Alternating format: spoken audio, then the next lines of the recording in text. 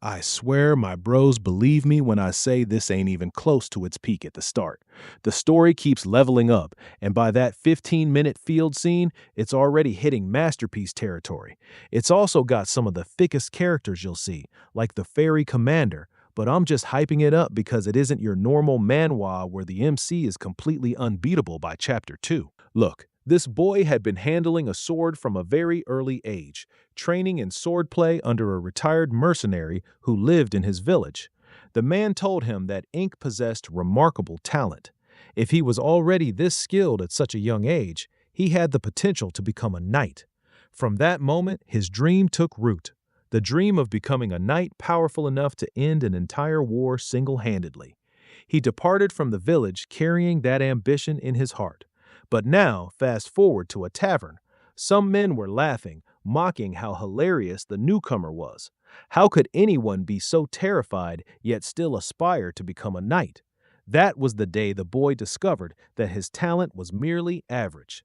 Still, he wasn't the kind of person who simply surrendered. As time went on, he convinced himself that through relentless effort and rigorous training, he would eventually surpass every limitation. He pierced another monster and accumulated more combat experience. He was determined to become the so-called End Knight. But with one swift blow, an opponent knocked his sword out of his grasp. The blade's tip struck his stomach, and in that instant his dream shattered. Because the opponent was only a 12-year-old boy who had just begun learning swordsmanship, yet he had defeated him effortlessly thanks to his extraordinary natural talent. That was when he realized all his hard work had been pointless. Overwhelmed by despair, he collapsed, wondering if there was truly no path forward. But this was a person with an unbreakable will, so the very next day he returned to training, pushing himself for several extra hours. This guy is Rock Lee.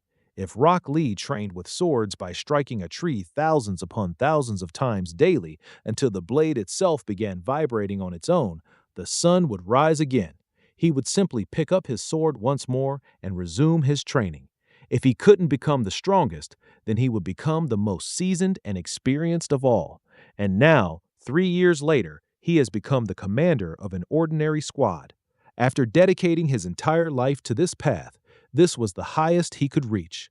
He asked one of his friends to spar with him because he knew a massive battle was approaching. We're talking thousands of swords clashing, and his unit was among the weakest. Fast forward to the heat of the battle, where soldiers were roaring and shouting wildly.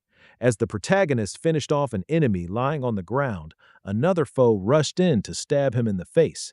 He glanced sideways and expertly evaded the strike. Another attacker tried to strike him from behind, but he deflected it with his shield. Then he looked to the side and saw one of his comrades screaming. He realized the man was about to be killed by an arrow descending from above, so he stepped in front and blocked it. His friend was still stunned when yet another enemy approached from behind to stab him, but the MC shoved him out of the way and sliced off the attacker's head. With that, he heard the scream he had been waiting for. A body slammed into the ground, and the man swung his sword. This was the bastard he needed to kill. They stood face to face, and our boy vowed that this time he would slay this opponent and make it out alive. In a flashback, he recalled one of his teammates telling him that if he wanted to survive, he had to keep his eyes wide open, even when the blade was already pressed against his neck. Like a wild beast, he should not understand what death truly meant, so he must not fear it until the final moment. The enemy in front of him lunged forward with his sword, and the MC stared directly at death approaching. He refused to be afraid of it because death only made him stronger. So, he skillfully dodged the thrust. For the first time, he saw an opening against this opponent. He spun around to launch a counterstrike, but the guy switched to an unusual grip on his sword and drove it deep into his throat. Blood sprayed out violently, and then his body collapsed to the ground. The next second, a boat drifted past him. Death told him he should just surrender, calmly accept his weakness, and step onto the boat. But he smiles and declares that such a day will never arrive. With that, his loop begins anew, because that clash with the opponent wasn't his first, second, or even third encounter. It was actually the 20th time he had perished on this battlefield. Even though he remained the weakest, he was the only one who would never accept death. When he died for the first time and regained consciousness, he believed it was merely déjà vu, just a dream about dying in battle. So he marched back into the same war and met his end once more on the second, third, and fourth attempts. Every morning began with the familiar sound of someone banging pots and pans, and the feeling of the enemy's blade piercing his body never faded. The day kept repeating itself. He was forced to confront the same adversary again and again. After his 12th death, he rose and told his friend there were bugs in his boots. The protagonist announced he would face the challenge once more. The story returns to the battlefield, and now he is already on his 33rd life. He evades the thrust again, but when the soldier twists to continue his assault, Incred attempts to dodge yet remains too slow. His throat is sliced open. He drops to his knees. As he collapses, a necklace slides off him. Incred recalls that during his time as a mercenary, he had slain countless monsters. One day, a small village sought assistance, and he agreed because shielding the vulnerable was what a true knight should do. Afterward, the village elder admitted they were poor and offered him a token of gratitude. It turned out to be a charm. Given that he had risked his life, it seemed like a poor joke, but the elder insisted it could fulfill a wish born of true desperation. Incred begins to question whether that charm is the reason he is trapped repeating this same day. The soldier who had stabbed him remarks that he must be in pain and offers him a quick, merciful end. The MC thinks, "Mercy my ass." It's clear the man is taking pleasure in killing him. Then everything fades. The sound of pots and pans rings out again. This time he tells Rem that he placed the bug in his boot himself. Rem asks if he has lost his mind so early in the morning. The protagonist tells him to stop shouting and step outside. He wants to learn the heart of the beast. Rem swings his axe, and Incred keeps his gaze fixed on it, dodging successfully. Rem is taken aback and asks how the MC suddenly stopped flinching. The MC replies that he trained.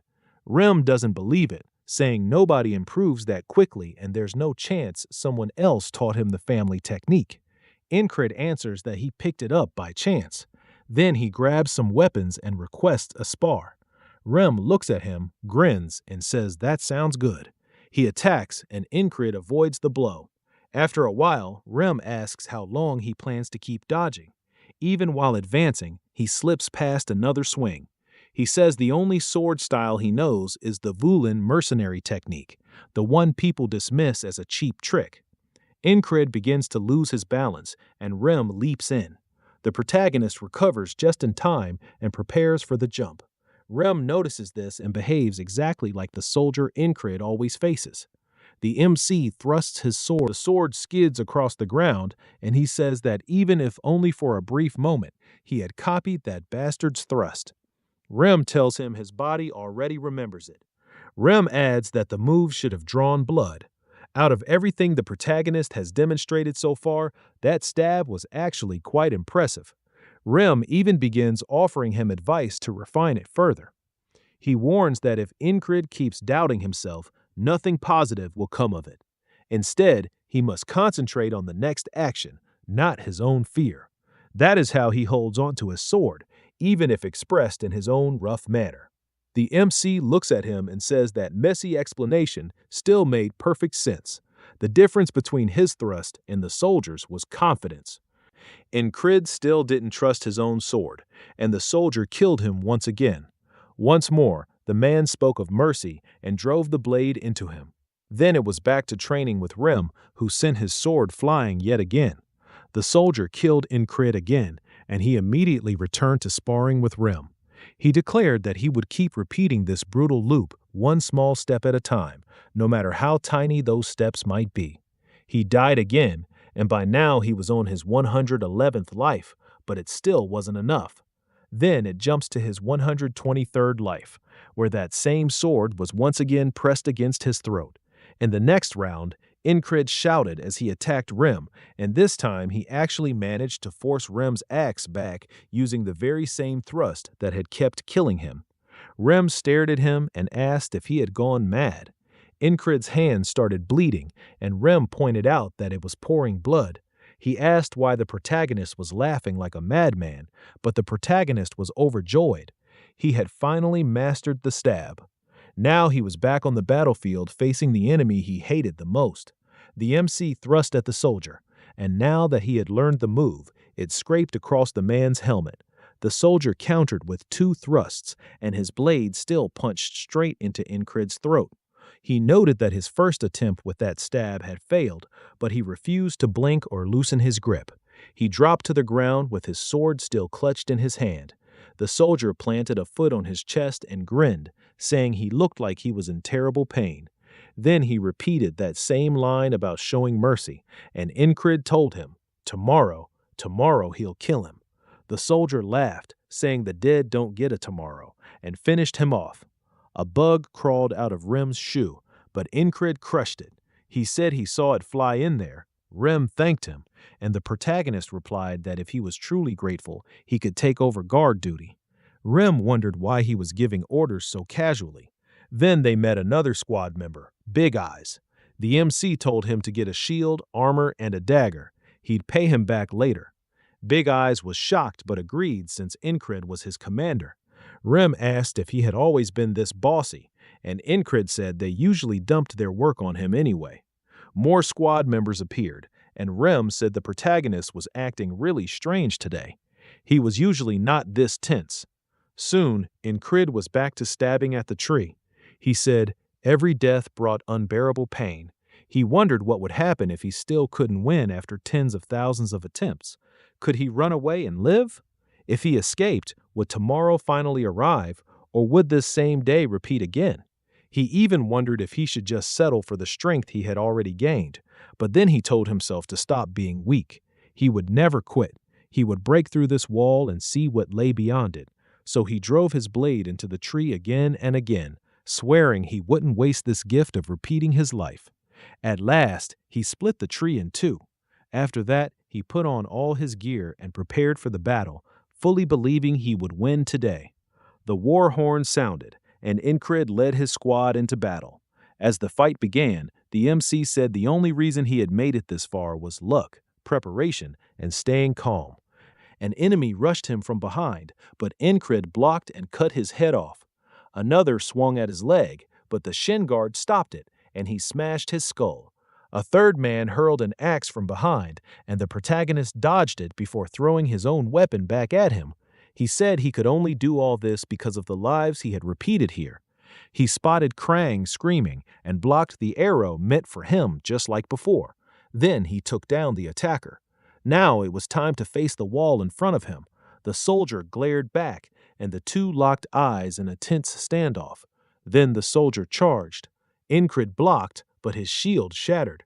He tossed it aside and moved in, catching the next strike with his sword.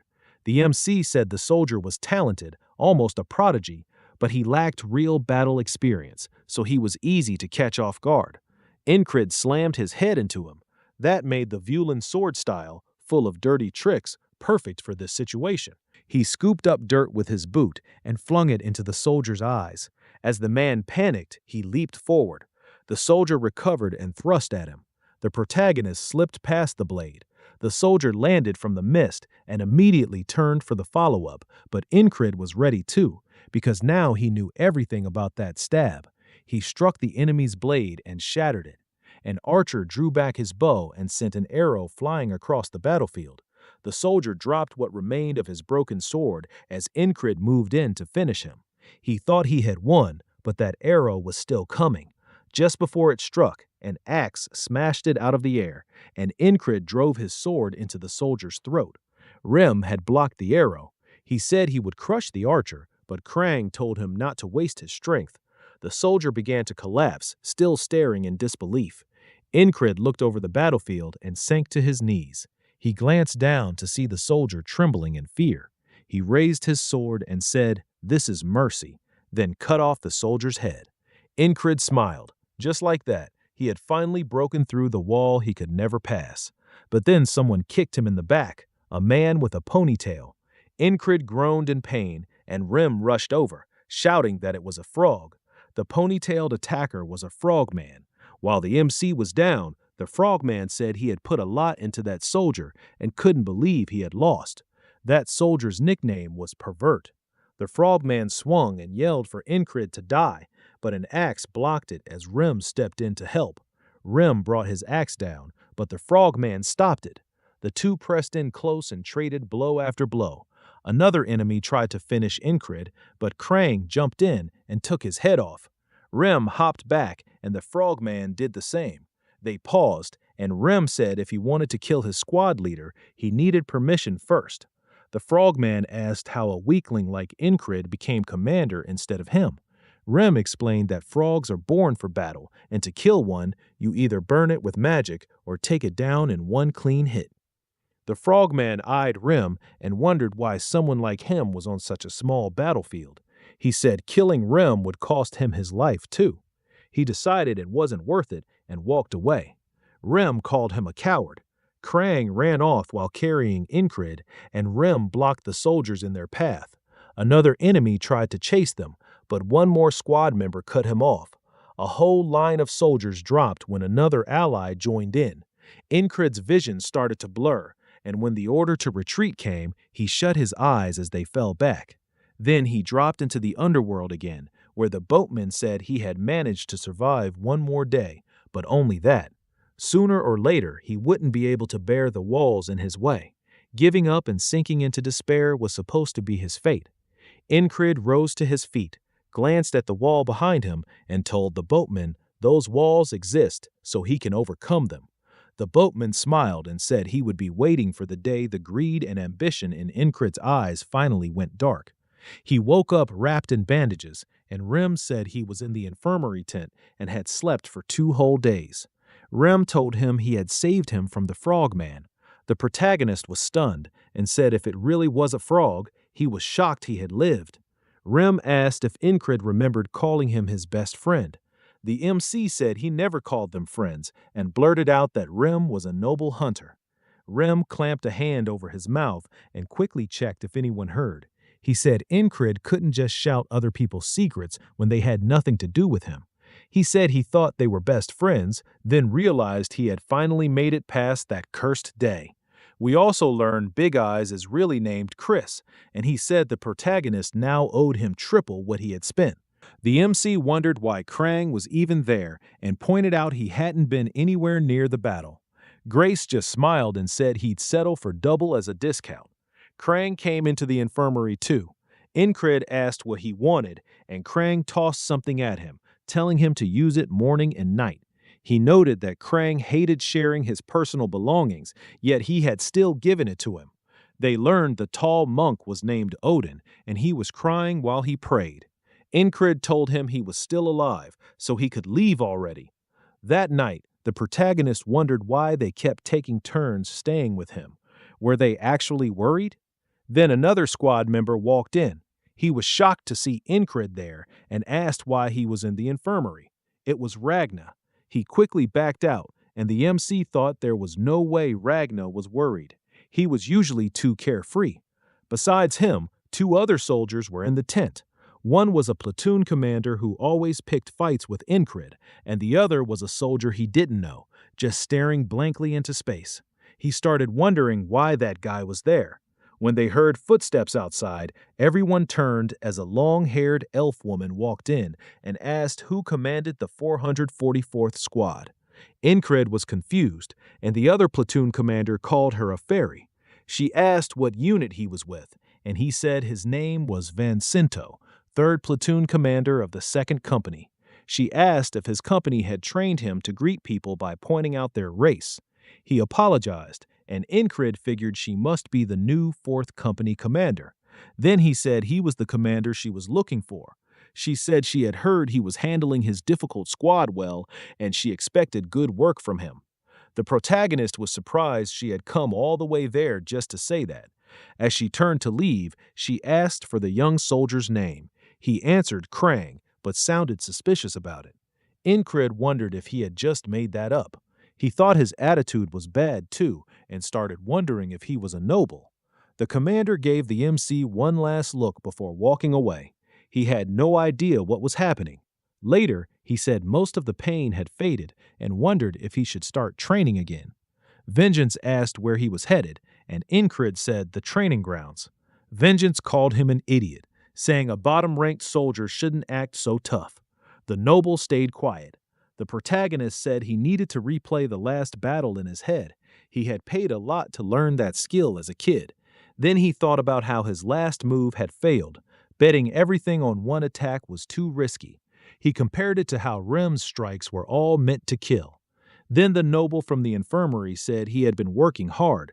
Caught off guard, Incred said he didn't fully understand it either. His hands kept twitching in the barracks, and now he kept zoning out. He explained that he was training his grip while replaying the fight. When the man asked why, the MC said it was to stay alive. The noble asked if he was trying to become something by surviving. He didn't want to answer because people always laughed at his dream. Still, he looked up and lifted his sword, saying he wanted to become a knight. The noble was shocked, and Incred realized it was the first time someone had heard that dream without laughing. The man said he had forgotten, but that had just made him remember something. Now he knew what he had to do. Incred watched him go, and the man told him that if he really became a knight, he should remember his name. Back at camp, a bard sang while the soldiers talked about Cyprus, the hero of the battle. Vengeance complained about breakfast, asking if they planned to feed them nothing. Incred took a walk instead of training, and Jackson asked how his wounds were. The protagonist said the medicine had worked great and thanked him. Jackson told him that if he was thankful, he should hurry back. That night, the noble told him good night, and the MC answered the same. Vengeance wanted no part of any of it. Incred figured the whole day had been spent doing nothing. Then he heard the bard again and wondered if he had been there that morning too. Vengeance repeated the exact same line about the morning rations. That's when he understood what it meant. He jerked upright, saying, "This can't be happening." But Jackson asked about his injuries again, and Incred gave him the same answer as before, only to hear the same reply back. That proved he was stuck in a loop again. He remembered the boatman talking about the next wall. Then Incred wondered if he had died in his sleep without even noticing. He said this felt worse than dying on the battlefield, but it only hardened his resolve because he had been given another trial to overcome. That night again, he tried to figure out who had killed him and why. The only one who should have been able to get in would be a knight, so he guessed it was an assassin hiding among them. He remembered the commander saying a fairy was light and quick, perfect for killing in secret. That made him wonder if she had visited just to scout the place first. He decided to confirm it. There was only one way into the barracks, so if he spotted her, he could scream and wake everyone. All he had to do was wait for the assassin. But a needle suddenly pierced his throat. He turned, stunned. He had never seen them coming. Pain tore through him, and he could only choke out a sound before falling from the bed. He realized it was a numbing poison, then saw Vengeance with a needle in his throat too. Someone was also standing over Krang, and Incred finally spotted the assassin who lifted a blade over Krang and drove it into him, killing him right away. Then another person cut their way into the tent, a second assassin.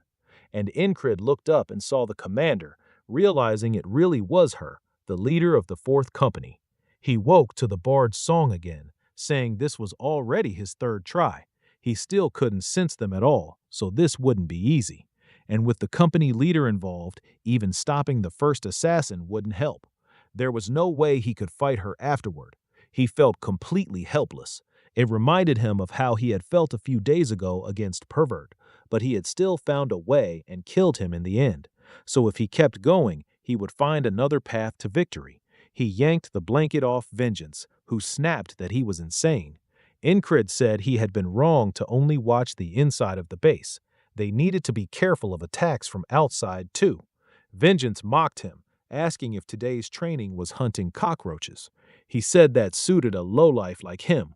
The protagonist said he was happy. Vengeance cared so much, which only annoyed him more because he had been sarcastic. The MC sighed and said he had been too. Krang asked if they were arguing again and said maybe he should come back later. Incred told him it was fine, and Vengeance lay back down. He said Krang was clearly the real target, and wondered who he really was because something about him felt off. Still, he didn't want to pry into Krang's past if Krang didn't want to talk, just like the others in his squad. But now he was caught up in this too. So Incred went ahead and bluntly asked what he was. Krang froze, and the protagonist immediately wondered if he had phrased that wrong. Krang awkwardly replied, "That's not something he can explain." The MC asked why, and Krang only said it was a long story. The protagonist paused, then said, "That makes sense." Vengeance lost it, asking why he would accept such a weak answer. If he was going to let it slide anyway, why even bother asking? He added that Krang clearly wasn't from this kingdom judging by his manners, and asked what country's spy he was. Krang just stared at him and Vengeance went quiet. Krang stepped closer and said he was not and never would be someone who would betray the kingdom. Incred said he could tell from Krang's eyes and the way he moved that he had something like a knight's presence. Vengeance asked if that was any way to speak to a superior. Krang laughed and said he couldn't be a real knight since he had been helpless against the assassin too. Still, he was definitely hiding something. That night, they said goodnight again, and Vengeance cleared his throat like he was joining in. Incred wondered if that was because he was scared of Krang. He kept watching the tent entrance, thinking that if assassins rushed in, they would all die. He sat up, and Vengeance asked why he was awake instead of sleeping. Incred warned that assassins were coming soon, so Vengeance had better help if he wanted to live. Vengeance gave him a disgusted look and said he had completely lost it. Krang smiled at the whole exchange, and the protagonist said that was about what he had expected. Then a voice asked how he knew, and a poison needle shot through the tent wall into his throat. Incred was shocked. They were already inside. He reached for his sword, but the assassin rushed in and killed Vengeance. Then the attacker stabbed Krang through the chest, and Incred died too. He woke for the fourth time and realized that without proof, no one would help him stop the assassins. So he tried warning the higher-ups, but one of them told him to shut up and get out. Next, the MC decided to predict the exact moment they would attack. Then he heard a scream. The entrance flap shifted in the wind, and he wondered if this was it. He shouted, "Assassin!" and got stabbed in the throat anyway. The blade was pulled free, and blood poured out. Then they rushed in through the front entrance. After that, he realized he had to strike them first before they could act. The problem was, how could he fight someone he couldn't even detect? In the next loop, he stood guard inside the tent again, and once more they came from behind and stabbed his throat. He realized none of this mattered unless he could first avoid those poison needles. Then he woke for the 20th loop. Even now, he still couldn't do anything against them. Then he started thinking and smirked. He had only died 20 times. First, he needed a way around the poison needle. He spotted Jackson sitting nearby cleaning his dagger and walked over. This was the key. Incred asked Rem why he called Jackson a perverted wildcat, and Rem said it was because he was a total pervert. He always hit from behind and slipped away just like a sneaky wildcat. Jackson noticed him and asked if his injuries were better. Incred thought Jackson would definitely beat the assassins, but he couldn't bring him along. He had no rank to order him around, and this was a wall the protagonist had to cross himself. So he asked what he would need to do to stop himself from getting assassinated. Jackson thought for a moment and said he didn't know. No one had ever survived one of his ambushes. That told Incred he was asking the right person. Then he asked again, if someone like Jackson tried to stab him from behind, how could he stop it? Jackson thought it over and said the same thing. Nobody had ever lived through that. But the MC still looked determined to find an answer. Jackson kept thinking, then let out a long sigh and said Incred would need eyes on the back of his head. He asked what that was supposed to mean. Jackson said the timing was perfect and asked if he noticed the wagon behind him. The protagonist asked where, and Jackson pointed behind the tents. Incred wondered how he had noticed something that far away and asked if he really did have eyes in the back of his head. Jackson said the wagon was about to break apart, and then the wheel came off and it tipped over. The MC was stunned and asked if Jackson could see the future. Jackson said no, he had just spent too much time with that barbarian. When Incred told him to stop joking and explain, he did. Jackson pointed to his ear and said it was sound. He had heard the axle creaking. If you could hear the things around you, you could guess what would come next. Incred was amazed. He hadn't even heard the wagon at all. Jackson explained that you didn't need sight to feel what was around you. You kept listening, sharpened your senses, and learned to pick one sound out from the rest. The protagonist said that was actually a good explanation, especially since Jackson used to be too lazy to answer him at all. Jackson said that was just how he was, but helping like this was still better than having the MC glued to him, and lately he seemed way too stubborn to quit anyway. That night, Incred lay in bed and said he had run into a second wall. Death without a face. If he could sense the assassin, he could live. So he focused on his hearing and picked up the patrol's footsteps and the crackle of torches outside. The assassin rushed in, but Incred still didn't hear him. He wondered where the attack was coming from. The assassin landed, but he still couldn't sense a thing. Then the assassin disappeared. A needle suddenly shot into Incred's throat. He snapped his eyes open, already knowing he had failed again. The next morning, he woke to that same chant about Cyprus. He said he still hadn't moved forward at all, but his body remembered every attempt. That included drawing out the beast's heart in the feeling of that stab. Jackson explained that sound told you a lot. From how loud it was and where it came from, you could tell where something was. And once you could catch faint, distant noises, your ears started working like another set of eyes. Jackson snapped his fingers and said, "Sound is just a wave spreading out in every direction, even when it's quiet." So with thousands of sounds crashing together, he had to pick out one wave from the rest. Incred started catching bits of everyone's conversations and realized how tangled it all was. He needed to separate those sounds and sort them out. He said all the flags sounded like one giant flag, then tried to remember how many there really were before shifting his focus to the footsteps nearby and feeling out the sounds around him, starting with the ones he knew and then moving on to the strange ones. Krang called him Inti, and Incred opened his eyes while Krang asked what kind of training this was. The protagonist asked about the nickname, and Krang said it was just a shorter version of his name. Incred didn't like it, but let it slide. Then he asked what part of this even looked like training when he was just sitting there like an idiot. Krang said he already knew Incred wasn't the type to waste time. That night, another needle flew in and hit him in the throat. He turned just in time to see Krang take a stab to the stomach.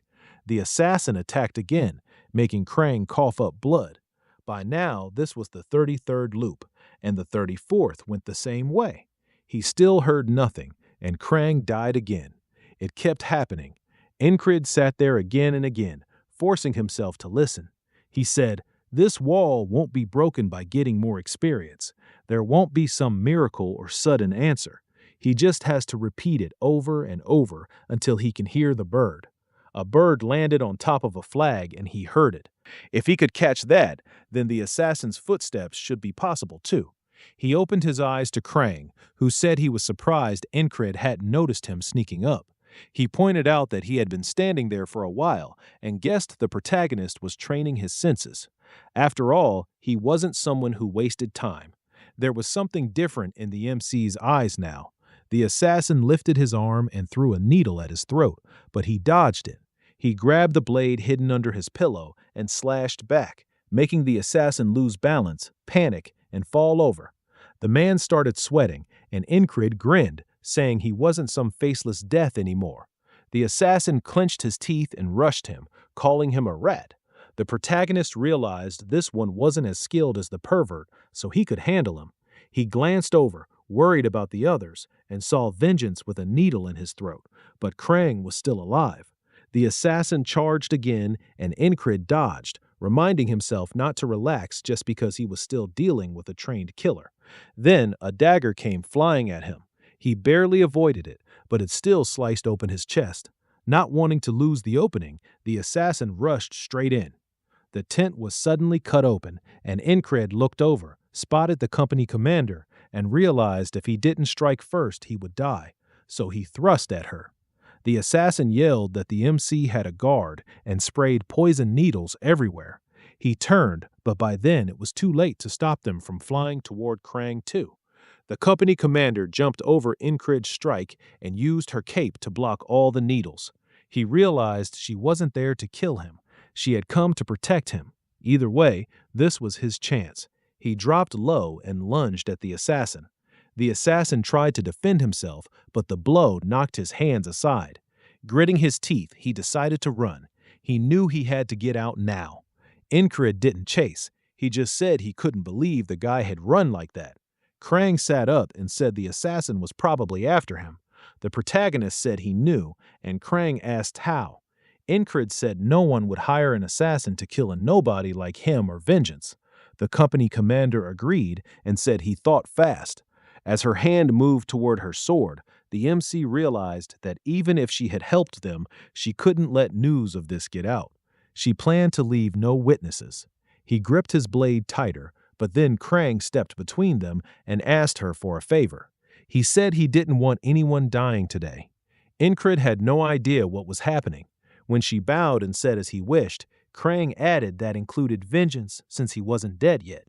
She said they had an antidote so he would live. The protagonist realized she knew poison well if she could identify it at a glance. She said they needed to clean this up because it would be a headache if people learned an assassin had come here. Incrid asked if it was enough to leave no trace.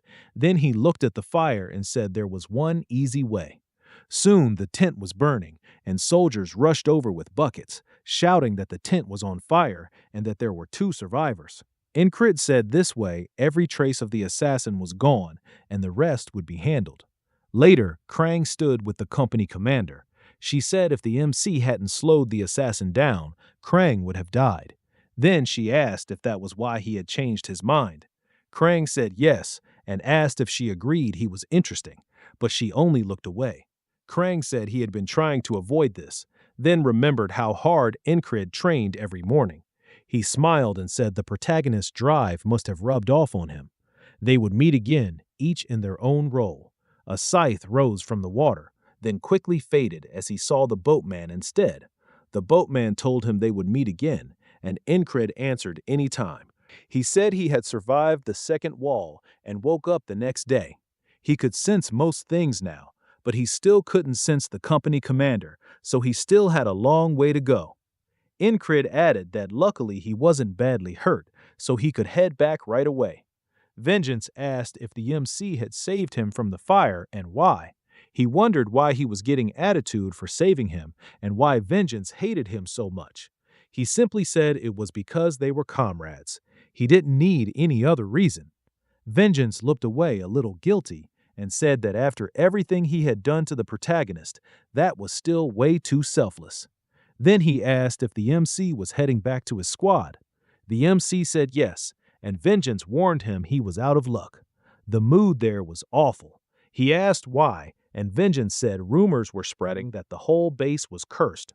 Someone from the protagonist's squad shouted at Rim, calling him an underdeveloped monkey and shoving him. Rim looked thrilled, and everyone else started running, saying the squad was fighting again as Rim lifted the guy up and slammed him into a table.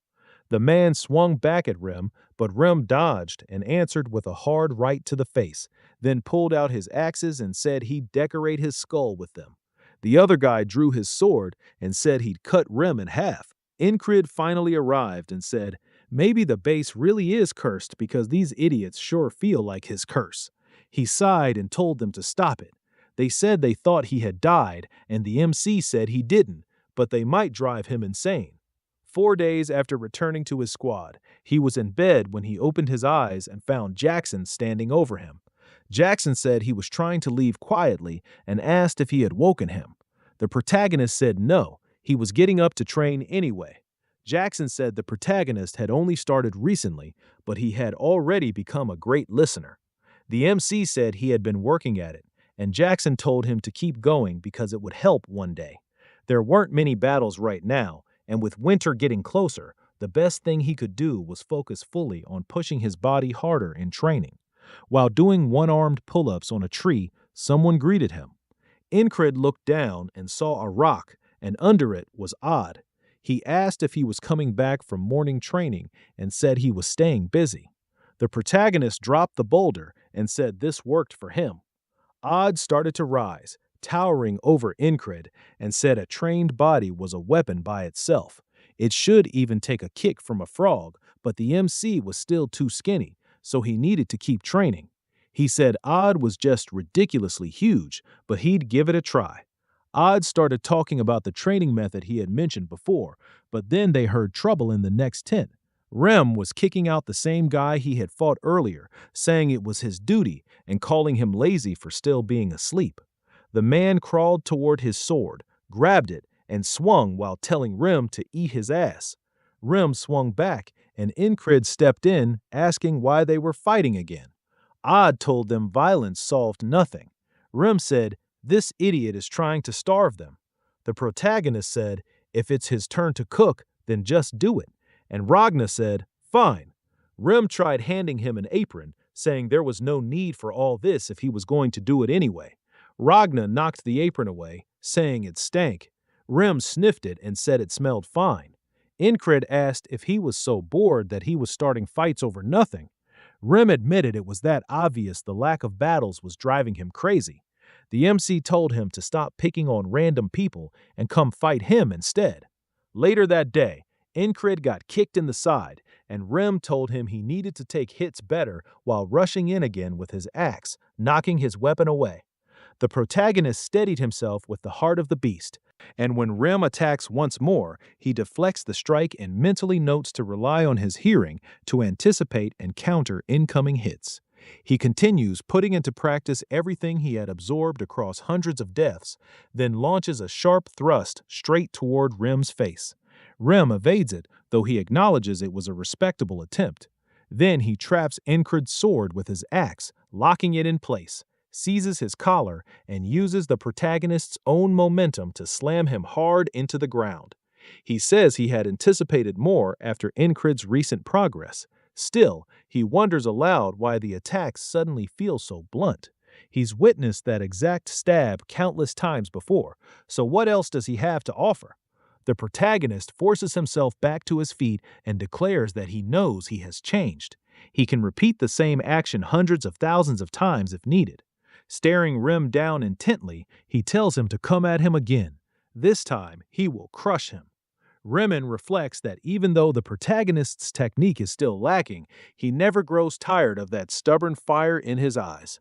A wide grin spreads across his face as he replies that Incred can talk big only after he actually lands a single hit. Then the rain begins to fall. Both of them glance upward, caught off guard by how abruptly it started. Back inside the tent, Incred remarks that the rain comes and goes as it pleases. Remox mutters that at this rate, mushrooms will start sprouting on his feet. Ragna is sound asleep while Odd is deep in prayer. Another soldier steps in and asks how many duels he'll have to call off because of this rain, adding that he's almost starting to believe the curse rumors. Incred asks what he's referring to, and the man says he hasn't heard. Incred pauses for a moment, then mentions that Vancinto had brought something like that up. The man explains that the weather has been acting strangely, casualties keep climbing, and more people are getting injured, especially Jackson and Ragna, who are both hurt. Because of all that, folks have begun saying the place is cursed. He doesn't believe it himself, but the bizarre weather has helped the rumor spread quickly. Incred says the higher-ups won't overlook something like this. The man asks why he's standing out in the pouring rain, and the protagonist replies that's exactly the point. Remen asks if he's a stray cat and what this is even meant to accomplish. Jackson says it's actually a good plan and tells the protagonist to keep going. Remming just scoffs, then starts yelling, demanding to know what Jackson has been teaching him and since when he started caring about the squad leader. As the bickering begins, Odd suggests there are ways to train even inside the tent, even while lying down. Ragna offers to review his stance again. Remming turns and points at them, saying, "Look at these guys," and they all continue staring. Jackson glances over. Odd smiles while Ragna keeps his eyes fixed on Incred. Remming notes that the protagonist keeps gazing out of the tent. Elsewhere, in a war room, a man instructs the commanders to keep their troops in line. He says they need another scouting mission before winter sets in, and asks for suggestions on who can fill the empty slots. The ferry commander recommends the 444th squad leader. A man immediately objects that Incred is somewhat slow-witted and would only hold the scouts back. She counters that he might produce unexpected outcomes, and he asks why she believes that. She says it's simply a gut feeling. The next day, the protagonist speaks with her and asks why he's being assigned to the scouts. She just glares at him. It cuts back to the man from earlier asking if Incred somehow angered the company commander. He wonders what he could have possibly done, and the man says he must have. Why else would she pick him specifically? The protagonist wonders if she's trying to get him killed now that Krang is no longer around. Robin asks if he's really going, offering to help him avoid the order while gripping his axe. The protagonist says he can't exactly swing an axe at a superior, and unlike Rem, he wouldn't even try. Robin says that's not what he meant, and the protagonist warns him not to do anything either, especially given his history of violence. Odd prays that they don't take him away and wonders what's wrong with everyone. Ragnar sits up and says he could go in his place. The others give him an odd look because they all know he gets lost easily. Jackson tells him that if Incred is scouting through tall grass, he needs to pay close attention to any shifts in the blades and signs that they've been disturbed. That's the first step to overcoming an ambush. Rem interrupts, saying he had told Jackson to stop teaching the protagonist this strange stuff. The protagonist thinks to himself that once he's gone, no one will be there to stop them from fighting. He wonders if it's truly fine to leave them behind, but even he understands there's no one better suited for this task than himself. After joining the army, his weak abilities had kept getting him shuffled around to fill different positions. His current squad was the only place where he finally felt like he mattered. When Jackson and Rem both move to strike each other, and Incred steps directly between them, catching both off guard so their attacks halt, he tells them to cut it out. Rem asks if he's brave or just an idiot, and Jackson says he should be thankful, otherwise he'd have a hole in his chest right now. Incred replies that both of them are far too skilled to lose, and compared to them, his own absence wouldn't damage their fighting strength much. This isn't some sudden moment of self-pity. He knows exactly where he stands, and he still has a long road ahead. Soon, he heads through the woods with the scout unit toward the front lines. One of them notices the protagonist with his eyes closed and tells him to stay focused. He says they may hold the same rank, but he leads this scout squad, and if Incred has any issue with that, they can settle it in a fight. His name is Andrew. Another man laughs and asks Andrew if he seriously thought the protagonist would challenge him, calling Incred an outcast. Andrew smirks and says if he does try, he'll make sure not to injure him too badly. Then he shouts at everyone that a squad only functions because of its men, and if they encounter the enemy, they'll crush their skulls. The protagonist says they're way too noisy and asks if they even understand what scouting means. To him, Andrew is too inexperienced for this. They find tracks on the ground, and Andrew declares they're fresh, neutral tracks. He decides they'll follow them and have barbecue tonight. Incred points out that enemies move in groups of at least 20, so if Andrew really wants to fight them, what is he even thinking? Another man laughs and says that isn't an enemy at all. It's a gazelle. He notices the protagonist glaring and says Andrew can be irritating. His name is Enri. Incred used to be a hunter and hadn't cared much about him at first, but after talking with him by chance, the two had grown close. He starts teaching him basic hunter knowledge, which helps a great deal, and explains that animals usually create separate paths through the fields. He promises to tell him more tomorrow. That night, Andrew keeps insisting it definitely wasn't an enemy and that he needs results more than anything, while the protagonist watches him. The next day, the squad sets out, and as they reach the fields, Andrew says this is the area they're supposed to scout, Green Pearl, also known as the ridiculously tall grass field. Andrew says they'll cross it, locate the enemy group, and bring them back alive as prisoners. The men respond affirmatively, and as they advance, Incred asks if they're really going in there since they're only supposed to be doing reconnaissance. Incred says it's the squad leader's order. As they push through the grass, the protagonist thinks this won't be simple. He had expected Andrew to give up quickly, but he doesn't. That part is surprising. At least Andrew is taking it seriously. Incred notices there's barely any animal droppings, and he asks if that's a bad sign. Enri says yes. If food is abundant but animals aren't around, something is wrong. A paw suddenly lifts and slams down.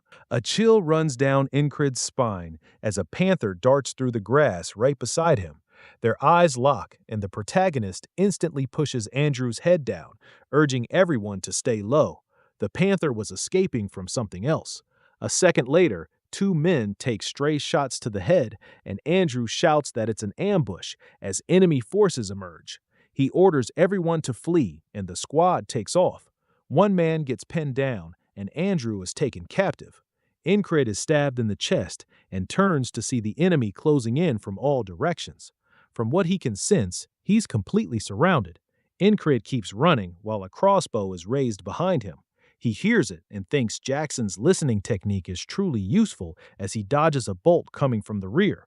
But then the sounds around him grow overwhelming. He can't even process all the noise, though in the end it still proves helpful until spears come flying in and he is swiftly impaled. Since they were bound to be ambushed, trying to avoid it only makes sense. He remembers trying to warn Andrew only for Andrew to snap back and ask if he wanted to lose his head. That made Incred realize no one would listen to him, so maybe he needed a way to escape on his own. He keeps trying to warn everyone that it's an ambush and they need to run, but every escape route gets blocked by more enemies and Henry dies too. Still, he tells himself it's fine. He can always try another path because the time loops are on his side. Then, a firing squad appears. Then, arrows slam into his chest. About 20 crossbowmen catch him from the east and fill him with bolts. He tries heading north to avoid them, only to run straight into a group of spearmen. He grabs at the dirt as he drags himself forward, with arrows lodged in him. Even when he evades one threat, they keep pursuing him. Their green uniforms make it clear they had planned for this. Incred wonders what could be so important in a place like this. As he keeps crawling, he spots a fire and a flag. Then his head is sliced off in one clean swing. As his blood spills out, he keeps thinking about what they're hiding here. The loop resets to Andrew telling the squad they'll cross the field and capture the enemy. Incred has heard this over and over. Once they go in, they die every time, so the enemy is clearly protecting something. He has to learn what it is. If he stops digging into it, he won't have to die. Henry calls to him, snapping him out of it, and the protagonist realizes that avoiding this would end the loop. Still, he decides he can't keep running from this wall. Andrew calls over asking what he's waiting for. One soldier tells Incred that Andrew may be a jerk, but he should play along since Andrew has his own issues. The protagonist asks why he should, saying there's only so much nonsense he can tolerate from an idiot. Then he asks if the man is tired of sucking up to Andrew, and that sets him off. He shoves past him and says he's done playing along. Andrew reaches for his sword and asks if he's refusing orders. Incred realizes he needs to shift the whole situation, so he says he's not refusing, he's taking command instead. Andrew gets furious, and the protagonist points out that the ones who last longest are him, that other soldier, and Henry, the scarf-faced soldier, who is every bit as dangerous as he looks. He's the strongest one here, yet he stays glued to Andrew like a guard dog or nanny. Andrew draws his blade and says Incred can take command if he beats him, then tells him to draw. The protagonist says an ordinary soldier wouldn't have a bodyguard. His stance also shows real training, so Andrew must be from a rich, noble house. But if that were true, he wouldn't be this desperate for results, so he guesses he's a fallen noble. Andrew fires back that the protagonist's poor skills and high rank make him look like some spoiled brat living off family money. Incred says that whatever Andrew is, he can't keep following his orders, and Andrew begins explaining that he's different from him because he has a mission he must fulfill. The protagonist tells him to come on already, mocking him for talking so much when he's easy work. That ignites Andrew, and he charges forward. He knows he'd normally struggle here, but Andrew is underestimating him, and that kind of anger leads to mistakes. Andrew thrusts at Incred's head, and the protagonist knocks the strike aside with his hand. He knows one careless move is his best opening. As Andrew's arm gets thrown offline, Andrew realizes too late that he messed up. The protagonist steps in and drives a punch into his stomach, making Andrew gag and drop to the ground, coughing. Incrid and Andrew's babysitter are both shocked that one punch did it. They thought Incrid was weak. He declares that from now on, he leads the squad and asks if anyone has a problem with that. Hank is left speechless while the babysitter thinks it over and glances at Andrew, who's frustrated with himself. The man lets out a sigh, and Incrid says this is only the beginning. As they move through the field, the others wonder what the protagonist is planning. Then the protagonist asks Henry what his dream is. Henry is caught off guard and asks why Incrid wants to know, but admits he wants to marry a beautiful woman who owns a flower shop. He tells him he'll need to stay alive first. He asks another soldier, who says he just became a father. The protagonist tells him the same thing. If he wants to keep being one, he has to survive. He keeps going. One man wants to start a business. Another just wants to go home. When the protagonist asks Andrew, Andrew says he wants to carry out his mother's wish by restoring House Gardner. Incrid says they all have dreams, and if they want to reach them, they need to get out of here alive. He stops and tells them they're not just going to try. They're going to make sure every possible man gets out alive. That catches everyone off guard. He says he needs them acting on their own because nothing pushes a man harder than wanting to live. The enemy will show up soon, and his plan is to break through. He points into the grass and tells Henry to fire an arrow there at head level. Henry says there's nothing there, but Incrid cuts him off and orders him to shoot. Henry lets the arrow fly, and it buries itself in a hidden soldier's face. The enemy yells that they've been ambushed, stunning Henry and the others. Incrid draws his sword and tells Andrew to stay close behind him. Andrew clenches his teeth and rushes in. The protagonist says he was wrong before. If they want the advantage, they need to find the enemy first and strike first. He drives his blade through one man's back, then turns to the next target. The enemy panics, shouting for everyone to kill them. Andrew jams his blade into one man's throat. Incrid says they need to use the confusion to cut down as many as they can. He brought Andrew along because the bodyguard would come too. When one enemy moves in from behind, the babysitter instantly decapitates him and hacks him apart. The protagonist knows this is their best opening. As he slices off another man's arm, he notes the enemy force has dropped from 12 to 8. The rest are closing in, and then the rest of his squad arrives. He orders them to kill every last one. The squad surges forward in grass this tall. The enemy struggles to track them too. There's a reason the protagonist found them first. The panther rushes past again. One enemy gets startled by it and swings at the beast, but Incrid comes in from the side and stabs him in the gut. Then he realizes they were chasing that panther the first time, and that's how they happened to find his squad. Now they miss his ambush because they're focused on hunting it. Since things are finally going well, he won't let the beast die. Henry reports that it's over. Andrew is breathing hard while his babysitter calmly wipes his sword. Incrid says they move out right now with the panther quietly watching from behind. After losing one man, they have 6 left. Even with all these loops, the protagonist still can't save everyone, but this is the most he's ever kept alive and he wants to push farther. An enemy guard stands watch and Incrid quickly cuts his head off. Thanks to the loops, he knows where the enemy troops are and how many there are. If they go straight, 30 crossbowmen will wipe them out, so they need to turn right. The spearmen who chase them down in every loop have to be dealt with fast or they'll slow the whole escape. By using quick ambushes and pulling back, they slip out of the encirclement. Andrew kills one of the enemy soldiers. His babysitter warns that he's pushing himself too hard, and once it gets dark, finding the exit will be much harder. They need to break out before sunset. The protagonist tells them to keep moving. When someone asks why he's going deeper in, the protagonist says this is the right way and he won't hear complaints. They just need to follow him. The babysitter doesn't like that at all. Then Henry is shocked when the man points his sword at him and says he won't march to his death. If killing Incrid is what it takes, he'll do it to survive. The protagonist replies that even he should know it's too late to turn back. After all the noise they made, the retreat route is already swarming with enemies. The man asks if he really expects them to trust him, and the protagonist answers that he wants to make one thing clear. He wants to live, too.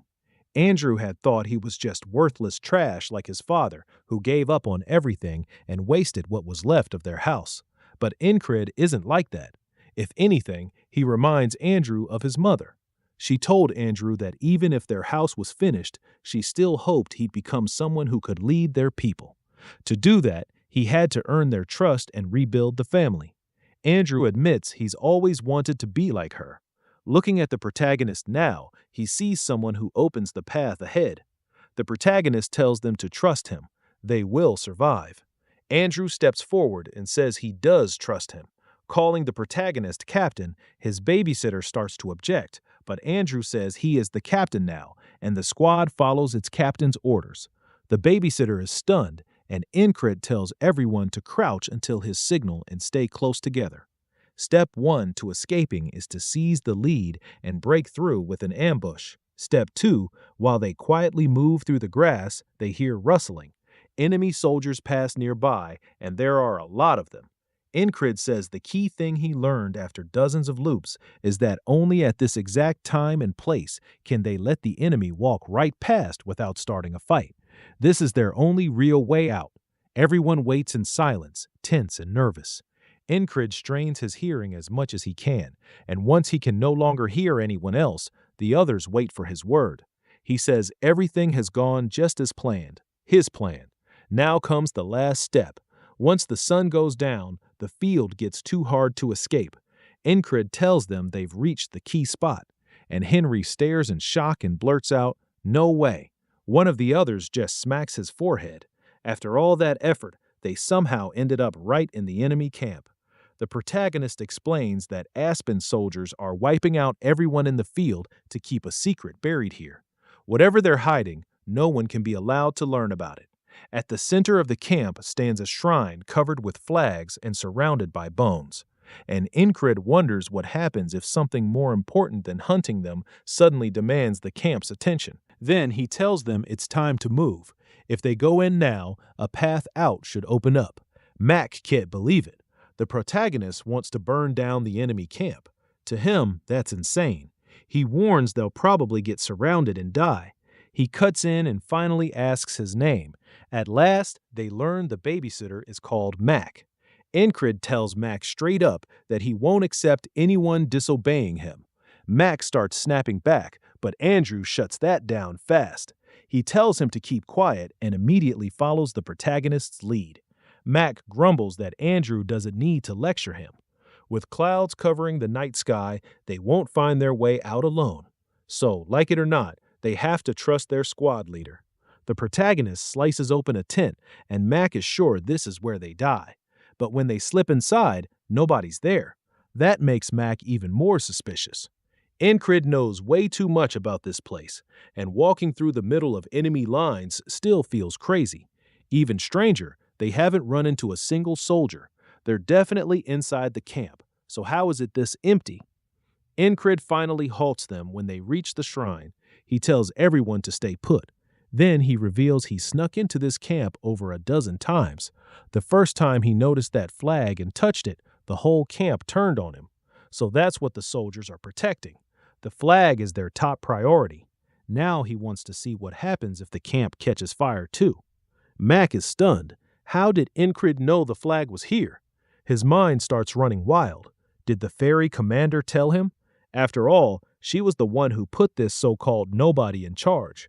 He says once the fire starts, the soldiers will focus on saving the flag.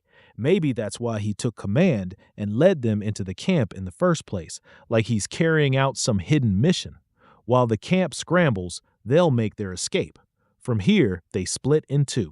One team will lure the enemy away, and the other starts the fire. Max says he'll join the bait team, and that catches Incred off guard. He's been complaining the whole time, so this sudden teamwork is a surprise, but the protagonist decides it works in his favor. He's led people into this camp plenty of times before, but never with this many still alive beside him. This is the best run yet, and for once it feels possible. Then one of the guards gets hit in the head with a rock. They spot Mac running and start shouting, sending the others after him. The protagonist tells himself, this time he'll make it. He reaches for a torch, thinking this is their best shot at reaching tomorrow. But out of nowhere, a huge man appears beside him and brings his blade down with brutal force, splitting the torch in half. A chill shoots through Incred. He didn't even sense this guy coming. As he grabs his sword, he realizes he's never seen this man in any previous loop. Still, one look is enough. This guy is deadly. He wonders where someone this strong came from. The man glares at him and calls him a rat. Incred just says they're too late. The man asks what he's talking about, then notices a tent already burning. A robed man rushes out yelling, while the others dash off carrying barrels. The big man orders everyone to put out the fire. The protagonist realizes Mac drew most of the soldiers away, and Andrew used that opening to light the tents. Now Incred only has to get out alive. He plants his foot, reminding himself that every attack begins from the ground up as he lines up a thrust. Drive off the earth, launch forward, and aim for the opening in the man's guard. Incred lunges while the man is distracted, but the man snaps his head around and locks eyes with him, dodging the strike with perfect clean movement.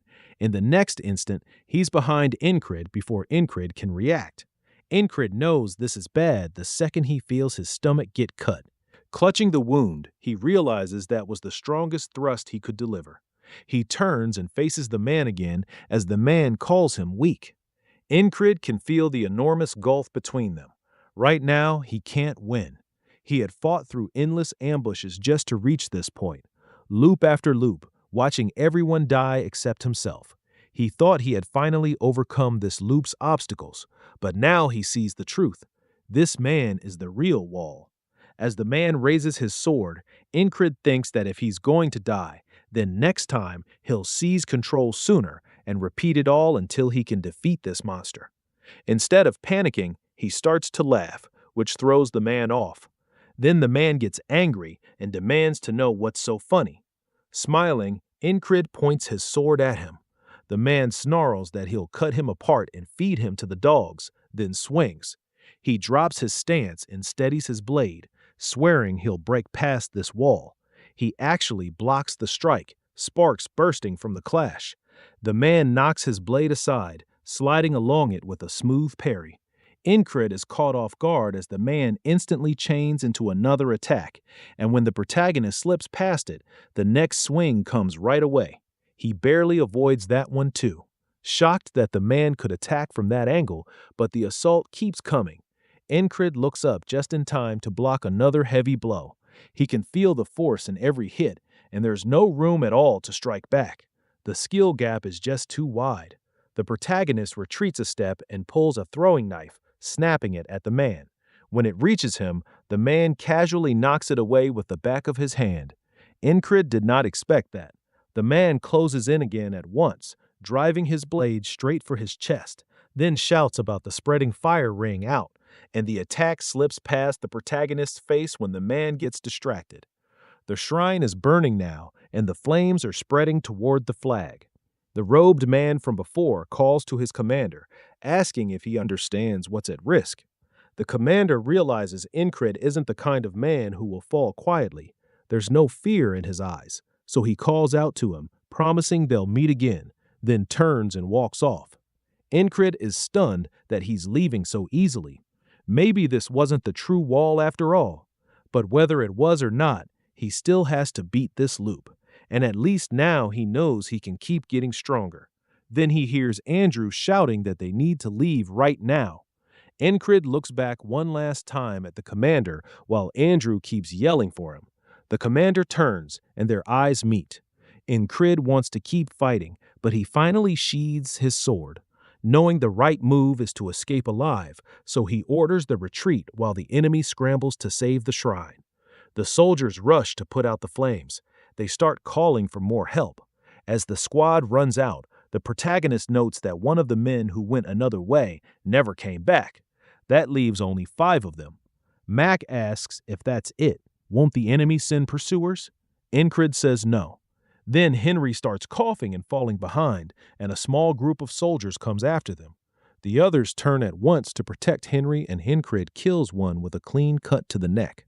Mac drives his blade into another man's throat, and Andrew follows his example. The protagonist tells them not to hesitate, just keep moving.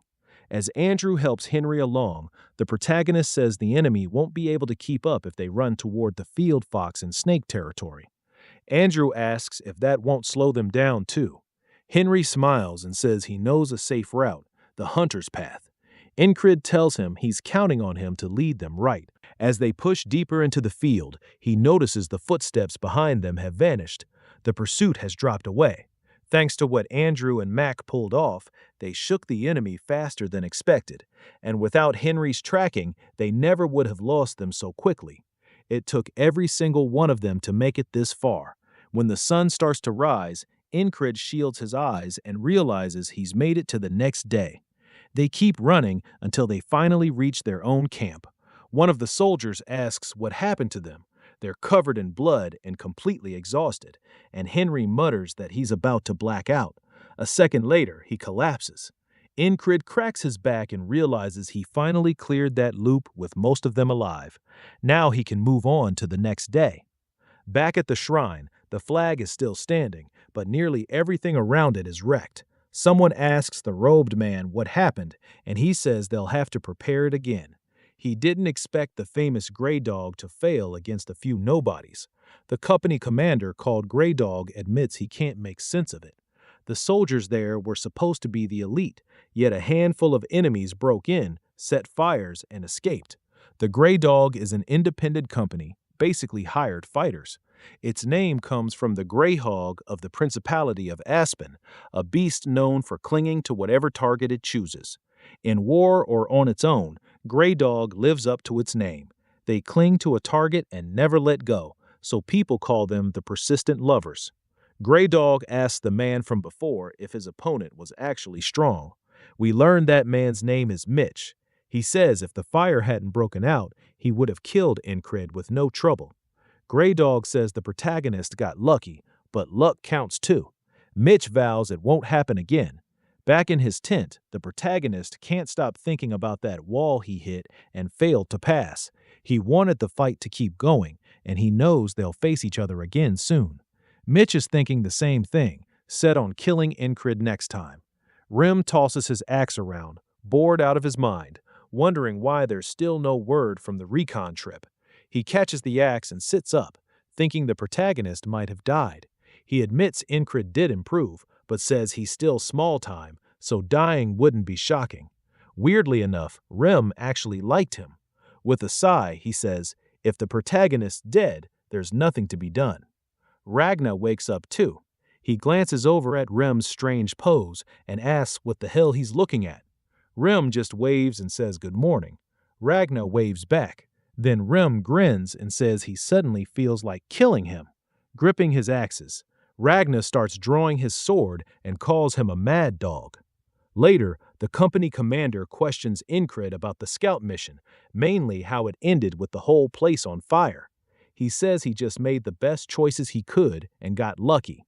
She locks eyes with him, repeats the word lucky, then tells him to get some rest and recover.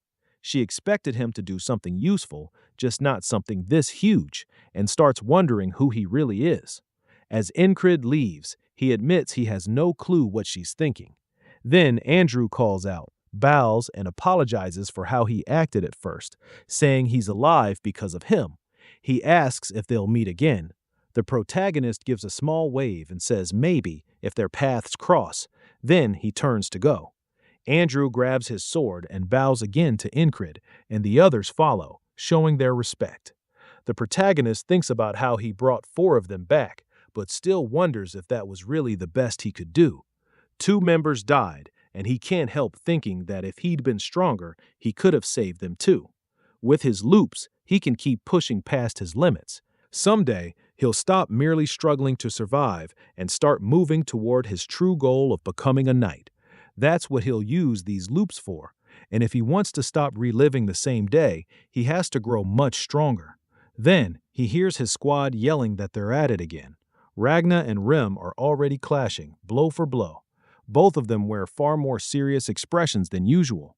Incred says he's never seen them like this. He had sparred with them so many times, but never witnessed those faces. One soldier mutters that they aren't even human, they're animals. He realizes they never had to go all out against him. That means he needs to focus. Next time they spar, he wants to make them show those same faces against him. Ragna blocks one of Rim's swings, then glances over and spots Incred. Rim tells him if he's back, he should report in instead of lurking around again. He yells at the others that if they won't fight him, they should get lost.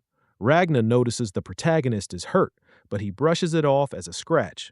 When the protagonist tries asking about their techniques, Rim cuts him off and tells him to wash up and rest. So Incred turns to Ragna and asks instead. Ragna stares at him and asks if he's serious. He asks if the timing is bad. Ragna looks away and says it's nothing. The protagonist feels like he has more to say, but leaves it alone for now. Soon, everyone starts packing as the battalion commander moves the whole force closer to the tall grass field. During the trip, Incred's wounds heal a lot, and he keeps thinking over his training. The red-haired guy asks if he's really training now, reminds him they're moving tomorrow, and wonders why he isn't resting. The protagonist says he's only heading out for a bit. Rim clicks his tongue and warns that if he keeps this up, he'll die young unless he rests. The next morning, Ragna wakes to the sound of a sword cutting the air. Seeing Incred's bed already made, he figures he's out training again. Ragna stretches and picks up his sword, thinking he was always naturally good with it. Getting stronger came easy, and he even had what it took to become a knight, but to him, it was all boring. He never found a reason to spend his life chasing that path. Without meaning, he lost his purpose. That's why he ended up in this squad. Then he watches Incred keep swinging. He grunts in pain with each strike and drops to his knees, still not fully healed. Ragna points out that the protagonist's basics are a mess and says proper fundamentals have to be built from the start. If he keeps covering bad basics with shortcuts, he'll never really improve. Still, Incred grabs his sword again. His eyes are full of resolve, and Ragna can't understand why he's pushing his body this hard, so he asks him directly. Incred answers that he wants to become stronger. Ragna asks what for, and the protagonist says he wants to be a knight. Ragna says a knight is just someone good at fighting and asks if that title really means that much. He says the knight he wants to be is someone who decides for himself what's right and raises his sword for honor, for the weak, and for the people he wants to protect. That catches Ragna off guard. To him, strength was only ever a tool, and a knight just a sword. Now he starts thinking about what he himself wants. He steps forward saying maybe he won't know until he figures it out. Then he calls to Incred and asks if he wants to learn the sword properly. The protagonist answers right away, of course. Ragna just stares at him, then sighs, saying he probably shouldn't have offered. He's already getting dragged into something again. Still, seeing how serious Incred is, he admits this might be interesting. He asks if Rim already taught him the heart of the beast. When the protagonist brings up the valiant mercenary sword style too, Ragna says all of that has to go. Everything except the stab and that beast technique. He asks about the valiant mercenary sword technique. Ragna says, especially that if Incred doesn't throw it away, any new skill he learns will just fall back into old habits. If that's the case, he might as well quit. So he gives him a choice: drop everything and start over, or stay the same. The protagonist instantly says he'll start over. Ragna is surprised by how fast that answer came and asks if he's really sure. Incred asks what he should do first. Ragna mutters that this guy really isn't normal. He says the protagonist's body is solid, but his weapon is too light, so he hands over his own sword and tells him how to hold it. The protagonist asks if he's really fine lending it out, and Ragna says it's nothing special. He places his right hand above the left, then notices how hard he's squeezing. The protagonist says it's so he won't lose the blade, and Ragna asks who taught him that. When Incred says Rim did, Ragna clicks his tongue, calls Rem useless and tells the protagonist to take his stance. Then Ragnar lifts the sword overhead and brings it down on him. He blocks, but his hands shake and he blurts out that it hurt. Ragnar says, of course it did. If he stays stiff, it'll only get worse. Right now, he's rigid like a post. Incred wonders why everyone in this squad talks in weird comparisons and tries to figure out what he even means. Then it clicks. Ragnar means he's too tense because he's gripping too hard. He needs to stay loose so the sword doesn't lock up and his movements can flow better. So the protagonist eases his grip and Ragnar keeps striking at him. Then he sweeps Incred's legs and tells him to mind his balance too. The protagonist tries again, and Ragnar asks where his feet are even pointing. He smacks the blade aside, says it's still too stiff, and tells him to do it again, instead of breaking his own wrist. When he attacks, Ragnar mocks him, asking if he's trying to dance. This goes on all day, until the protagonist ends up flat on the ground. Ragnar sighs, saying he didn't expect it to be this bad. Incred has none of the basics, and that isn't easy to fix. The protagonist is completely exhausted, but still tightens his grip on the sword. Ragnar looks at him thinking something over. Then Incred asks if they can go again. Ragnar lets out a breath and draws his blade, saying they'll start from the very beginning. Then Rem shows up asking where they've been all day and if they're out here skipping meals for some little picnic.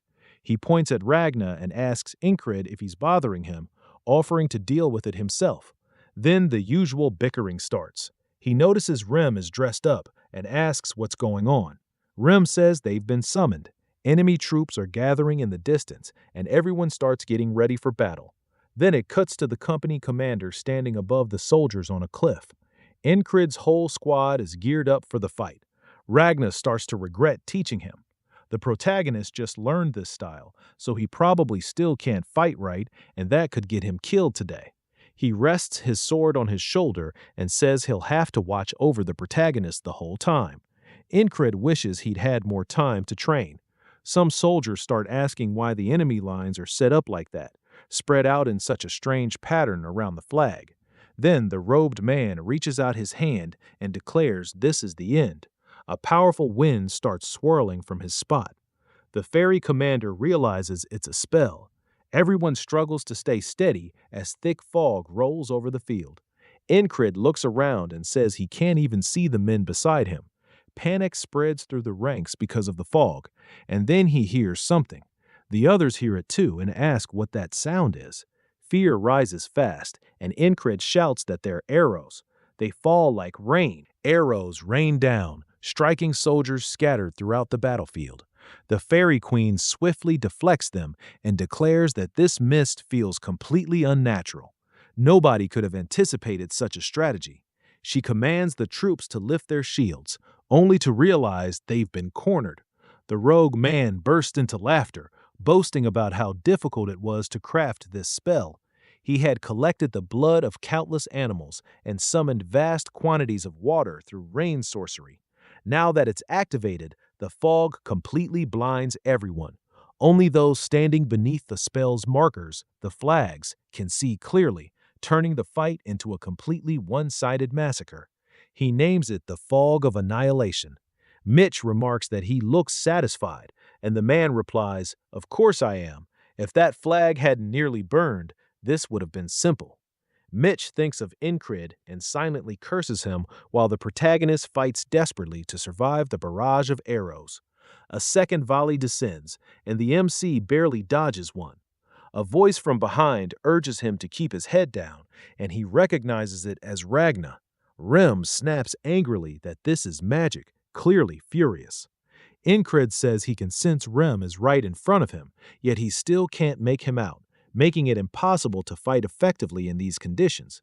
An arrow slams into the ground right beside his feet, and his breathing grows labored. His body grows tense, and even shifting his legs becomes difficult. At this pace, he can't apply what Ragnar taught him, but he never expected to master it immediately anyway.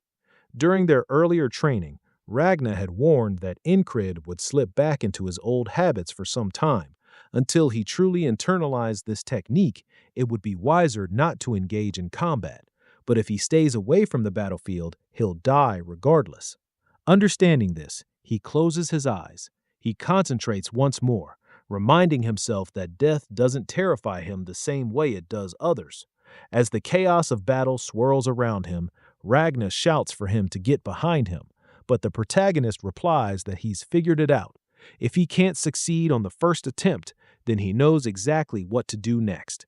He rushes straight into the thick fog, and Ragnar yells, asking if he's gone mad. A spearman suddenly emerges from the mist and thrusts his weapon directly through Incred's throat. The MC groans as the spear remains embedded in him. Then he smiles and says now he can return and continue learning from Ragnar. The soldier recoils in horror, calling him crazy. He rips the spear free from Incred's neck, killing him instantly. Back at camp, Ragnar asks if he truly grasped what he was trying to convey. He replies, honestly, Ragnar is a terrible teacher. Since he's a genius, he can perform it effortlessly, but he struggles to explain what's wrong. Ragnar muses that this might be what it means to understand something perfectly yet not know how to teach it. He then simply instructs the protagonist to swing downward, asking if that's truly so difficult. The MC assures him he's not mocking him, he's genuinely confused. He asks where his center of gravity should be. Ragnar pauses, surprised, then tries to work it out and asks if he means something like this. Ragnar don't even realize how they achieve what they do. Even if Ragnar is poor at explaining, it doesn't matter. Observing and absorbing through watching and listening are his greatest strengths, and he'll commit Ragnar's movements to memory no matter how many attempts it takes. Back on the battlefield, arrows continue to pour down. The protagonist raises his sword and deflects one, but his hands are shaking, and he realizes he's still too rigid. Another spear hurtles toward him, and Incred doesn't even attempt to evade it. He tells himself it's fine, he can die and keep learning, so he allows it to pierce his throat. Back to training, he adjusts his footing and ducks smoothly under Ragnar's blade. This is the 31st loop, and now he can finally move with some fluidity. Ragnar comments that the step was quite good and asks where he learned it. With that level of progress, Incred is finally ready to begin the real fundamentals. Ragnar explains the 3 core sword techniques: cutting, stabbing, and slashing. For defense, rely on the blade's edge, and with a quality sword, even the flat sides can prove effective. The shortest route between you and your opponent is the direct line of attack. Sword combat revolves around blocking your enemy's path while extending your own. Lure them forward, then intercept them with your weapon. Back on the battlefield, the spearman lunges forward, but Incred watches the thrust glide harmlessly past him. He notices his feet now feel incredibly light. Dodging this is simple. Then 4 more spears strike out simultaneously, cutting him down on the spot. Still, he notes that the loops are shifting gradually with each cycle. In training, he even succeeds in parrying Ragnar's sword, leaving him stunned. Ragnar asks if he truly just blocked that strike. The MC remains focused on one goal. He'll continue onward. Even if the improvements are small, he'll repeat the process again and again. He follows up with a diagonal cut toward Ragnar. Ragnar remarks that the technique no longer needs any correction. He sounds astonished, but Incred replies that even tiny steps can lead to massive progress. As he sprints through the fog, Ragnar calls out after him, only for the protagonist to perish once more. He dies with a smile, saying that if he keeps getting better, he'll die as many times as necessary. In training, Ragnar raises his blade and brings it down. Incred steps in close, lifts his own sword, and deflects the descending blow. This is the 100th loop. Ragnar stares at his sword in complete disbelief, then turns back to the MC and asks what the hell he is. He can no longer even anticipate his own captain's movements. Incred realizes that Ragnar no longer views him the same way. He once believed his talent had a ceiling, but as he charges forward again, Ragnar shouts out to him. He keeps advancing, declaring that he has surpassed his former limits. He evades the first spear, stays close to it, and dashes right past the enemy without striking him down, because he has a clear objective, the road to becoming a knight. He presses straight into the spearmen's rear ranks, where they impale him once more. Even as he dies, he smiles and says, "This is so fun." He might actually be losing his mind. Back at training, Ragna calls out to him, asking if he wants to learn the sword again. Incrid replies that he'll do whatever it takes to grow stronger, smiling as if he's prepared to die as many times as needed to reach that goal. Ragna says there's no way he should be this skilled already. Confused, he asks if the protagonist had been holding back and fighting poorly on purpose the entire time. The protagonist denies it, but Ragna continues, saying he already possesses the fundamentals and mostly just needs real combat experience. Now, back on the field, more arrows descend, and Crid notes that this is now his 200th attempt. An arrow hurtles toward his head, but he plants his heel firmly, leans forward, and ducks beneath it. Today, he wants to test how far these techniques can take him. The familiar spearman thrusts forward, but Incrid slips underneath it and counters with a swing, severing the man's arms and head. He already knows exactly where enemies will emerge from the fog. He draws a throwing knife and says that even if he can't see them clearly, he can still take down a few. He hurls it and fells another soldier. The enemy forces begin to panic. One soldier glances around desperately through the mist, wondering what's happening because he can't see anyone, and Incred slices through his leg. The crossbowmen start losing their composure too, shouting about what's going on. One raises his crossbow to shoot, and the MC recalls Ragna's advice to watch carefully, predict the next move, and adjust his footwork accordingly. He ducks under the crossbow and drives his sword straight into the man's chest. Incrid begins laughing, saying, "This feels entirely different, like he's become a completely new person compared to when he didn't even understand the basics." He pushes deeper into the enemy ranks, craving more and more opponents to face him. He advances further, but then several crossbowmen take aim in unison. As they form a firing line, one of them tells him he did well reaching this point and asks how he plans to survive it. Incrid, breathing heavily, steps forward and declares that he wants to settle this with swords like real men, still testing his own limits. They call him crazy and then completely dismiss it, firing their bolts and killing him instantly on the spot. The scene then shifts to the boatman, who calls Anchor an idiot for walking straight into his own grave. He asks if his mind has completely shattered. The protagonist wakes up, surprised, saying he hasn't seen him in a while and wonders if the boatman really appeared just to mock him. Then Rem asks what he's doing after noticing him lost in thought. Incred suddenly recalls something Rem once mentioned back then, and Rem had called it a spell. On his previous attempt, the enemy formation appeared to be guarding the flag in the grasslands, so the MC asks Rem if he knows anything about spells. Rem wonders why he's asking now, and he replies that he simply wants to hear what Rem knows. Rem agrees, then asks if Incrid understands the difference between magic and spells. The protagonist says magic is more widespread. Rem tells him that's partially correct, but spells require a medium. More importantly, the medium is everything. Without it, a spell cannot exist. The MC thinks it over and realizes the fog originated from the enemy's spell. That means the flag must be the medium. If it gets destroyed, the fog should vanish. He asks if Rem's tribe uses spells as well, since spells originated from the West, and that's where Rem comes from. Rem smiles and says he's seen them before. He then adds that genuine spellcasters are extremely rare. Most are merely hex users. Incrid brushes that aside, and Rem asks where he's headed. He says he's going to train. Ragnarsson comments that their training paths seem quite alike. Then he asks if the protagonist knows about the Yunyuk sword style. He explains that 500 years ago, a 1-in-a-million genius was born. As a child on a sword farm, he killed 12 bandits using nothing but a fireplace poker. After losing his parents at a young age, he began sword training early, and later a noble took him in after hearing the rumors. That prodigy was named Leona Sunyuk. But no matter how talented he was also cursed. He started losing strength at age 10 and became fully paralyzed by 12. Just like that, the legendary prodigy seemed destined to fade into history. But Rem says that by age 20, even completely paralyzed, Leona still etched his name into swordsmanship forever.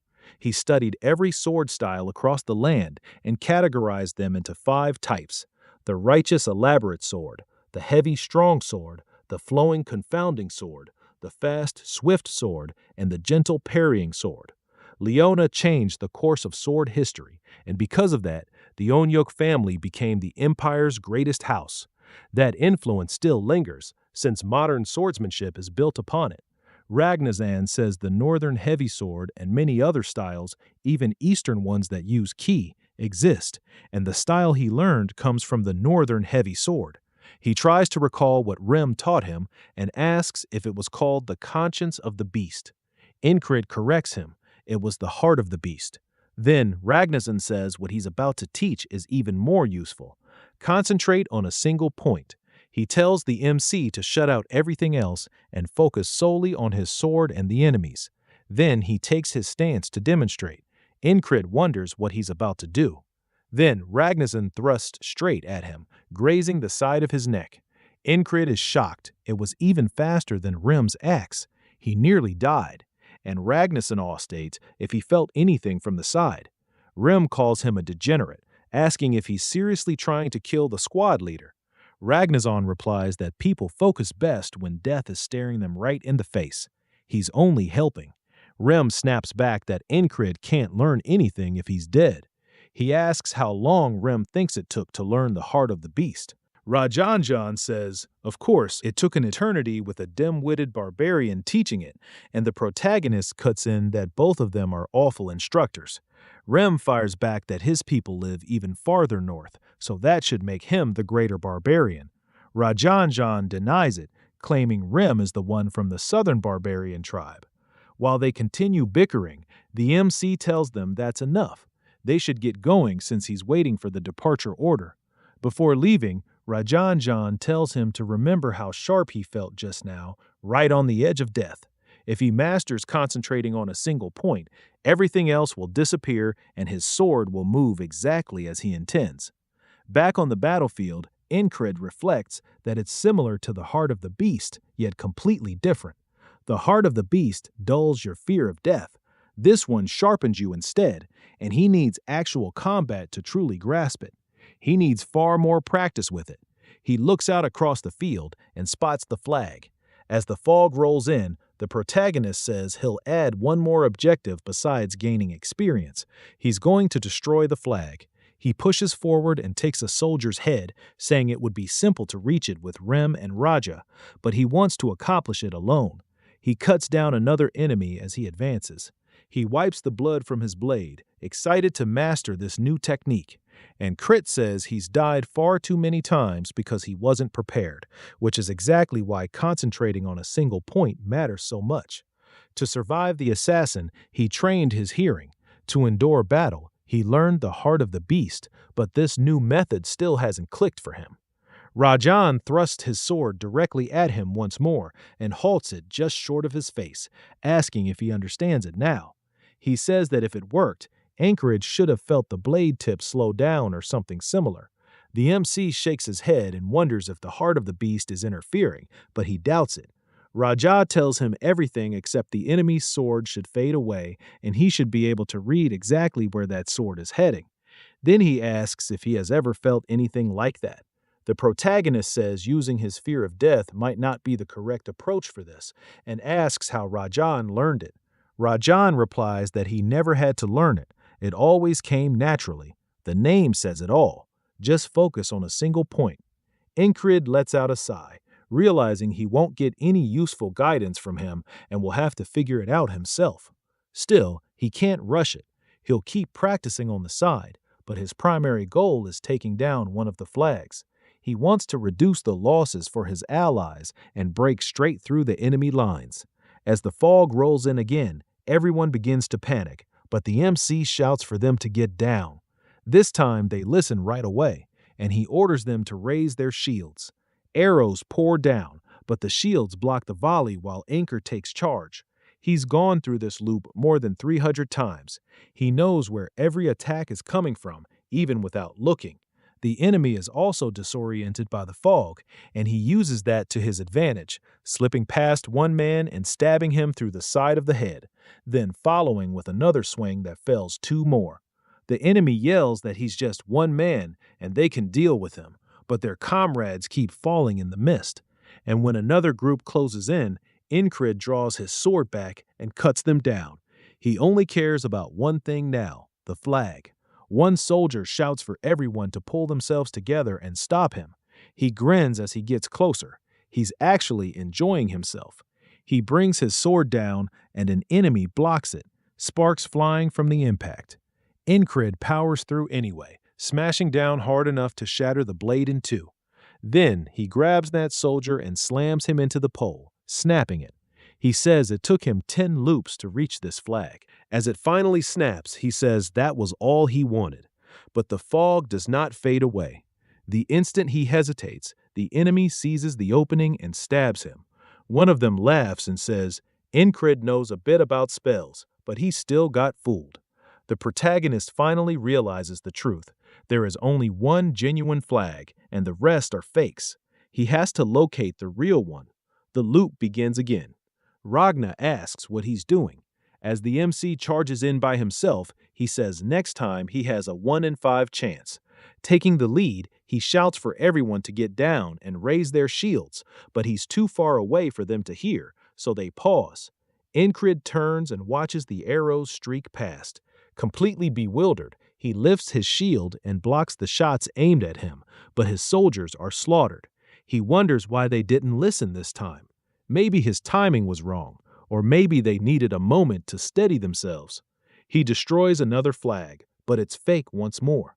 Again, it's the wrong one. A second later, his head is sliced off. Now, with 4 remaining, we see him shatter another one, and it's still a decoy. The enemy kills him again. That costs him 5 more loops. The 4th flag takes 7 additional loops to reach, and even after he breaks it, he dies the same way. Only 2 flags remain now. He says that if he has to trust his instincts, one of them stands out as the obvious choice because it sits farther away than all the others. And right beside it stands the robed man from the camp. Incred kneels and orders everyone to get down and raise their shields, and this time they obey. The arrows are stopped once again, and he tells Rem to come with him. Rem asks if he's lost his mind as they charge through the arrow storm. Incred says even if it's distant, he can't waste all his strength before reaching the flag. When they reach the spearman, the protagonist doesn't even swing. Rem is with him and fells one with a hurled axe. The MC says the plan is for Rem to draw their attention while he sneaks through. Rem grabs a soldier and demands to know who cast the spell, but the man is already dead, his brain spilled out. So Rem tosses him aside and says he'll ask the next one. He keeps carving through enemies while noting it's been over a year of repeating this loop. He rushes toward the flag and raises his blade, saying this should mark the end of the fog. But the second he swings, his sword is halted. A familiar voice asks if this is a dream. It's Mitch, and he knocks Incred's blade away from the flag. Mitch says God finally answered his prayers. He's wanted to kill the protagonist with his own hands, and he's been waiting for this chance. Incred stares at him, not out of fear, but because he has no idea who this guy is. That catches Mitch off guard, and then he gets furious, asking how the MC could forget him after only a few days. He's confused because for him, it's been way longer, so he just asks Mitch who he is. Mitch lifts his sword and says the protagonist will remember soon enough. Then he rushes in, saying maybe a stab will bring his memory back. Incred sees the blade coming and twists his body to evade it. He pushes off hard and lunges forward with a counter. Mitch hops back, thrown off by what he's seeing. In just a few days, Incred has become insanely stronger. Mitch gets irritated that the MC nearly caught him with a single step. While Mitch hesitates, he closes the distance and brings his sword down. Mitch blocks and their blades spark. The protagonist realizes Mitch sticks to the basics with the righteous sword style, but also mixes in the flowing style to deflect attacks. Incred is learning in real time. Mitch tries to force him back, but the MC won't allow it. He knocks Mitch's sword aside and reminds himself to keep every sense locked on what's right in front of him. Mitch raises his weapon and thrusts. He knows that if his concentration wavers for even a single moment, the entire balance collapses. He has to forget the flag, the outcome, even the sword styles. Everything else must vanish until only the swords remain. They both attack at the same time and the tips collide. Mitch grits his teeth and pushes harder, knocking Incrid's blade aside. The protagonist is caught off guard, and before he can react, Mitch drives his sword straight through the MC's chest. Coughing with the blade still embedded in him, Incrid looks up and says he remembers now. He's the guy who was standing by the flagpole in the grass. Mitch gives his title, the Aspen Principality's Greyhound Squad Platoon Commander. He introduces himself, too, as the Nolia Kingdom Squad Commander. Some soldiers ask Mitch if the protagonist is an enemy. Mitch confirms it and says he's good at hiding. One of the men mutters that the MC is a strange one, and when Mitch looks back down, he's confused. Why is Incrid smiling right now? He says Ragam is wrong. It wasn't the fear of death that he needed. What he truly needed was a strong rival, someone willing to risk everything and push him to greater heights. Maybe he really is just a freak because he yanks the sword out of his own chest and says he's not trying to keep up with that. That takes him back to Ragna talking about focusing on one point again. Incrid glances aside and says he understands it, but Ragna thinks he isn't listening and might be giving up. Then Rem walks over and says they've been called to move out. The protagonist tells Ragna it's time. Ragna says the MC actually looks more fired up than before. He's acting strange today, and maybe he should push harder during warm-ups.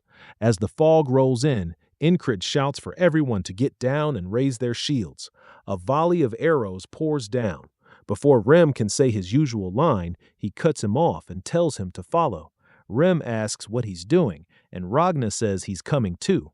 Rem snaps at him, asking if he got hit in the head because both of them are acting weird. Ragna tells him if he doesn't want an arrow in his skull, he better watch what's ahead. The enemy is already there, while Incrid slips right through their lines. Braggy and Reed don't have it that easy and have to smash their way forward. The protagonist wanted to open the path like before so he could face Mitch again, and soon the two lock eyes. The MC gives off total psycho energy, saying it's good to see him, calling Mitch his friend, and asking for a fight. Mitch asks if he really came looking for him, and he asks if this is his first confession because it was love at first sight. Mitch says he's usually the one who finds people. This is the first time someone hunted him down. Incrid asks if that bothers him. Mitch just raises his sword and says, of course not. The protagonist admits reaching that state again where only the sword exists is harder than he thought, and then Mitch stabs him in the chest. Mitch says he didn't expect the MC to go down this easily and doesn't know why he thought they could really fight. That's when he understands his approach was wrong. He can't force it. He has to fall into the fight naturally. As they clash again with each new loop, he decides to repeat this battle again and again until he finds that feeling. By the 18th loop, everything but the sword finally fades away and the feeling returns. On his 28th fight with Mitch, he can enter that state on purpose. By the 48th time meeting Mitch, Ragna is saying he'll show him the trick again and thrusts at Incrid like always. This time, the protagonist is fully focused, watching only the blade. As it nears his eye, the rest of the world fades, and at the perfect moment, he lifts his sword and deflects Ragna's strike. Ragna is left speechless. Then he asks if the MC really just deflected that by focusing on one point. Incrid doesn't say it out loud, but he realizes that pure concentration grants complete mastery over both body and blade. He has advanced far beyond where he stood before facing Mitch. As Ranga asks where he's going, he starts walking away and says it's time to meet the platoon commander. At last, he's going to overcome this loop for good. The scene then shifts to the ferry commander asking what he wants. The protagonist says he remembers seeing something about spells during scouting, and she asks what he means. He explains that the Aspen soldiers were referring to a strange man as their spellcaster. Now she's intrigued and tells him to continue. Incrid says he told her everything she might need to secure victory, and then the fog starts rolling in again. He gives the same order to his men and charges ahead, leaving Rem and Ragna behind. Now all he can do is trust his commander to handle her part because his job is simple: focus on what's directly in front of him. And there stands Mitch by the flag. Incrid says his goal is to defeat him. Mitch recognizes him, but the MC says Mitch's name first, which clearly shocks him. He says he wanted this fight from the beginning, and today he's going to win. Then he charges. He brings his sword down, but Mitch slips aside. Mitch twists his hips and swings back across, and Crid reacts instantly, turning his blade sideways and bracing it with his arm to halt the blow. Mitch is surprised by how firm his defense is. The protagonist answers with a thrust, and Mitch barely manages to get his blade in the way before swinging hard enough to knock Incrid's sword back. They collide once more, sparks flying. Mitch asks if the MC was concealing his true ability. He says yes. Mitch asks his name, and the protagonist gives it. Then they continue exchanging blow for blow. Mitch says he'll remember that name. Incrid tells him not to worry. If he forgets, he'll remind him. Then the MC locks in, watching only Mitch's sword. He sees Mitch's balance shift onto his right foot, a clear sign that a diagonal slash is coming. Incrid steps aside, saying he learned this through all those loops and all that repeated experience. Now it allows him to read Mitch's movements. They both thrust for each other's necks, barely missing, but each leaves a cut. Mitch looks down and realizes he actually continued with his swing, forcing Mitch to duck under it at the last second. Mitch thought this would be over in a few moves, and now he can't understand why he's struggling so much. Angry now, he grits his teeth and realizes Incrid's righteous and flowing styles are excellent for parries, so he needs a decisive finishing blow. Mitch decides to use the ultimate technique he learned for exactly that purpose. He stomps forward and swings diagonally, starting low and carving upward in a massive arc, the wheel cut. As Mitch prepares the heavy strike, Incrid finally sees the path of it. He had died to this move so many times because he couldn't tell where it began or when it started, but not this time. As the blade rises, the protagonist smiles, glad he gets to see it again, and he actually parries the wheel cut. Mitch's heart sinks. How did Incrid see it, let alone block it? Then we get more on Mitch's family. It's one of the three great houses ruling the Aspen Kingdom. House Hurrier stood for pure force and took in anyone with sword talent. Mitch was brought in from a regional branch for that reason, and after taking the Hurrier name, he proved himself quickly, beating 2 grown knights at 15, a town champion at 18, and becoming a whole city's champion by 22. Skill alone made him one of the Greyhound's top 3 fighters. Very few people could match his talent. Watching others train, Mitch wonders why they even work so hard. He used to question why anyone would keep swinging a sword until their hand bled when it only took him a handful of attempts to master it. He was satisfied with that and far too sure of himself. That arrogance proved to be his downfall. Mitch let his guard down for a single moment, and Incrid seized the opportunity. He lunged forward and drove his blade straight through Mitch's shoulder, seizing control of the duel. Mitch attempted to regain his balance, but the protagonist ripped the sword free and prepared himself once more. Then Mitch doubled over and coughed up blood as Incrid advanced toward him. Mitch finally understood that he had badly underestimated him. He had believed that last strike would definitely finish the fight. Even now, he admitted that he still fell short of him in both power and technique. The protagonist acknowledged it, yet noted that he had still defeated him. Mitch ground his teeth together, knowing it was true. Incrid raised his sword to deliver the final blow, saying he had enjoyed the fight. Mitch regretted acting so arrogant and relying solely on his natural talent.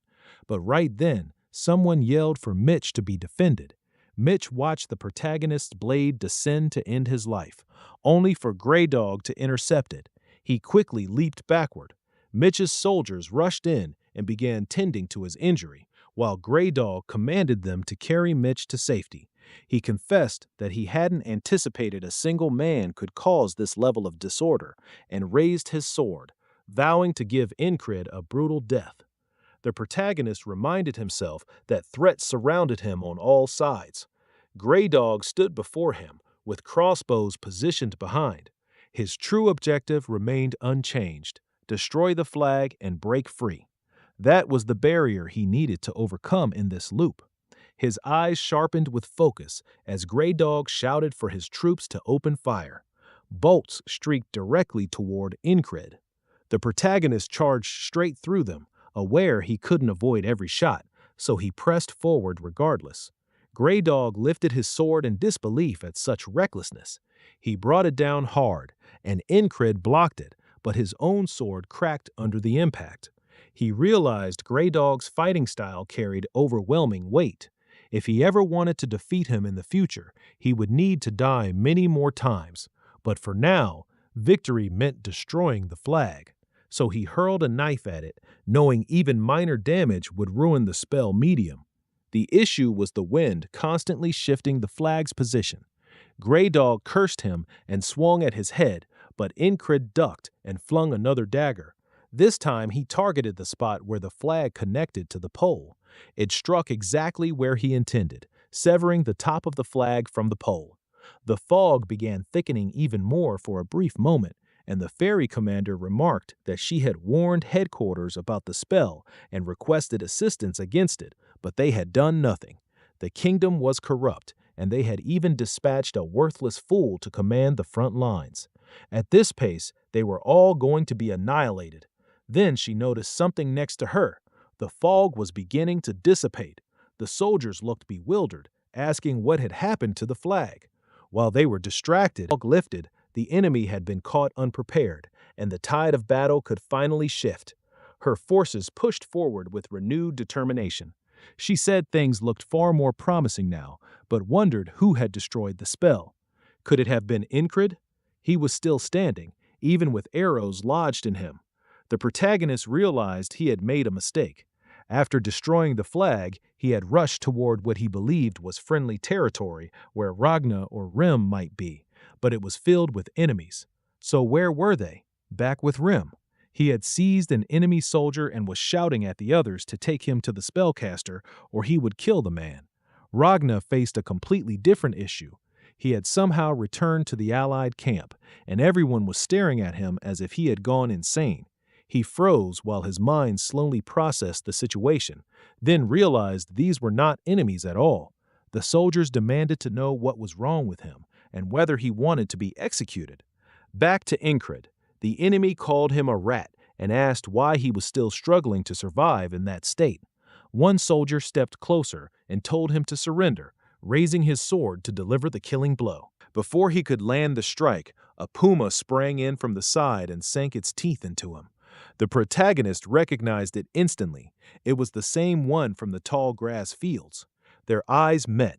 The soldiers couldn't comprehend why a wild animal was protecting him and raised their crossbows. The puma didn't hesitate and leaped at them first. It shredded through their crossbows by snapping the strings, then positioned itself in front of Incred like a living shield. He told it to flee because the man standing before them was extremely dangerous. Gray Dog was livid. Then a familiar voice spoke up, a hand landing on Incred's back and instructing him to stay behind. It was Vincento. He stepped forward, declaring that he would save him. The protagonist was confused, but Vincent charged in regardless. Gray Dog parried him immediately and sent him flying back. Vincento admitted he hadn't expected him to be that powerful, so he shouted for his men to simply open fire instead, and they unleashed their crossbows. Gray Dog continued his advance, batting the bolts aside with his sword. While he was occupied, the puma jumped in for a surprise attack, but Gray Dog reacted swiftly and knocked it aside with his hilt. Incred locked in, staring at the tip of Gray Dog's blade. He could see the line now. Raising his short sword, he knew he couldn't halt that weapon with brute force alone, so he had to redirect Gray Dog's own power against him. He copied Mitch's approach and allowed the force to slide off his blade. It succeeded, though the short blade still allowed the edge to slice his arm. Even so, Gray Dog was stunned.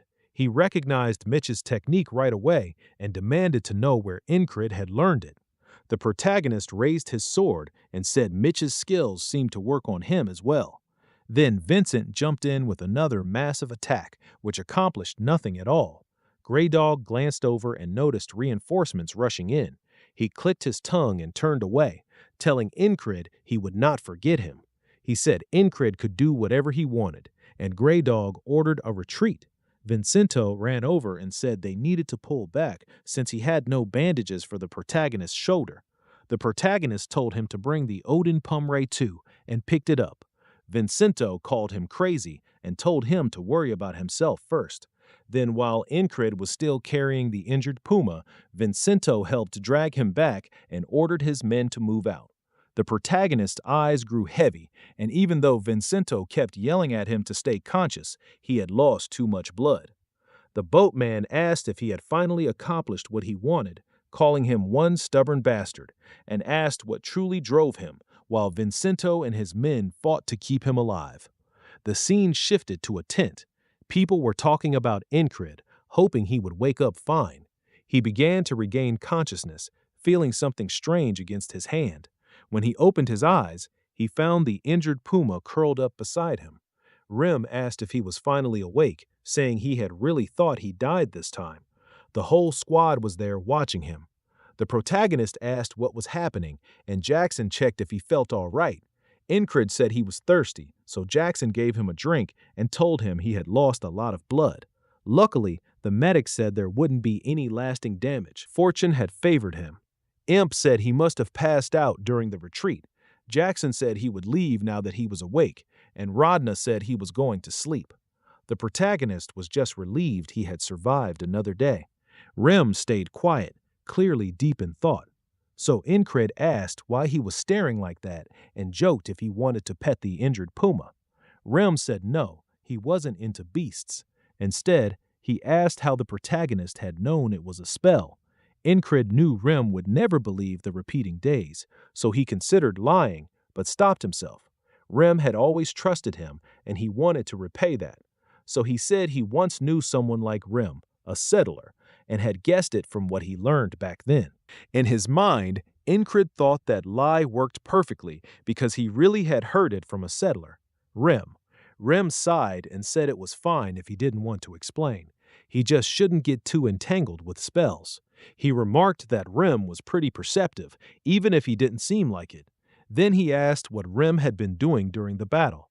Rem replied that he had gone after the bastard who set up the flag, but didn't like his face, so he took his head off. The protagonist said that explained why he never saw the spellcaster. Crad tried offering the puma food so he could touch its paws, but it hissed at him, and Incred warned that it might tear him apart. Kras said it would still be worth 10,000 krona. He explained that its blue eyes meant it was a lake panther, a beast said to hold lake energy inside it. Each claw was worth more than 10,000 krona, and they grew back. The protagonist figured that was about a gold coin, way more than he earned. After he had collapsed, their side had pushed the enemy back easily once the flag was gone. Still, the battle wasn't fully decided, and since then, no one had marched out. Now he wondered if he could pull off that same parry again if he tried, but he wasn't sure. Jackson warned him he wouldn't heal if he kept moving, but Incred said he wasn't pushing too hard. This was enough. Ragna told him stretching was the most he should do for now, then keep resting. Rem asked if he was trying to pass his laziness on to everyone else and told him to stop blocking the walkway. Ragna went to get his sword. Rem asked if he was seriously trying to fight, but the protagonist said he just had a question about it. He said he had pulled off a move he had never trained before and wanted to know if that was normal. Rem said it wasn't that strange. With the heart of the beast, he could read an enemy's movements, so Incred could have picked up their swing and how they used their strength. Ragna added that since he already knew the basics, it should be easier. If he focused on one point, he probably saw even more, though luck still played a part. The protagonist accepted that. But to him, that last day wasn't just one day. It felt like hundreds of days of struggle. He hadn't grown stronger just by copying patterns. He had earned it through brutal effort. And even with weak talent, he could still keep improving. Then he told Rem and Ragna that he wanted a duel. Rem said people called him crazy, but Incred sounded even worse.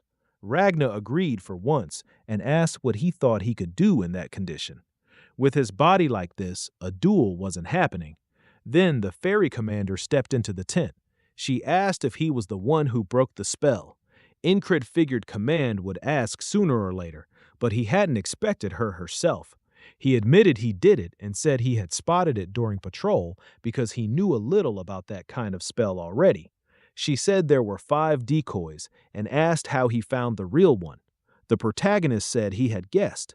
She still looked doubtful, then turned to leave, and he asked if that was all she came for. She said she also wanted to see his face. Then she told him she truly believed fate had brought them together. After she left, Incred wondered what she even meant by fate. Rem laughed and asked if something was going on between them. Ragnar said he didn't know the protagonist was so good with women, and Incred told him to shut up. Kras said he always knew he would be perfect for opening a host bar with him and promised him a great deal.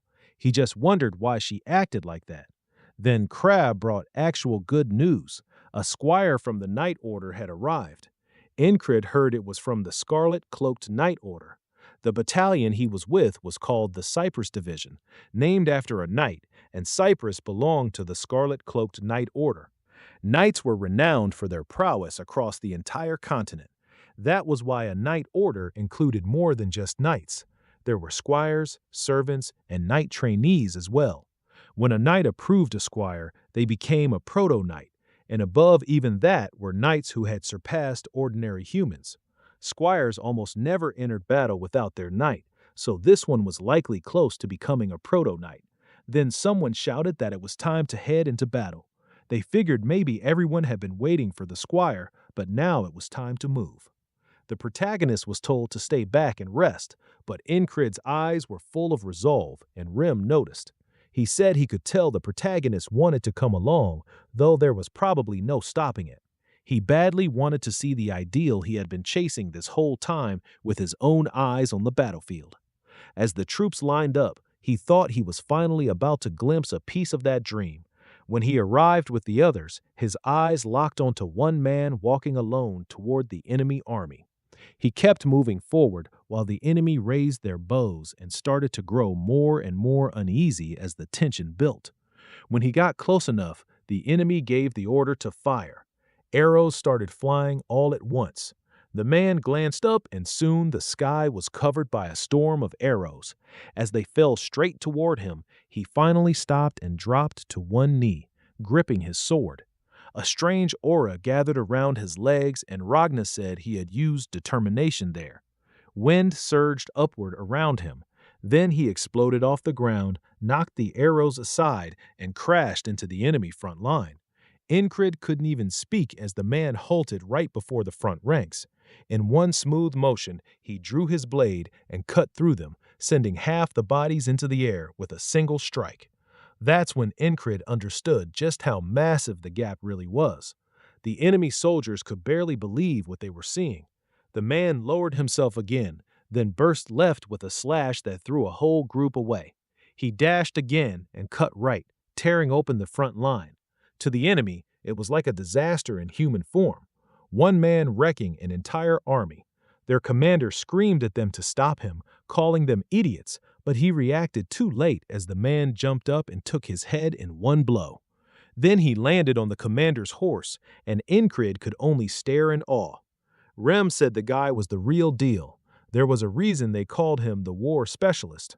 Ragnar started thinking that would be a fun fight, but Jackson said the enemy had at least 5 chances to stop him, and their commander was a complete fool. Imp prayed for the dead, and Kra said this battle might end without their side needing to do much. Incred kept studying the sword style, wondering if it was the righteous sword, then rejected that, saying it also had parts of the heavy sword and the swift sword. He recalled that the righteous sword was careful and precise, pulling the enemy into your rhythm. The heavy sword used raw power to crush through anything and overpower the foe. The confounding sword tricked the enemy and struck from angles they didn't expect. The swift sword beat them with speed, and the flowing sword softly parried attacks before answering back. Incrid said that even though the heavy and swift swords were total opposites, he could see both inside this one-man's style. Then something clicked. Maybe the styles were different on the surface, he thought, but they all came from the same root. If someone grasped what all five shared and treated the sword like something alive, maybe that was the key to reaching even a decent level. A new understanding started to hit him, and his eyes slowly closed. Meanwhile, the main force charged forward. Ray and Ragna looked at Incred and realized what was happening. Ray smiled and said their squad leader was about to break through something, so no one should disturb him. The others gathered around to shield him. Lost inside his own mind, Incred told himself that understanding alone changed nothing. In that strange in-between state, he looked up and saw only a wall he had to climb. To him, it was there to show how far he still had to go. Even as the army rushed past outside, his mind stayed fixed on it. He kept wrestling with the idea, trying to truly grasp it. Then he started climbing the wall, telling himself he would see everything all the way to the top. The battle raged on, and Incred began to see a light above the wall. At the same time, the Allied troops started driving the enemy back. As he crawled higher and higher, the Allied soldiers lifted their hands and cheered in victory. Incred opened his eyes and said, "The war is finally ending, but winter and spring will be busy." Elsewhere in the Principality of Aspen, they learned it was ruled by three great families: Aspen the sovereign, Courier the mighty, and Atkins the administrator. The administrator said they were using the frog general as an excuse, and since the frogs had to be dealt with every night, no one could really argue back. The king got angry and said the Greyhounds would pay for this. Greyhound answered that things wouldn't end well for their enemies. Back with the army marching home, Incred said that after the long war, the Aspen forces had also pulled back, so his side had no choice but to return too. They headed to Border Guard, the kingdom's far-off fortress city near Aspen. It was heavily militarized. 1 out of every 5 people there was a soldier.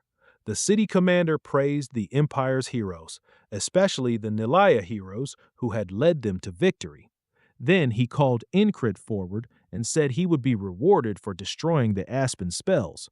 As the protagonist stepped onto the stage, people whispered, asking how a useless squad leader like him could have broken the spell. They called him weak and said he must be stealing credit from his squad. While the talk kept going, Max stepped up and told them to shut it. Andrew backed him up, saying the protagonist wasn't someone they should look down on. Everyone who had shared part of his journey smiled as they watched him get rewarded, because they knew he was far more than the crowd realized. After taking the reward, Incred looked at the money and wondered how to use it. Krissa asked if he wanted suggestions, and he said yes. He wanted a good shop. More than that, the best blacksmith in the city. On the way, Krissa kept talking, saying there was no way the protagonist planned to spend all that money on one sword. His current blade was fine, and there were plenty of swords left behind on battlefields anyway. Incred said becoming a knight took more than skill. He also had to prove his strength. As he drew his sword, he told Kra he was going to take the soldier promotion exam.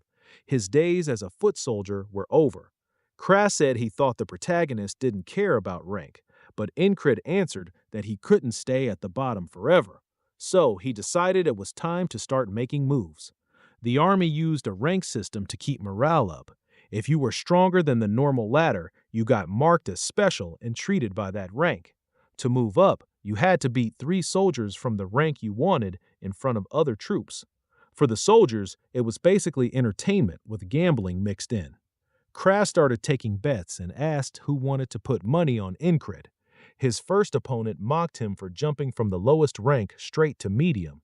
He said one reward clearly went to his head, and it was probably his squad that did the real work. The protagonist figured this must be the first challenger, a skilled medium-ranked fighter from a well-known mercenary group. Back with the betting, only one person had picked Incred, and Crow wanted to know which fool it was. Then he shrugged and said they wouldn't know anything until the fight started. And Crow thought about how he had only grown stronger by dying again and again. This time there was no death waiting for him, so he had to make this one count. He told himself to stay sharp and keep looking ahead, even if his skills still felt lacking. Still, he would prove he knew how to work hard. Most of these men used to be way out of his league. Not anymore. He forced himself to focus and fight like his life depended on it. The opponent yelled and rushed in. Incred decided to try the parry he had learned in the last battle and use it to open the guy up. One swing, and his enemy's sword was sent flying at once. As the weapon spun away, he noticed the man's fingers were bent the wrong way. The guy started panicking, screaming that he was finished. While he was distracted, Incred rushed in and slammed the hilt into his face. The man dropped, blood spilling from his mouth. The protagonist could only wonder why a medium-ranked soldier was that weak. The crowd erupted, shocked that the so-called loser had won. They turned to Crow and asked if he was the one who had bet on Incred. They assumed he must have known how strong the protagonist was, but Crow was just as stunned. He said he had only placed the bet so the spot wouldn't stay empty. Someone told him he should trust his own squad leader more. He figured maybe that guy had gotten careless, but even then he started wondering if every duel ended this fast. A Holder soldier stepped forward and told him not to get arrogant. He called the first win pure luck, lowered his spear, and said he would be next. The protagonist recognized him as one of the heavy infantry, one of the strongest men in that battalion. The man flicked his spear tip around trying to throw Incred off. Then he suddenly thrust. Incred moved on instinct and sliced the spear tip right off. For a second, he wondered why the thrust had come from so far out, like maybe there was some trick to it. Then he realized that was giving the guy too much credit because the soldier looked completely shaken. Seeing the opening, he decided it was his turn. He drove a kick into the man's stomach and knocked him down. Henry and the rest of the crowd stared in surprise as Incred won again. Twice in a row meant it wasn't luck. And now even the lowest rank had beaten two medium-ranked soldiers. Crowd started calling for the next challenger, but people hesitated. Losing to the protagonist now would be humiliating. Vincento called them idiots and said they were all scared after talking down to him. His friend pointed out Vincento had done the same, and he instantly shut him up. Andrew started to rise, saying that after his last loss, he had trained with Max every night and wanted a rematch. Max pushed him back down and told him to forget it. Incred had gotten much stronger, so strong that even Max wasn't sure he could beat him now. Both of them kept watching closely. Ragna nudged someone and told him to get up there. The man asked who he was talking to, then froze when he realized it was Rem. Rem reminded him that he had just been saying Incred only got promoted by sucking up to the commander, so now he should go prove his own skill. The man insisted he wasn't scared. He realized he had gotten so used to struggling that he had never noticed how extreme his past fights were. The knife-crazed freak from the first loop, the assassin after that, and even Mitch from the latest one, plus the squad mates he trained with every day. Compared to all that, his path had been brutal. His old teacher had warned him never to underestimate an enemy. Then the loudmouth finally stepped up and asked if Incred was spacing out before the fight. The protagonist said no. He used to think that advice had nothing to do with him. He never imagined he would be the one looking down on someone else. The loudmouth asked, "What's with that expression?" Then Incred wore a smug look, realizing he had finally become strong enough. He said he was just curious what it felt like to crush an enemy. He charged, and the loudmouth froze up. Incred slammed his sword into the man's blade, and in Leia, strength earned respect. That was why it was called the Kingdom of Knights. He lifted his sword and struck again, cracking the other man's weapon. The loudmouth looked up, terrified. Incred raised his blade one more time, then brought it down, stopping right before the man's head. The guy's eyes rolled back and foam spilled from his mouth. The protagonist said he had proven himself now. The whole crowd was stunned. Then someone blurted out that the guy had even pissed himself. A voice called Incred the Spellbreaker. Others agreed it really was him who had destroyed the flag, and he wasn't just living off his squad's fame. Andrew jumped up and shouted, calling him the Spellbreaker. Incred wondered what he was doing as Andrew kept yelling, telling everyone else to say it too. If not for Incred, at least half of them would have died. Soon the whole crowd was chanting Spellbreaker, and just like that, it became his nickname. He decided it could be worse, while Crow ran over and said he was officially medium rank now. The protagonist said it was too soon to celebrate. He still had to reach high rank. Crowd just stared confused and asked if he was really going to keep going. Then a man in the crowd stood and said, "This is getting interesting." As he stepped forward, people noticed the eagle patch on his arm. He was from the Border Guard, the elite troops that served the crown directly. Everyone wondered why someone like that was here. The man addressed Incred politely and asked if he would like another duel. The two locked eyes. Rim got to his feet and said, "This one will be tough."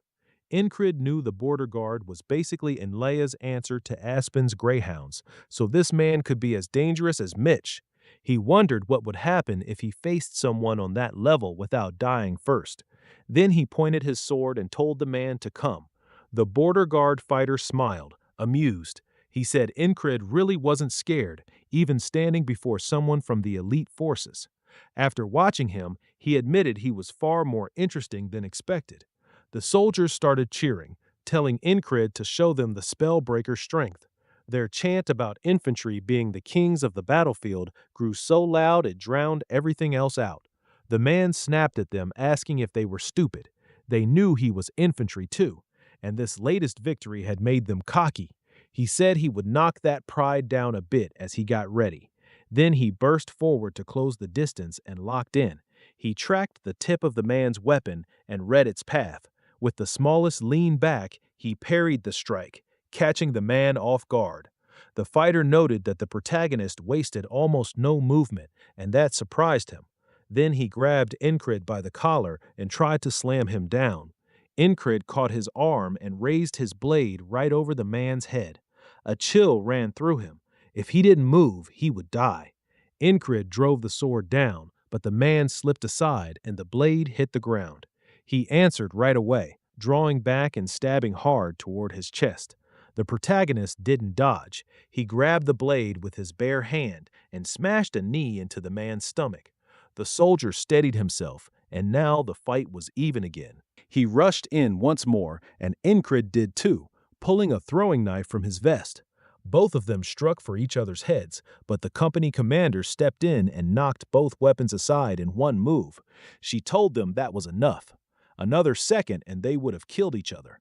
Both men were breathing hard. Meanwhile, Vincento looked ready to kill somebody, and he wasn't alone. The rest of the squad had gathered too. Robert grinned and called Incred a lucky bastard. The border guard man told him not to get carried away. This was only a duel. He said he nearly had Incred once he lost track of his movement and wondered how it would have ended if they kept going. Then he admitted he had come in with no expectations, but now he had to acknowledge him. He introduced himself as Torres, a platoon commander in the border guard. Incred gave his own name, and they shook hands. The crowd was shocked. A platoon commander meant the protagonist had just fought a special-ranked soldier. That made him at least high-ranked now, and the soldiers finally started giving him real respect. Incred glanced at the cheering crowd and casually raised a hand, like it was no big deal. Torres said he liked that attitude and expected they would meet again soon, calling him a high-ranked soldier. He left him thinking he was one step closer now. Later, out near the barracks, a man tried again to recruit the protagonist into his company. He was Graham, commander of the 1st Company of Heavy Armored Infantry, the Turtles. Incred noted this was the third offer. Maybe it was because of his new rank or because he had helped break the spell. If he accepted, he would be tied to the army every month. It was a good offer, but he still turned it down and bowed to Graham in apology. Graham figured this was about the 4th Company commander and said he could talk to him, but Incred said that wasn't the reason. Graham said the protagonist really didn't seem tempted at all.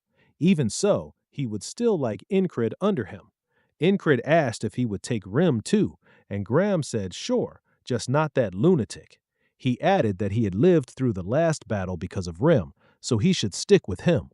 Cray asked if that meant it was time to pack up, but the protagonist said no. Cray asked why he kept turning everyone down when any unit would treat him well right now. As Incrid started to explain, someone else walked in. They turned and saw Torres asking Incrid how he had been. Torres got straight to it. He wanted Incrid in the border guards. He pointed out that the border guards answered directly to the crown, making this an even better offer than the turtles had given him. Robert said this was the kind of chance the protagonist could only dream about before. Passing on the others was one thing, but rejecting this would be insane. Torres said he knew what he wanted the moment they crossed blades. He wanted a real challenge, and if Incrid joined him, he would put him through brutal training and crazy missions. That way, Incrid could bring out everything he had. Rim thought it was settled, and Ragna and the others did too. They were already acting like the choice was made. After a short pause, Incrid said if Torres meant non-stop hellish training, then he was already in the perfect place. What he wanted wasn't to reach his limit, it was to go past it. Later, Rim was shivering in bed, whining that it was freezing and wishing he could chop the cold apart with his axe. He asked where he was going and told him to bring back hot stones. He said now that the battle was over, Rim was completely useless. Imp said moving around would warm him up and invited him outside to train. Rim snapped back that he would kill him. Imp then asked the protagonist to train with him too, saying it would loosen up his frozen body. The protagonist said he had duty first and would do it after. Rim still yelled after him not to forget the hot stones. As Incrid headed out, he noted how fast winter had come. At the market, Incrid explained that the border guard's main job was fighting, but since there wasn't a war right now, they patrolled the city instead. He was paired up with two men, Jack and Bo, and the three of them would patrol together today. He wondered if they were from the recon mission. Those names sounded familiar. Jack said it was an honor to patrol with the famous Spellbreaker, and Bo added that the protagonist had even gotten promoted to high rank. Jumping from the very bottom all the way up there was incredible. Incrid just said he had gotten lucky. Jack wanted to test his strength and asked for a duel later. Incrid agreed, and Jack said it was a promise. As the patrol went on, Jack and Bo kept edging closer, complaining about having to work in this freezing weather. He asked why they were standing so close since he wasn't big enough to block the wind. Then a robed figure started walking toward them. Incrid noticed something off just as the figure stumbled. He moved to help the kid, but a dagger flashed out, and before he could react, it was buried straight in his chest. Blood filled his mouth, and he wondered what had just happened. Jack and Bo quickly played it off, saying he had drunk too early while shielding him from the crowd. That's when Incrid realized they were all in on it. The robed assassin asked if he was shocked, then said a greyhound never forgets its target. The protagonist figured this half-fairy killer had been sent after him for breaking the spell. The assassin yanked the knife from Incrid's chest, dropping him to his knees while Jack and Bo walked away. Jack said the mission was done and they should leave.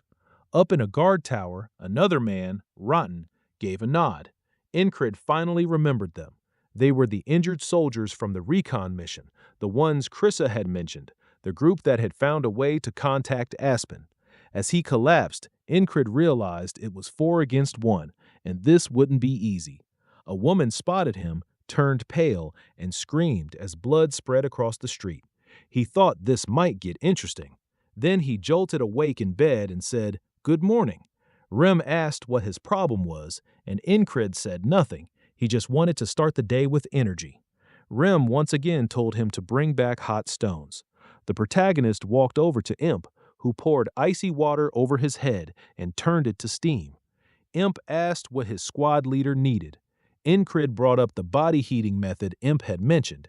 Imp said it was called bare body training, and it was important in winter because it got your body ready for anything. Incrid told him to teach him. He remembered seeing the dagger come out but not being able to respond. His body had gone stiff from the cold. Imp told him to start stretching. He said he should have known something was wrong the second Jack and Bo crowded him. Next time, he would drop those two first, but if he moved too soon, the assassin might run. Imp mocked him, saying his muscles were pathetic if he couldn't even hold the pose, and Incrid said they were already screaming. Soon, he was introduced to Jack and Bo again and politely said it was nice to meet them. They asked if he was cold without his cloak. He said he had just been training. Then they started closing in again, and the protagonist showed that his body still wasn't at its best even after Imp's training. This should be about when the assassin appeared, and Incrid spotted him in the crowd right on cue. Incrid instantly threw his arms back, smashing Jack in the face, but Bo slipped under the swing. Bo asked if Incrid had figured it out and reached for his weapon. He saw the assassin and knew he would either rush in or flee, so he drew his blades and tried to finish these two as quickly as possible. The assassin suddenly threw something that let out a sharp whistle. The protagonist barely had time to wonder what that sound was before the blade punched into his chest. He looked down, stunned. Whatever it was had moved too fast to see, and from that distance through a crowd, the man had still hit dead center. His aim was terrifying. The assassin repeated that line, "A greyhound never forgets its target," and Incrid realized the dagger had pierced his heart before he had even seen it, a blade faster than sound. The same woman as before screamed that someone had just died. Incrid understood he had to deal with close-range fighters and a ranged killer at the same time. He smiled at death and wondered how he was supposed to prepare. He broke it down. When the half-fairy got close, he would stab from far away. He throws. That was simple enough. This wall wasn't that complicated. He kept stretching. He muttered about death, and Imp asked if that was a threat while sitting on his back. He said no, he seriously thought he was going to die. Ragna asked if this was some kind of torture training, and Rem laughed, asking if it was really that bad. The protagonist told Rem to come over and see for himself. Just then, Jackson walked in for duty and found everyone stretching and suffering except Imp, who was grinning and saying, "This is his domain." Jackson looked confused, and Incrid told him not to make that face. They were just training. Then Incrid started sketching in the dirt, saying he needed a way to block the dagger before it hit. Its speed and aim were on another level, and the shape was strange too. Jackson asked if it was a whistle dagger. He asked if that was the name, and Jackson said yes because of the sound it made in flight. Used right, the target wouldn't know what had killed them, so the best move was staying far away from anyone carrying one. Incrid said he would remember that, but even a great thrower couldn't land the hit if the attack was blocked first, so the protagonist raised his hands again and swung at Jack and Bo. Jack got hit again, but Bo avoided it. Bo asked if Incrid had caught on, and Incrid grabbed him by the robe and dragged him in front as a shield. Deciding these two idiots were his best protection against the dagger, the whistle came too late. He got stabbed in the stomach and Bo took one in the back. Jack also got hit, the blade punching into his throat. The protagonist realized the assassin had thrown 3 in an instant. This guy was insanely skilled. The assassin grinned and laughed while people scattered, screaming about murder. Incrid noted that he would even kill his own side if they got in the way, or maybe he had never seen them as allies at all. The assassin crouched beside him and said, "That was impressive." Incrid glared up as the man repeated his line about the greyhound never forgetting its target. Incrid said, "That's actually a good thing," and the assassin asked why he was joking when he was dying. He pulled out the whistle dagger and called him funny. He admitted he had underestimated all of this. As the blade was pulled free and blood poured out, he said a wall was still a wall. The killer asked why he was enjoying this and said the protagonist should laugh while he still could, because the despair waiting at the end was what made this a curse. Incrid woke in bed again and headed out, saying that to him, this isn't a curse at all, it's a blessing. He asked Jackson to explain whistle daggers. Jackson asked where he had heard about them, but Incrid brushed that aside and asked for the details. Jackson said the weapon was made from several thin blades pressed together, which created the whistle in the air. It used to be called the dagger you only hear because human eyes could barely track it. He asked how he was supposed to see and dodge one. Jackson replies that he can't do it. He then questions what would happen if there were 2 of them, but Jackson simply stares back, wondering why anyone would ever need 2. The protagonist answers that he does. Jackson mutters that the MC is acting strange again and questions where he even picked up this kind of knowledge. He explains, Observing a dagger once it has already left your hand is pointless. You must study the thrower's hand because the trajectory is decided the moment it departs. He continues that an experienced assassin can conceal the movement, but once you understand the technique, it becomes much simpler to detect. Ankh asks if he can master it as well. Jackson tells him not with the way he currently throws. He groans that he's constantly getting criticized. Then Jackson asks if he wants to learn the proper way to throw daggers. The protagonist is surprised that Jackson made the offer himself, and Jackson adds that if he's unsure, he doesn't have to go through with it. Nevertheless, the MC says he'll learn. Back at the market, Jack and Bo are following him once more.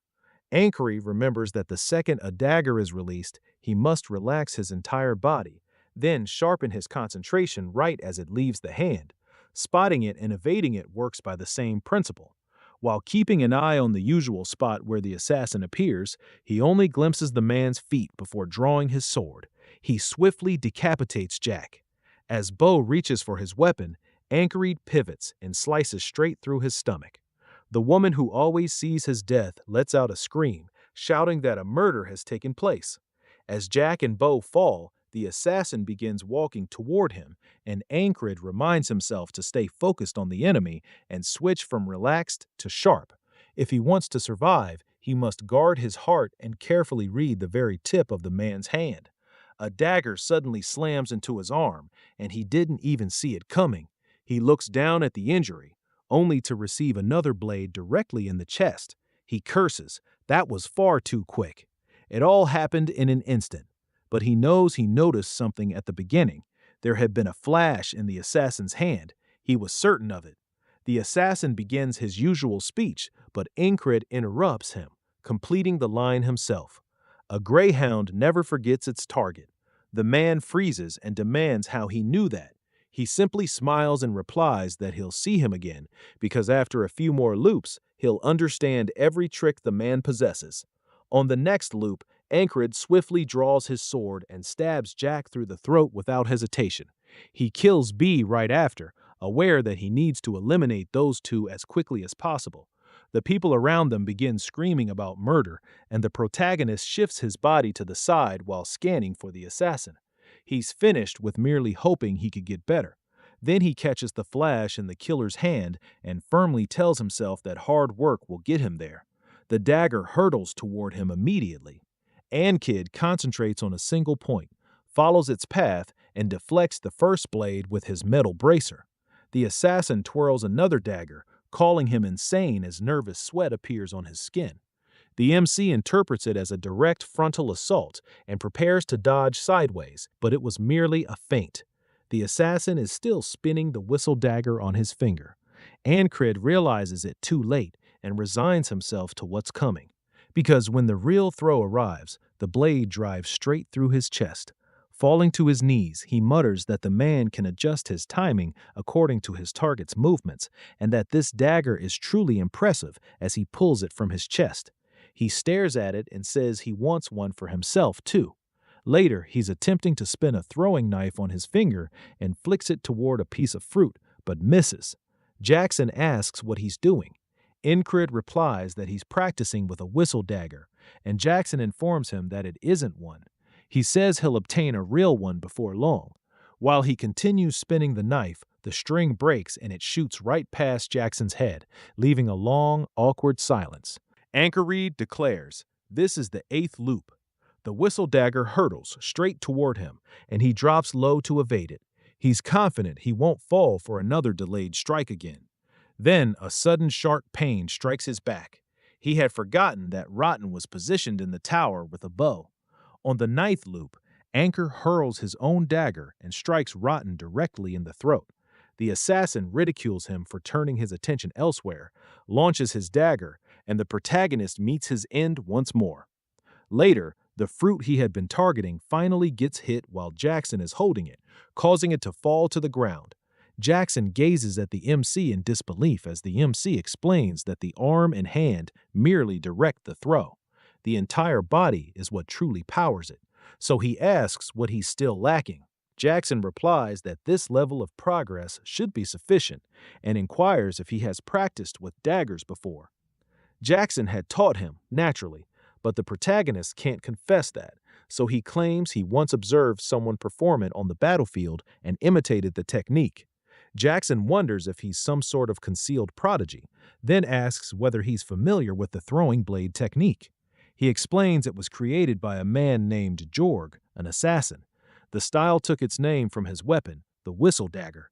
Jorg sought a silent blade crafted from one extremely thin edge, but that proved too difficult to wield, which eventually resulted in the whistle dagger known today. It comments that the weapon seems to have a genuine history, and Jackson is astonished he hadn't heard of it, especially since his posture matches whistle dagger throwing perfectly. Now, on the 10th loop, Jack asks where they're heading, and the MC replies that they're following a different patrol path today. Jack reminds him they were assigned to the market and could face punishment.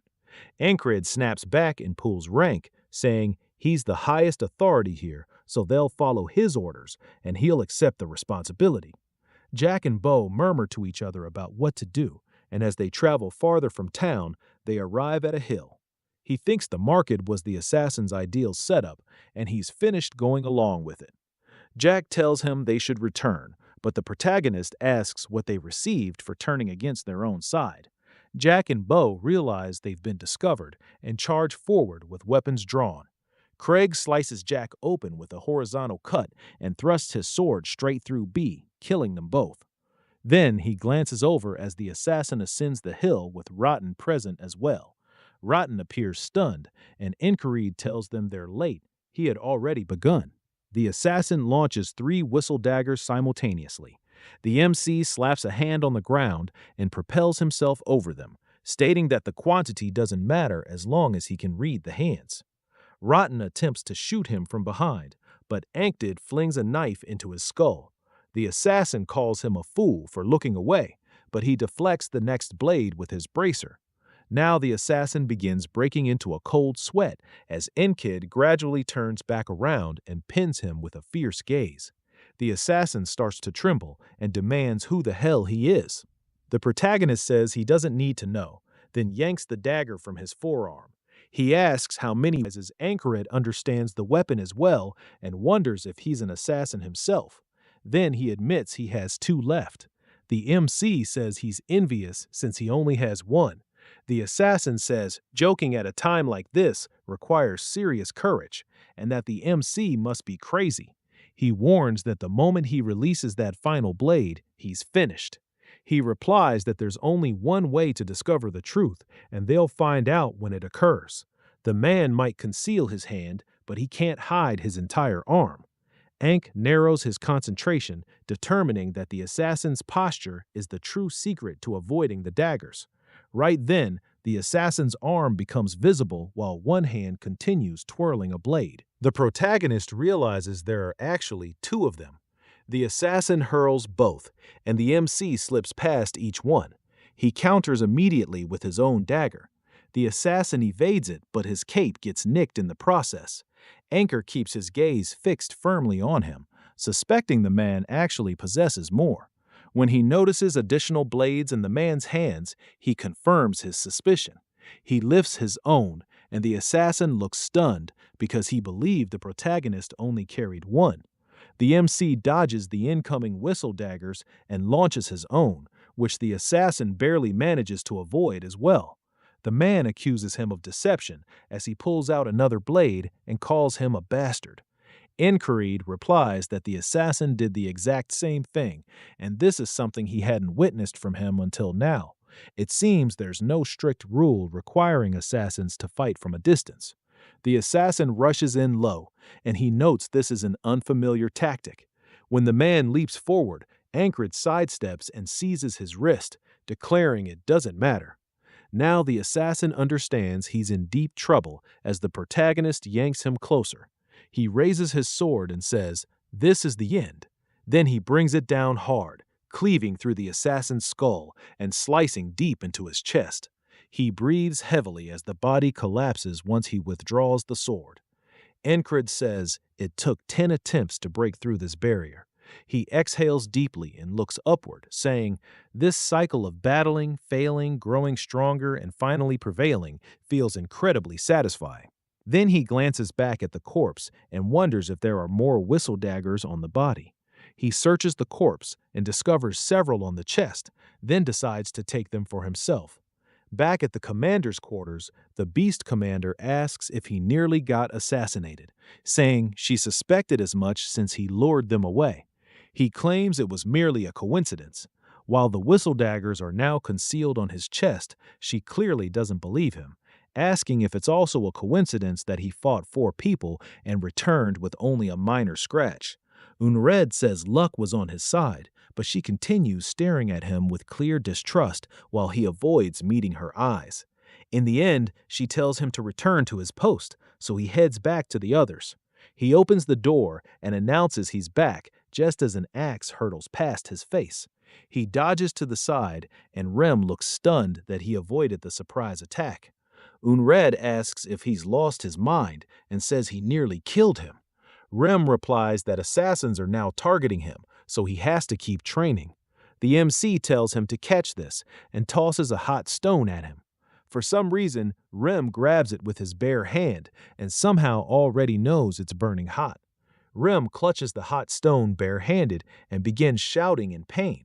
The axe had even trimmed off a bit of his hair. So Incred asks Cry what he charges for a haircut, and they begin negotiating while Rem is still panicking over the stone. They settle on 8 copper, and Cry starts cutting his hair outside. The protagonist still tries to haggle further since they're on the same squad. Cry tells him to find a barber in town if he dislikes the price. The MC refuses, saying the city barbers are awful. Snow begins to fall, and Cry mutters that it's really cold today. Rem calls snow the devil's powdered garbage, while Odd says it's a trial from God. Ragnu agrees. Jackson remains silent, and he figures they're all out here to protect him. He starts thinking about how the assassin managed to infiltrate the border guard. Then his thoughts turn to Jack, Bo, and Rotten. Were they corrupt before joining, or did it happen afterward? Either way, someone else might be involved. So he asks Kreese if he knew the 3 dead men and where they originated from. Cry says Jack was conscripted after getting caught stealing from people. Bo got in after offending a noble, which Rem clearly respects, and Incared kind of does too. Then Christ continues, explaining that Rotten used to work as a messenger for a merchant group that went under. All 3 joined within the last year, and Krissa suspects they were part of the same organization. After hearing that, the protagonist says only one explanation makes sense to him: the Thieves Guild. It's a guild in name only, really just a den of criminals. And if one of them was connected, they'd know the city like the back of their hand. He asks Jackson what he knows about the Thieves Guild. Jackson pushes back, asking why the MC came to him. And the MC says he just figured he'd have some information. Jackson admits he's gotten too easy to read, then says this much: after the guild got rebuilt, his contact there went silent. That's all he has. Krissa finishes the cut, and Rem says his barber really cleaned him up nicely. He notices his hair is shorter, then glances at the falling snow and says it's really starting to pile up. Jackson says he'll be heading into the city tonight. Rem instantly calls him out, saying he's just dodging snow shoveling duty. That gets the protagonist thinking. He suggests they all take on a mission instead. If everyone agrees, nobody has to shovel snow. The second he says that, they all jump on board. Even Krissa is in. And Cried can't believe this whole group hates shoveling that much. He says he'll go ask the commander for permission, and Ragna calls him lazy for not doing that first. They head inside, and even Odd tells him to hurry up and ask. The MC can at least appreciate how united they are about hating snow duty. So he goes back to the commander and explains the situation. She asks if he wants permission to investigate the Thieves Guild, and Crisis says yes, if she'll allow it. She's still clearly suspicious of him. He keeps avoiding her eyes. Then she narrows her gaze and asks if this is really just about getting out of snow duty. Before she's even finished, he blurts out, no, he only wants justice. Inside, he's shocked she caught on that fast. After that, he rejoins the others and they ask where this whole Thieves Guild idea even came from. Crisis says he means the Gilfin Guild and asks if N knows anything about them. He says no, and that's why they're going to find out. Rim, meanwhile, is freezing. The protagonist tells Jackson they'll wait at the inn while he figures out where the guild is hiding. Jackson asks how exactly he's supposed to do that, and the MC tells him to work it out. Krissa can't believe that's the order he gave, but Jackson accepts it right away. Now, Krissa starts wondering if he's the strange one here. They gather at an inn called Vanessa's Pumpkin Soup. Krissa asks what they'll do if the Gilfin Guild turns out innocent. Jackson says, innocent or not, they're still criminals. Someone needs to wipe them out anyway. Krissa thinks for a moment, then calls over the waitress, Lisa, and tells her to wait. She asks what he wants, and he leans in to whisper something to her. And Cried wonders what he's saying. But what stands out more is that Jackson still hasn't come back. Even for him, he's working with almost nothing. He starts to wonder if his order was too vague, and he almost feels bad for him. Meanwhile, Jackson is on a snowy rooftop watching the area below. He stays completely still, letting the snow pile up on him. Then something catches his eye. Two men are walking down the street. Back at the inn, the others ask Krissa how he knows Lisa. He says her father makes shoes, and her dream is to run an inn in the capital. They stare, and he shrugs. Pretty women become future customers. At last, Jackson returns, opening the door covered in snow and saying he found their hideout. Everyone just stares at him, confused by how much snow is on him. Jackson stares right back, waiting for someone to answer, and Crit finally pulls a drumstick from his mouth and tells Jackson to eat too. Jackson declines and asks why they're still sitting around. They should move now. Ryan refuses, saying it's way too cold. Jackson says he'll warm him up with his own blood. Encared says he wants to go too, but the snow slows them down, so they need to be careful. They'll head out once it stops. Then he glances outside and realizes that won't happen anytime soon. So he changes his decision and tells everyone to prepare. They point out he just said the opposite, but the protagonist says he's waited long enough. Soon they're out in the snow. Rem is still freezing and complaining that the inn was warm, so why did they leave? As they move through an alley, a beggar nearby pulls out a concealed blade and glares at them. He's not alone either. More men rush in from behind him. Rem tosses aside his blanket and greets the first guy with a grin. Then he throws out a taunting question, smashes another man in the face, and asks Jackson if this is one of his friends. Chris says they're probably with the Gilfin Guild. Jackson says these men will lead them to the hideout, then points out a hatch. The beggars were guarding the entrance. The hatch is locked, but Odd tells everyone to step back from it. He pulls back his fist and says, "Knock, knock," then punches straight through and smashes it open. After that, he jokes that they must have forgotten to lock it, so now they can go in.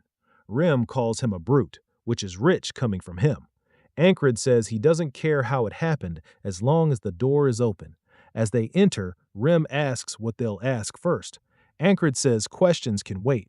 First, they use force. They move down a narrow hallway, but the people inside have already been alerted. A group is waiting for Ankrid and his squad. Their leader says reporting failure would be annoying, so they might as well deal with it themselves. One man worries this might go badly, but the others gather around him. The leader just sneers. Why fear a bunch of nobodies? The moment he says that, the door flies off its hinges when Odd kicks it in and jokes that this one wasn't locked either. Now the leader realizes he may have picked a fight that's too big for him. Brim says they can kill them now, but Ankrid says no. Start with the ones who never preyed on the weak, the ones willing to go to a cell, and anyone who doesn't want to die can throw down their weapon and step over this line. He draws the line on the ground and warns the rest, refuse and die. Rim asks why they aren't just killing everyone, and Ankrid says he changed his mind. Really, he's just thinking that sounded pretty cool. Rim only looks more confused. The leader laughs and calls him another low-ranked grunt, asking if he really thinks he can command them. Odd says their minds are clouded by demons, and they won't listen unless force makes them. He lifts his blade and agrees. Then he asks which one of them is strongest. The leader grins and says, "This should be fun."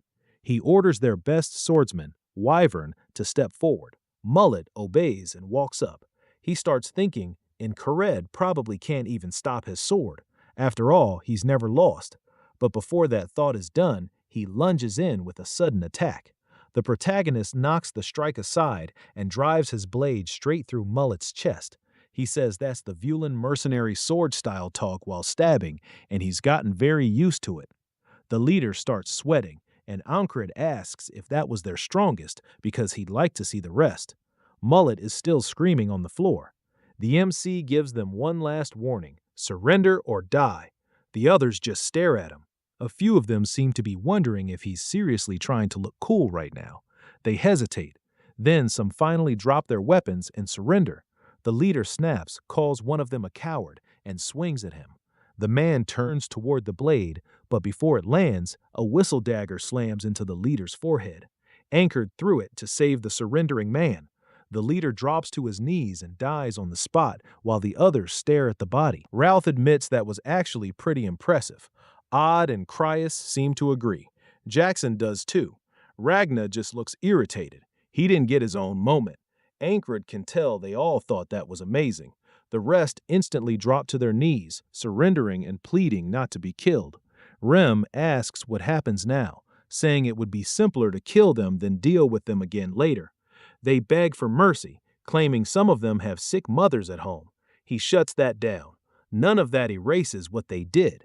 One bald man steps forward and says if someone has to die, it should be him because he's Gilfin. Ankred asks if he means he's the Gilfin from the Gilfin Guild. Then he points at the dead boss and asks, wasn't that guy in charge? The bald man says yes, but the protagonist says that should make him Gilfin. Nope, that's actually this guy. The MC is totally confused. Craze explains the guilds use random names on purpose. If the law starts hunting them, they dump that person and run. Gilfin says the dead boss was a rotten bastard, but the others aren't like him. So if he wants blood, he should take his. The whole group breaks down, refusing to let Gilfin carry this alone. Turns out he's a good guy who looks after their families and helps everyone. Ray even starts backing them up, asking if the protagonist really plans to kill them after all this. The protagonist reminds him Ray was the one pushing for that first. Gilfin keeps begging, offering the guilds money and whatever else they own if the others get to live. The MC looks down at him while Cry just smiles. Gillen says most of the money is locked in a safe, but the key was hidden by the dead boss. That doesn't matter much with Odan around. He just rips the vault open and reveals the gold inside. Gilfin can only mutter that it's his fault. Ankid tells the others to go ahead, and they start taking what they want. Jackson picks a knife. Rem grabs some warm leather, and Rodna asks why nobody's taking the cash. He starts digging through the pile too. Then he finds something he likes, a leather armor set that's both tough and flexible. He says he's taking it, and Cries calls out to him. Cries says they should take over the guild. Ankred asks if he's telling him to become a thief. Cray says yes, but a kind that doesn't kill. Even if they wipe this guild out, another one will pop up in a month. So Craze thinks it's smarter to keep Gilfin in charge and control the guild through him. The protagonist thinks it over and says, this all feels way too neat. He starts wondering if it began when Craze was talking to Lisa, and Craig figures Craze must have told her everyone would gather here. Craze laughs and admits that was exactly the plan. He adds that if the MC agrees, the guild can pay him every month and feed them useful information too. He says he doesn't really care that much about money. Still, extra money isn't a bad thing, so he agrees. Craze then tells Gillen that from now on, there'll be a thieves guild that doesn't kill. They'll weed out the worst members, hand them over, and slowly clean the whole group up. Gilfin warns that if they don't disband, they're all going to die. Craze asks why. Gilfin explains the dead boss worked for Aspen and their collector, a man called a frog, comes by every spring and fall to inspect the guild. If that guy finds out what happened here, he'll kill all of them. Craig says that won't be a problem. They've got monsters worse than that on their side, and he points at the others. Ankred tells everyone that if they got what they came for, it's time to head back. Rem looks at him and asks if he really thinks they're done shoveling the snow, and instantly realizes he forgot something major. He looks outside and sees the snow piling up heavily. Ragna says there's still some unfinished business left here, whatever that means. Odan sits by the fire and says he's going to pray, reflect, and preach a little more. Jackson says he has something to handle as well, so he'll be gone until morning. The protagonist didn't expect everyone to be this occupied. As for him, he simply lies down and the group gets ready for a long rest. The next day, Ancred reports to the ferry commander that they found and eliminated the Thieves Guild. She asks if he enjoyed skipping snow duty. He acts clueless, though. In his head, he's amazed she figured it out. Then she says she heard he never turns down a duel. He tells her that's mostly accurate. Pointing her sword at him, she asks for a spar. Ancred agrees, confused why he's getting a duel instead of punishment. He thought she was upset. A second later, she sweeps his leg. He can't react at all and crashes to the ground. She tells him to stand up. The moment he reaches for his sword, she comes in with another sweep and flips him over again. And Cray starts wondering what's happening. Her first sword has always been this thin, almost like a whip. She keeps ordering him up, only to drop him over and over again. Before long, he's flat on the ground, completely out of breath. Looking down at him, she says he used to react like he could see the future, but right now he looks blind. She says she still doesn't really know who he is, but one thing is true. He broke the spell and killed 4 assassins. Then she looks up, says it's snowing again, and warns that she'll be watching him. Angry can't believe she was really mad about the snow. He calls himself pathetic. He's trained with a sword, but never really with his bare hands.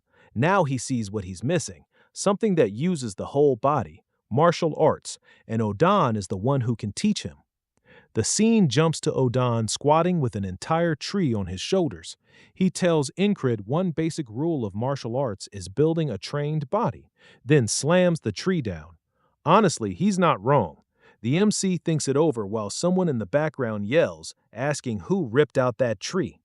Odan ignores the question and says he has a training method. He asks about the tree, but Odan keeps going. This method pushes the body to its limit, and it's called the isolation method. Smiling, he says it hurts so much the protagonist should just think of himself as already dead. Death is something Incred knows very well, so he says that part is his specialty. Then training begins with a boulder strapped to his back while he does lunges. The MC says he's seriously going to die. Odan explains that the core of isolation training is overload. Tear the muscles down and they'll grow back stronger. As he starts shaking, Odan says he has to hold it for 10 seconds and that he knows the protagonist's limits better than the protagonist does. The protagonist wonders how that makes any sense. Right as Odan pushes down on the rock, Odan grins and says the MC must regret not starting this earlier. He adds that he still needs to build his body a lot more before real martial arts can start. He cuts him off. He doesn't have time for regret. The past is gone, and he stays focused on the present. If he didn't, he never would have survived the first loop. He looks up at Odan and asks him to teach something else while he's still holding the pose. Odan is stunned by how serious he is. Smiling, he says he respects his squad leader and they move on to the next step. With even more rocks added in, Odan tells Incred he'll be crawling back to camp on all fours today. The leopard watches this entire brutal training session in broad daylight. Odan has the protagonist holding stones with both arms stretched out wide. He's clearly struggling, but he still refuses to give up. And the leopard just keeps watching. That night, Ancred face plants into the barracks doorway, and Rem asks if someone's bullying him. He wants to know why the MC keeps coming back half dead. The MC says it's just training, while the leopard starts trying to comfort him. Rem asks if he's keeping it, and if so, he should give it a name. He thinks for a second and says it's warm, so maybe heater. The leopard hisses. Then he tries Blackie Blue because of its blue eyes, and it hates that one too. Rem says those names are basically animal abuse, but Ancred still thinks Blackie Blue sounds cute. In the end, he says he'll think about the name some more. The leopard curls up beside him as he falls asleep. Then he dreams of a flower field, and when he opens his eyes, he is startled to find himself walking around. The sky above glows with an aurora. He says it's weird to dream without seeing the boatsman, and this whole place doesn't feel like his usual kind of dream anyway. As flower petals drift through the air, he turns and sees a woman in a cloak walking toward him. When she gets closer, her eyes are the same blue as the leopard's, and Anchor is caught off guard by how beautiful she is. She speaks one word, Esther, and says that's her name. The protagonist looks down and realizes Esther is now lying in his bed. She starts sweating nervously, but it's the middle of the night and Enkid has an arm wrapped around her. She blushes while he tells Esther good night, holds her close, and falls asleep again. The next morning, Enkid heads out, and Rem asks where he's going. The MC says training. Rem calls that gross and asks if he isn't still hurting from yesterday. He says his body actually feels light. Esther says, of course it does. She used magic on him. He has to free her from her curse, so she can't let him die throwing his body around like that. Rem asks if he met a priest last night or something. Encard says, no, he dreamed about some woman. Rem says he didn't take him for that kind of dreamer and asks what she looked like. The protagonist remembers Esther's face and says she was really pretty. Esther sighs, saying, at least his eyes work. She explains that magicians naturally keep chasing deeper magic and mystery. But while seeking more knowledge, she got cursed, turned into a beast, and had her powers sealed too. One day, Esther followed the smell of a curse through the fields, and it led her straight to Incred. She keeps watching his training, and Odon is shocked. Usually the soreness lasts a week, but the MC is already hitting harder than yesterday. After finishing his set, he stacks the rocks neatly. He calls out to Blackie Blue. Esther hisses, and he quickly apologizes, then asks how long she's been watching. Esther explains that names matter in magic. If someone keeps calling her the wrong one, her power gets even weaker. With the little strength she had left, she told him her real name, but she messed up in the process. That mistake is why she turned back into a human at night. It was embarrassing, though. She's glad Angkor is too dense to make it worse. According to her, he's clearly under some kind of curse, but it still hasn't fully taken hold. Still, what he's carrying is far stronger than her own. The big curse slowly eats weaker ones nearby, so if she stays close to him, her power should come back with time. Later that day, Angkor spars with Auden. Auden drives in with a knee strike, and the protagonist slips to the side to avoid it. But Auden was ready for that. He reaches out, grabs the MC by the face, and slams him into the ground. He tells Incred that martial arts require a body that's properly prepared, just like swordsmanship. Grabbing his wrist, he says none of it matters if he's too slow. He is still slow as a turtle, Odin says, but his body is definitely transforming. What stands out most is that he never gives up. That's just how focused he is. A full month passes and green shoots start pushing through the snow. Ankrid spends every day training, and now the whole squad is helping him. He thrusts his sword at Rem, and Rem grins, surprised by how much he's improved. Now he can actually put up a fight. After that, the protagonist finishes eating and asks Ragna for a spar. Ragna tells him to wait until he's done eating, then beats him anyway, saying Incred still lacks adaptability. His basics are solid for now, and his muscle memory should be able to handle them without thought, but he'll still need endless repetition. The MC just sighs, smiles, and says that's exactly what he's best at. That night, he studies his blade and thinks training with the squad helps, but real field experience would help too.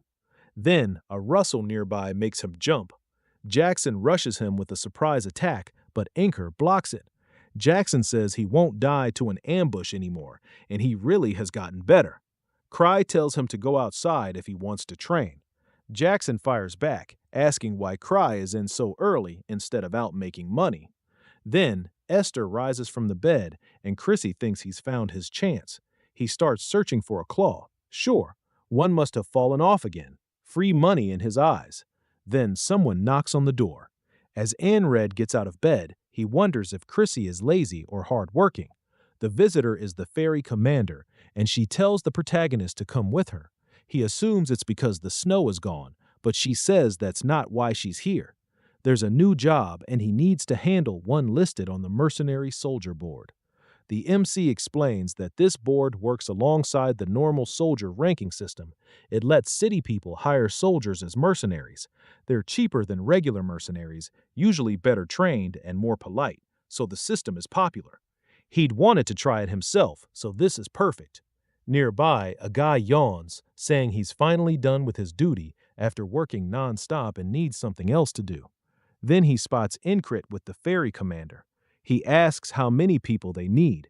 She says 3 total, and he should bring 1 squad mate. She'll be the 3rd. That shocks him.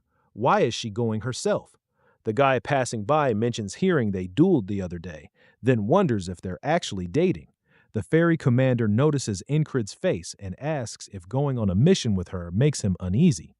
The bystander instantly reads it as romance and starts spreading the story. Before long, the whole camp is saying the company commander and the spellbreaker are together and somehow already have kids. Later, while the protagonist trains, people keep talking about it. They can't believe he pulled a fairy with a face like his, but admit they look good together. And Crisis has no idea what is happening with these rumors. The moment he gets back to the barracks, Rem shouts, "Papa's home," then asks how far along it is since he heard the baby is coming soon. The MC says they got it all wrong. Everyone is misunderstanding the rumors, but Chrissy tells him not to be shy. They'll find out eventually. He flat out says no. Ragna says it sounds great, tells him to keep her close and keep training, and adds that even Odan is praising him now. And Chrissy says it just feels like bullying. Remy asks when the date is, saying being the 3rd wheel will be awkward, but he'll do it for his boy. The protagonist asks if he's talking about the mission, then says Rem is absolutely not coming. Rem argues he has no one else to take, but the MC points to Jackson instead. Jackson says he's ready, and they head out. Rem can't believe he chose the damn cat over him and asks if he got hit in the head. He says if Rem got mad, he'd probably try to ask the commander, so no chance. Jackson asks if he's only being picked because he won't cause trouble, and Chrissy says no. Jackson does these jobs a lot, so he'd be useful. Jackson says he has one piece of advice, warning him not to give too much of his heart to one woman or it'll come back to hurt him. The protagonist says he doesn't need advice about that. When they meet the commander, the MC asks when the commissioner will arrive. She says soon. He glances aside, thinking she probably hasn't heard the rumors yet, and it'd be awkward if she had. Then she immediately brings up the part about them having kids together. Anchor blurts out no, while Jackson struggles not to laugh. He asks if he's laughing. Jackson denies it, but he knows he definitely heard. The ferry commander asks if her questions bother him. He says no. Then she asks if he's happy about it, and he says no before quickly changing it to yes, getting more confused as she keeps teasing him. A carriage arrives, and Jackson says the commissioner is here. The ferry commander clicks her tongue, saying it was just getting fun. She turns away, and Anchored can't believe she was joking with such a blank face. The mission is to protect the child of a rich merchant, while the rogue fried trading company decides which of 2 heirs will become the next head. Their job is to make sure the heirs don't hurt each other. Ankit expects some greedy little toad, but a beautiful woman steps out instead and introduces herself as Leona, ace of the rogue fried company. She politely greets them all. Then they head into town. On the way, Leona whispers to a woman beside her while the protagonist rides in the back since the greeting she hasn't spoken to them directly. And even the little communication they get comes through her maid who says they'll first take a room at the inn and wait for the others. So really, they're here just to escort her, nothing more. Anchored remembers Odan's lesson. Age, body, stance, position, and gaze all matter. Figuring out an enemy's plan is a skill by itself, so he starts studying the group. One guard is left-handed. Her steps are heavy like she's carrying a lot of gear. And his sword sense tells him she's pretty strong. None of them seem to be on special rank level, but for now his read is good enough. Jackson asks if he's bored and suggests a sound game. Jackson calls out noises and the MC has to say where they're from. A rustling paper bag. The MC says a woman at the food market. They keep going. Then Jackson asks about a tongue click.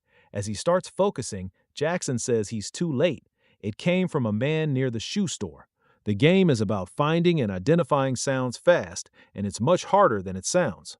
At the end, a guard tells them Leona will take a room upstairs, while the rest wait below. The commander sits with them, says the game looks interesting, and wants in. The protagonist mentions that fairies have much sharper senses than humans. They continue.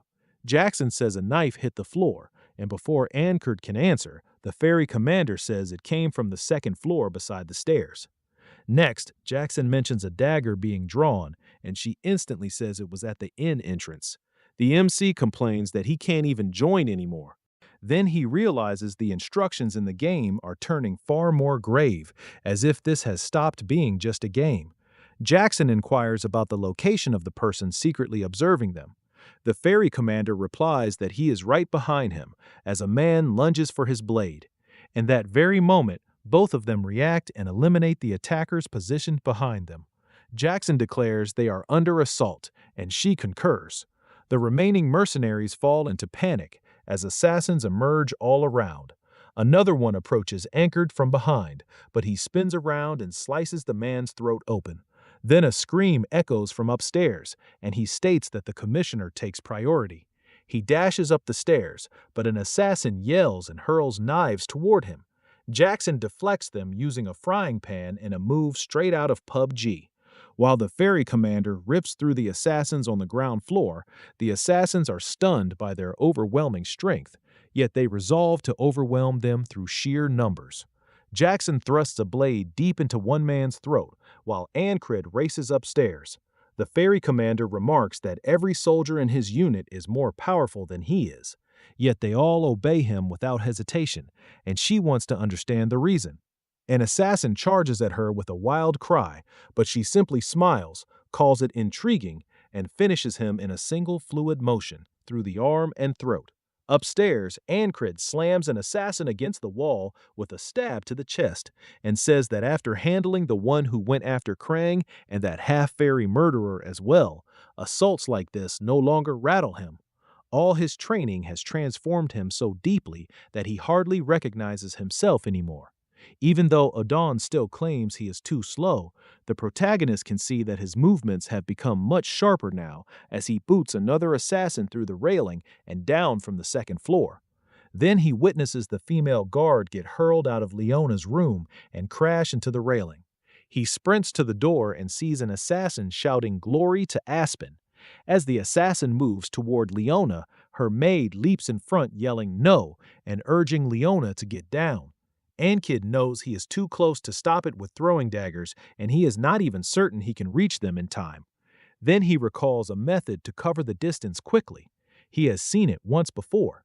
Thinking back to that night on the battlefield, he knows he cannot replicate it perfectly at his current level, but he still attempts it, figuring that even an imperfect version should suffice, and he surges forward to arrive in time. The assassin's blade descends, and Ankyd cuts in front of it.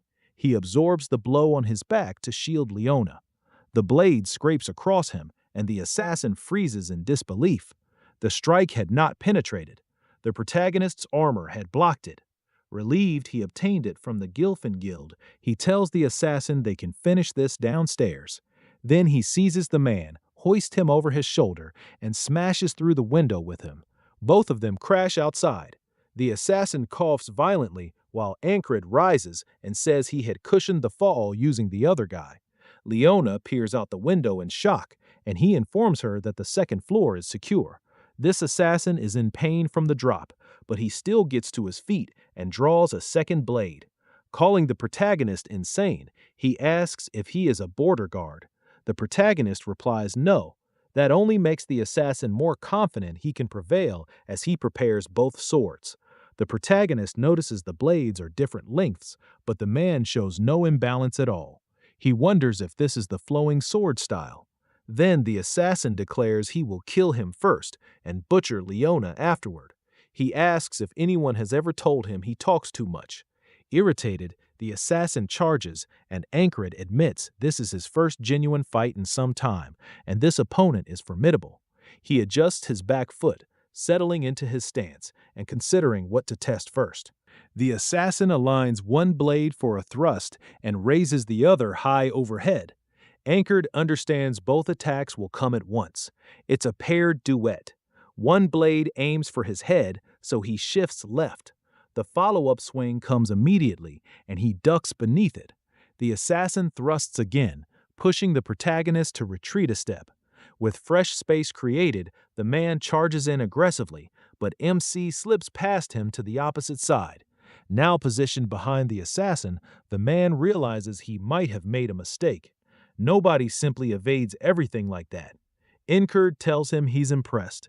He could never master that style himself because he lacks the necessary talent, but judging from the speed and precision, this opponent is roughly on the level of that stabbing maniac from his first loop.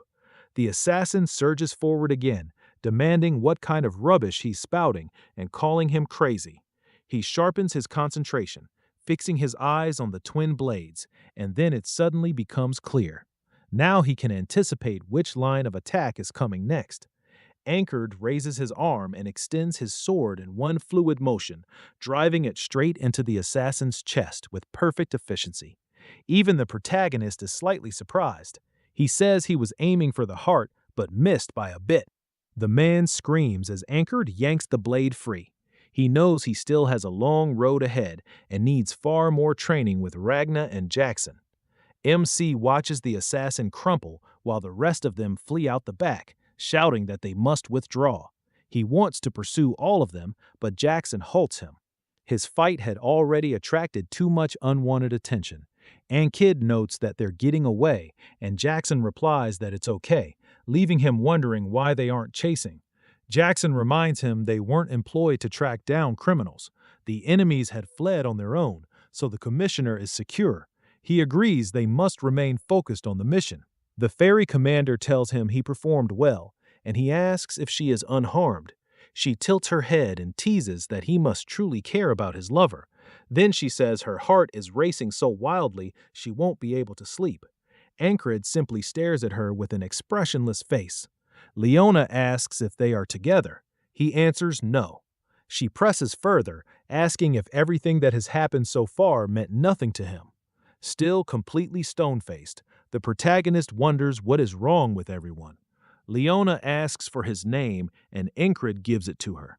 She thanks him for saving her and promises to reward him properly later. He says it's fine. He was only carrying out the job he was assigned. She looks like she wants to say more but holds back. Sometime later, MC explains that the captured assassins were turned over to the army and additional soldiers were deployed in case of another assault. Sitting at a table, Anchored reflects on who those assassins actually were.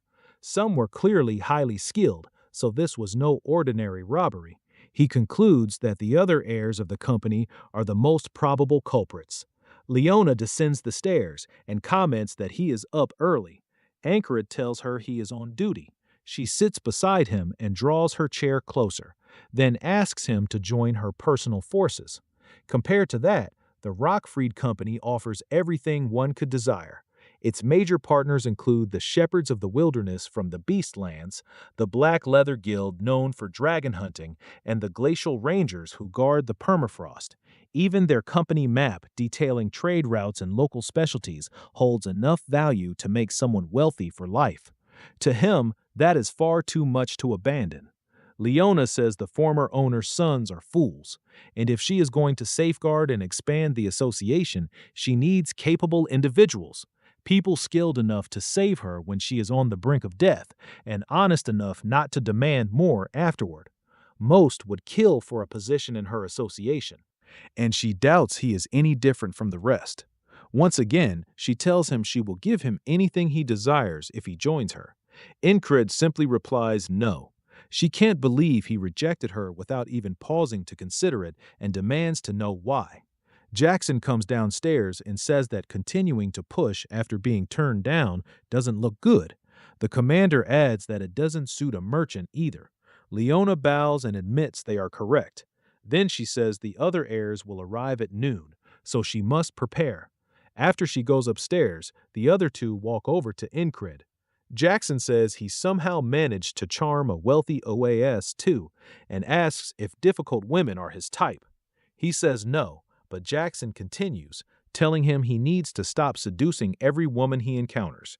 He shoots back that he never did anything of the sort to begin with. Then the ferry commander calls him a two-timer and says that really stings. The protagonist grits his teeth and says, "Sorry, maybe his taste just changed." Jackson is stunned, and so is the commander that he actually talked back. People nearby overhear and begin murmuring that they can't believe he is the kind of jerk who seduced another woman.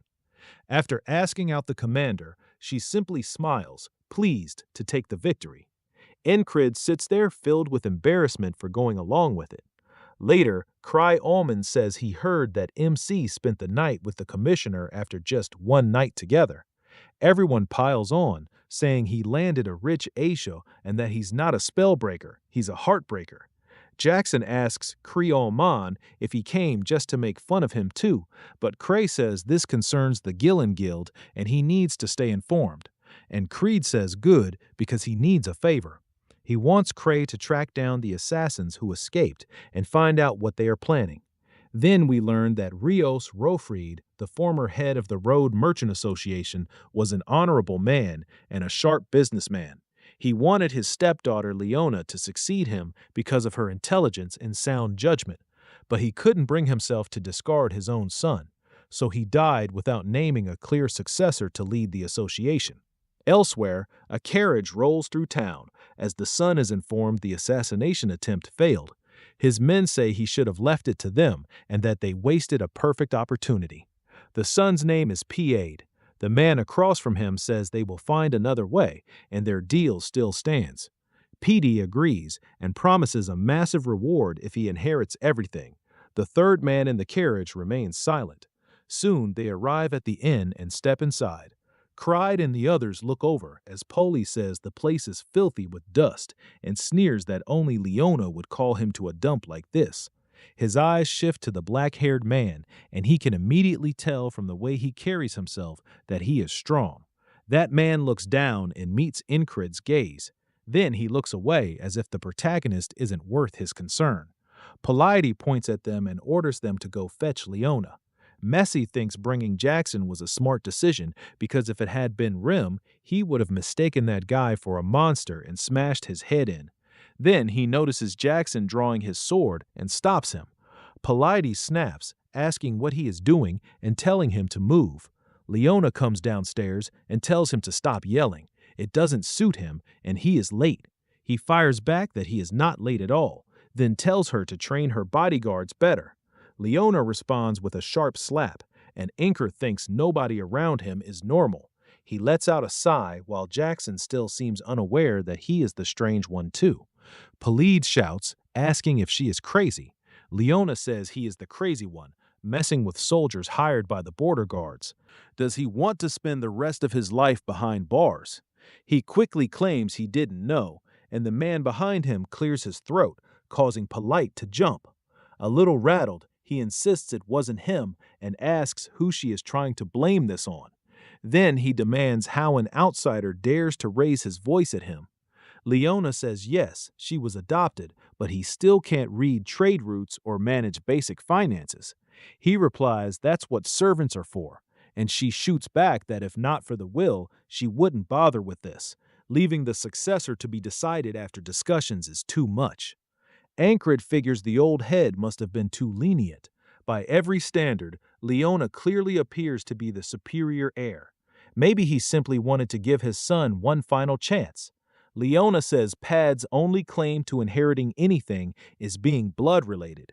Polide asks why that matters, and she grabs his fat chin, saying that no matter how she looks at him, he is nothing like the former head. His stupidity and ugly face make her wonder who he even inherited it from. That causes him to grab his sword in fury, and Anchor reaches for his own as well.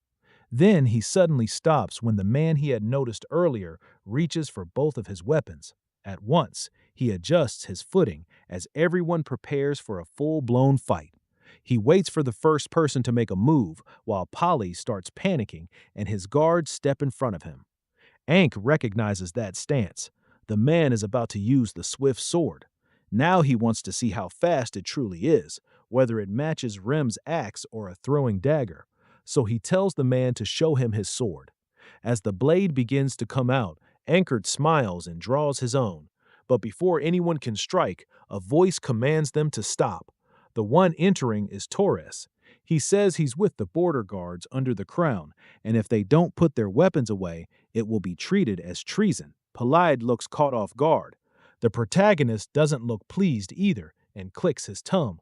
Jackson stares at him, remembering how Incrid said nobody here was normal, and decides MC is the strangest one of all.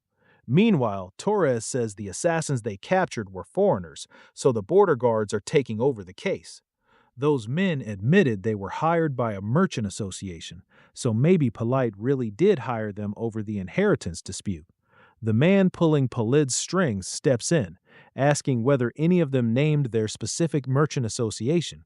If not, then there is no proof. Torres says he talks too much. Does he really think they are that stupid? Leona says she has a proposal.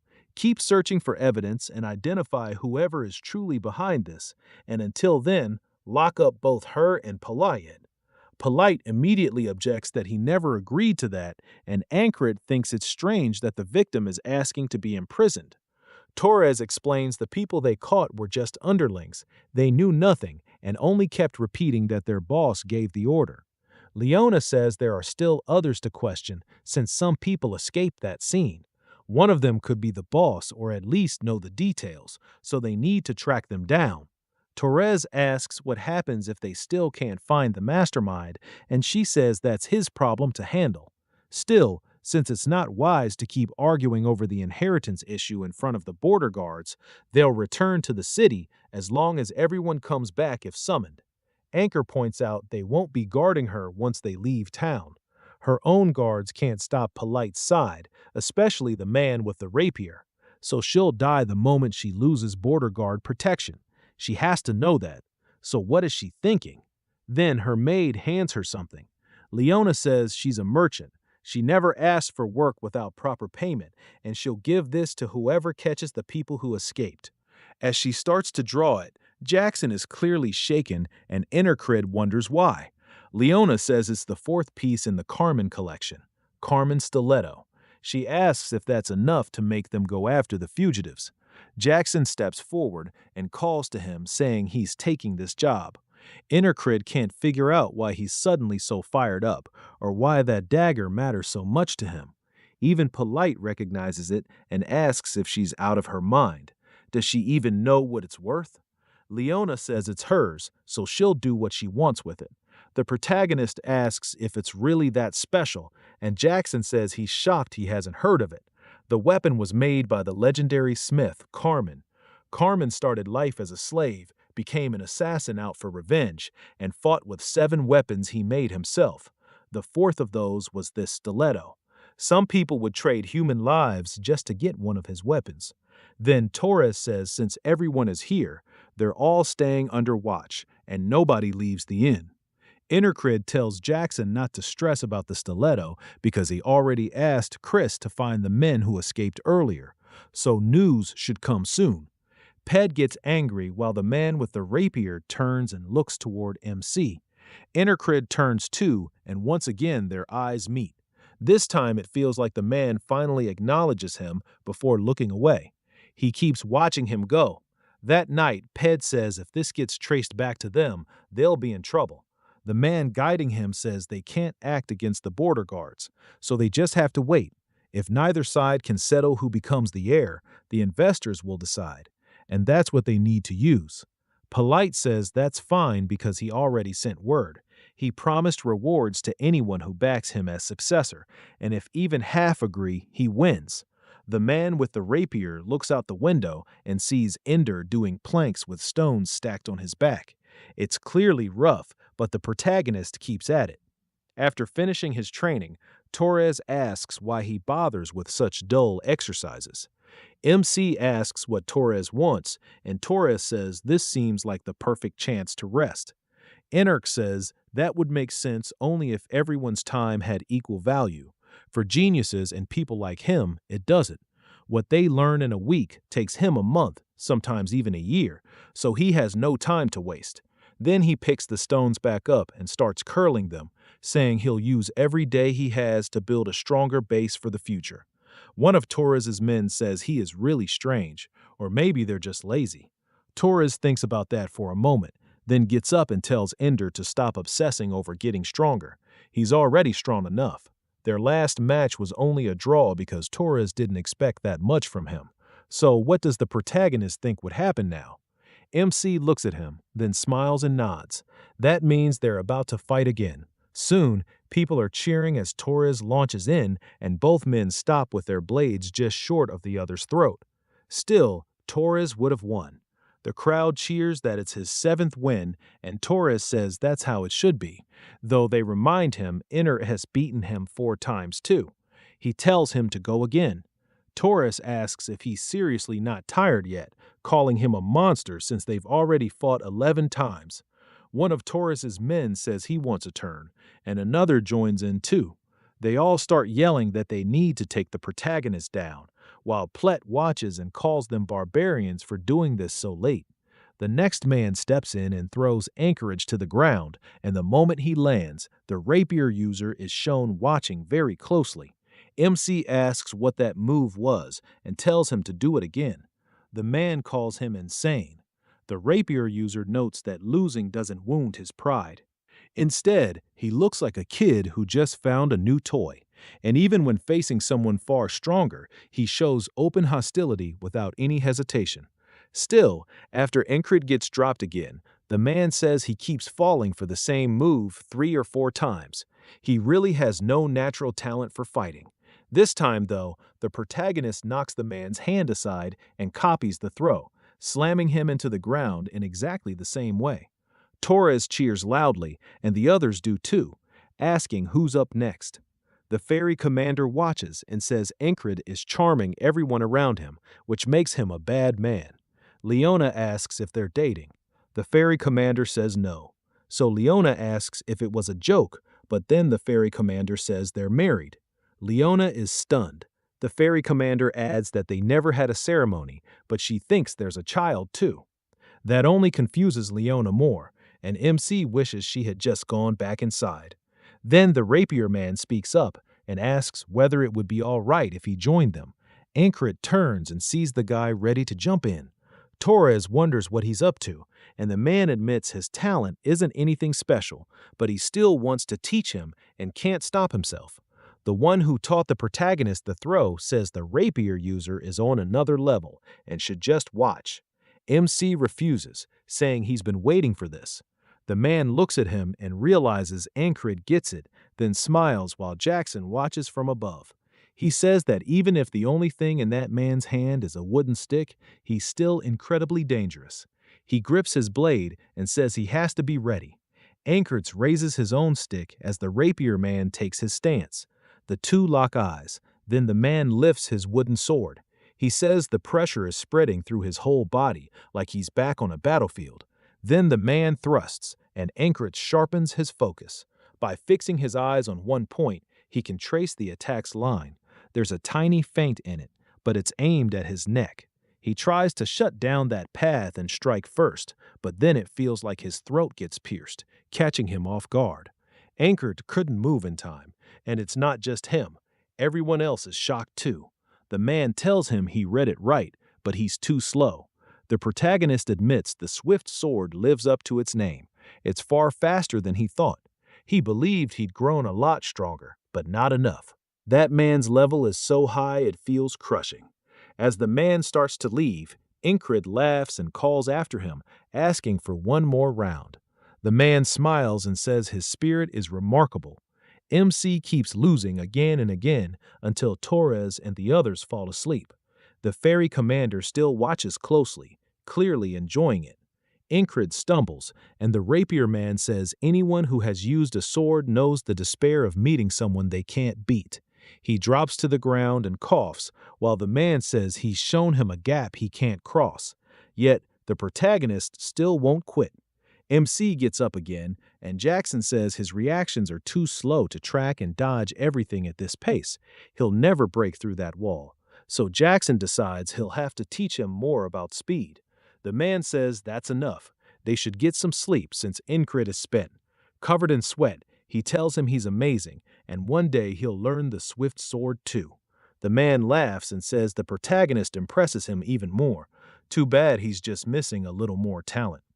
Later, Crazy calls out to Incred and Torres, saying they caught the runaway mercenaries. The men are lying beaten on the ground in front of them. MC nods and tells him good work. Crazy brushes it off, saying it was just tracking down a couple of hidden men. Leona says they must be his squad and thanks him again. His armor is still torn from protecting her before. Torres asks who hired them and presses for names. Polite immediately tenses up, and one of the mercenaries answers saying it was Aspen. He says a merchant group from there wanted to expand into the disputed lands. He doesn't know which one. He only received a letter, and payment was promised after the job was done. Leona says that may be true, but the border guards will decide what happens next. Torres says she seems satisfied with that, then asks if she wasn't hoping the ugly fool was behind it. She says, of course she was, enough to offer her precious stiletto as a reward. Torres says crushing these bastards is their job, and the rock-freed people are free to leave. As everyone starts to head out, Jackson pulls out the stiletto. Red tells him not to wave it around in public, amazed by how excited he is like a kid. Krisha warns the protagonist not to fall for Leona because she's scary. He says he isn't and asks if Kissa is even listening. Then Kissa says something feels off. No matter how he looks at it, those men were hired by Polite, but they claimed it was Aspen. He had a run-in yesterday after they found them. In that flashback, a man enters the room with the mercenaries and asks if he's Chris from the 444th Squad. He says he serves Leona, which leaves Chris confused. Chris explains to Incred that they already knew where the mercenaries were and had the Gillen Guild under watch. They planned to pay the army to release them and made them give that story. MC asks why, pointing out this puts Leona at a disadvantage. If Polite was exposed, that would have helped her more. Right then, Leona says she's relieved he wasn't behind it because that would stay in the last leader's record. Red realizes she did it out of loyalty to the former leader. She says he probably doesn't care much for matters like that. He asks if she'll really be okay since she won't have their protection once she leaves the border, and if Polite attacks again, she'll be in danger. She tells him it's already handled, so he doesn't need to worry. A large group of troops is waiting at the gate. At their front stands a knightly man with his unit behind him. He introduces himself as Mattis, commander of the Rock-Freed Merchant Association Guard Corps, and says he has come to escort their new leader, Leona. They all bow to her. Ankred realizes she stalled them on purpose while getting the shareholders to vote. She has loyalty, quick judgment, and information. She's truly a frightening woman. Leona says asking again would be beneath her, so she won't tell him to come with her, but people naturally end up cheering for him. She hopes they meet again someday as friends. Ank looks at her hand and shakes it, saying, of course. Polite jumps from his carriage and demands to know what Mattis is doing, calling him a traitor and asking if he forgot how kind his father was. Mattis tells him to stop shaming his family name and flat out calls him an idiot. That scares Polite badly. The puppeteer says the plan was a failure, and the rapier man replies they still gained something. At least now they know the new head of Rockfried is very cunning. He adds that he also found out about an unusual soldier. In a flashback, the rapier man tells Incred to lower his sword. He says he respects the protagonist's effort and strength, but without talent, it's just painful to watch. MC says he hasn't heard that in a while, but he never listened to it in the past either. And he got this far by pushing through. The rapier man can only wonder where that drive comes from as he walks away. The next day in the city, Incred tells Rem to get up. Rem grumbles that he only wakes him to go train with that cat-like jerk, but the protagonist says he needs Rem's help. Rem instantly lights up, and Incred starts practicing the swift sword with him. He says the first step is choosing the best line. Focusing on one point, he prepares his thrust and says the second step is mastering explosive movement. Every strike has to be efficient. Then he draws blood from Rem's neck, and MC is shocked as it runs down. Rem looks at it surprised, too. Ankred realizes that with this, he's now faster than Rem.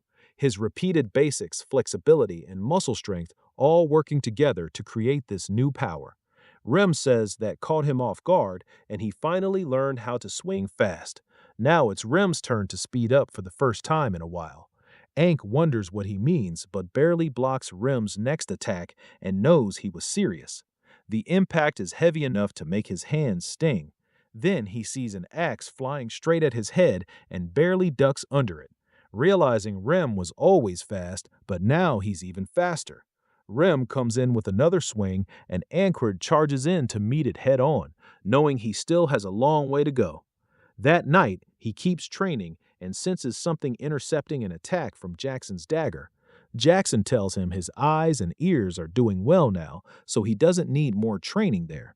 Ankred asks if he came all this way just to say that. As Jackson walks off, he only says for now. The protagonist sighs and says that's why Rem calls him a cat-like jerk.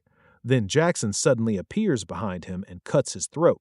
MC grabs at it with a scream, but Jackson is already far away, saying that's called murderous intent. It's the killing will a person gives off. If Incrid can't read attacks with sight or hearing, then he'll have to sense them.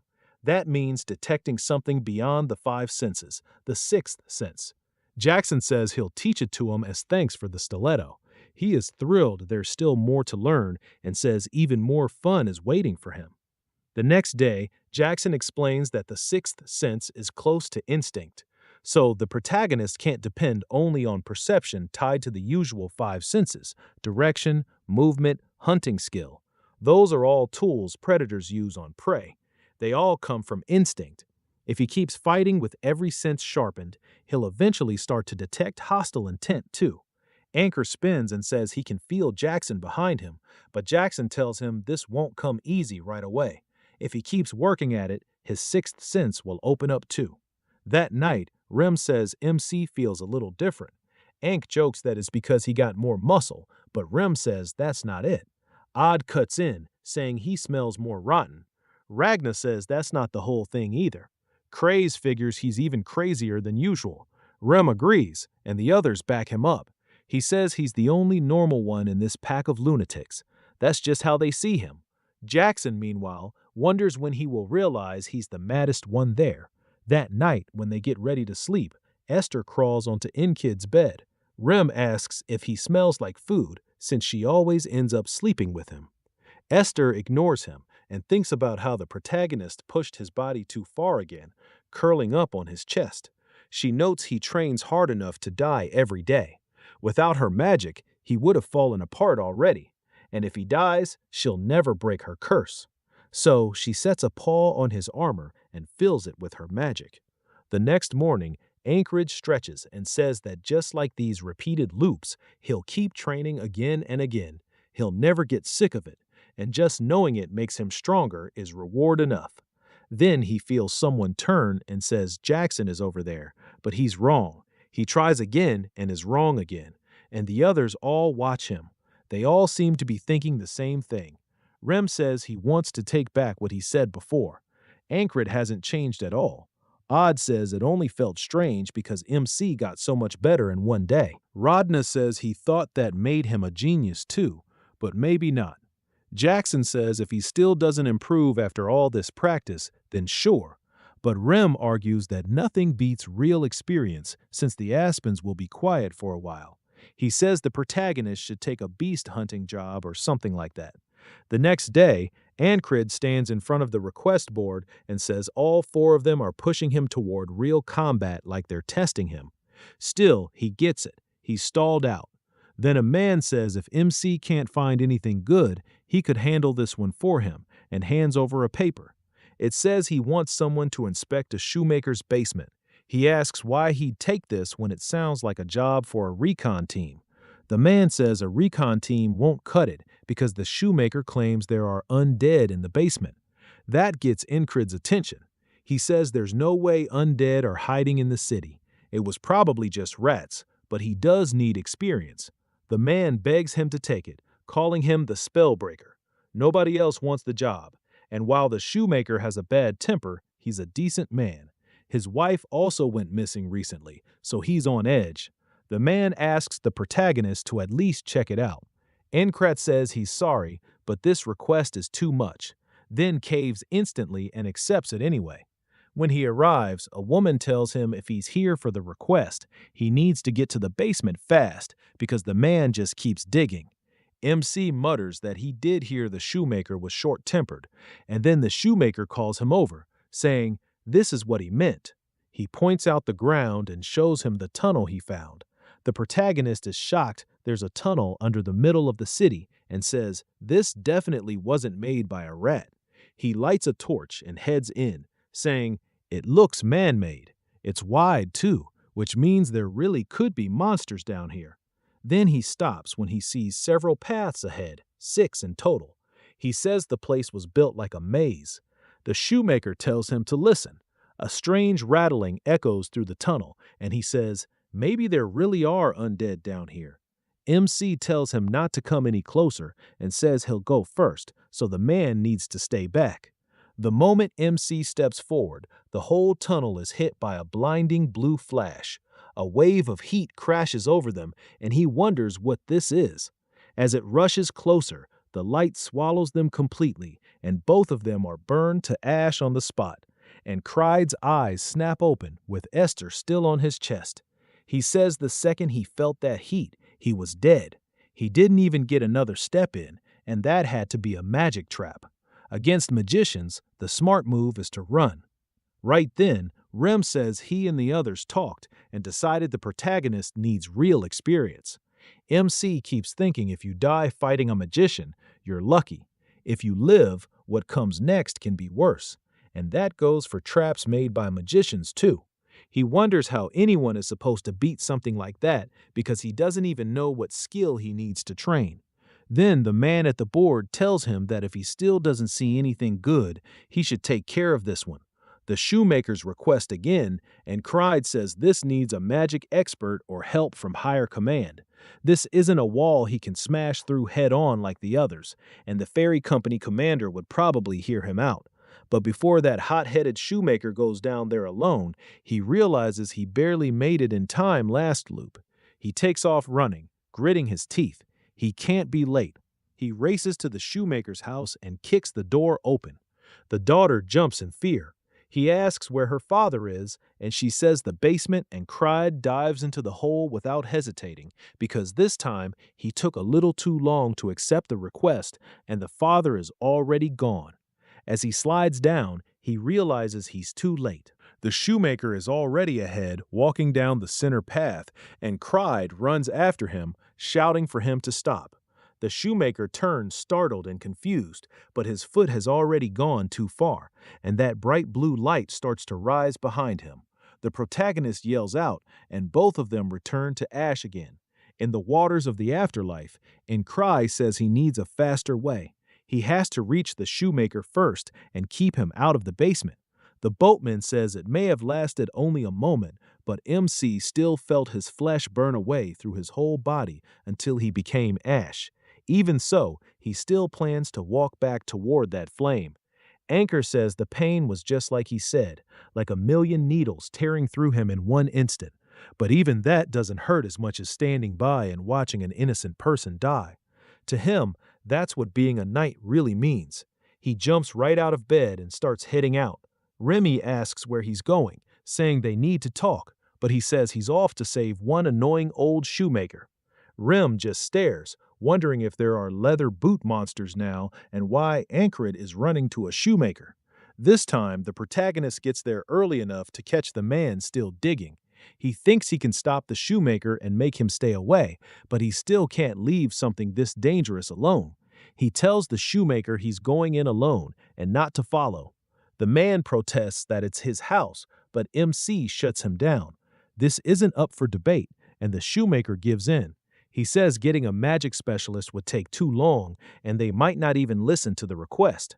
What they have is a strange trap, and he at least knows a little about it. If someone explores this place blind, somebody's going to die.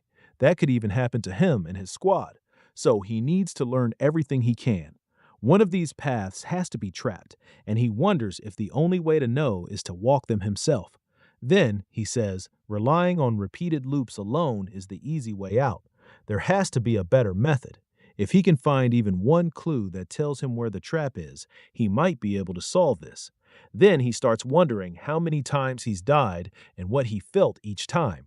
He thinks about every helpless moment when a blade cut his throat, when an enemy knocked away his sword, even when he first met that pervert and could feel a killer's intent on instinct. Jackson's words echo in his mind. It's the presence of something that wants nothing but your death. Something glints in the dark and rushes toward Ankrit, and this time he senses it. He stops dead and says he actually did it. Then he steps forward, saying he really felt it just now, right before the trap slices clean through him. The cut is so perfect, his blood is still spraying before his body even falls apart. Even while dying, he grins.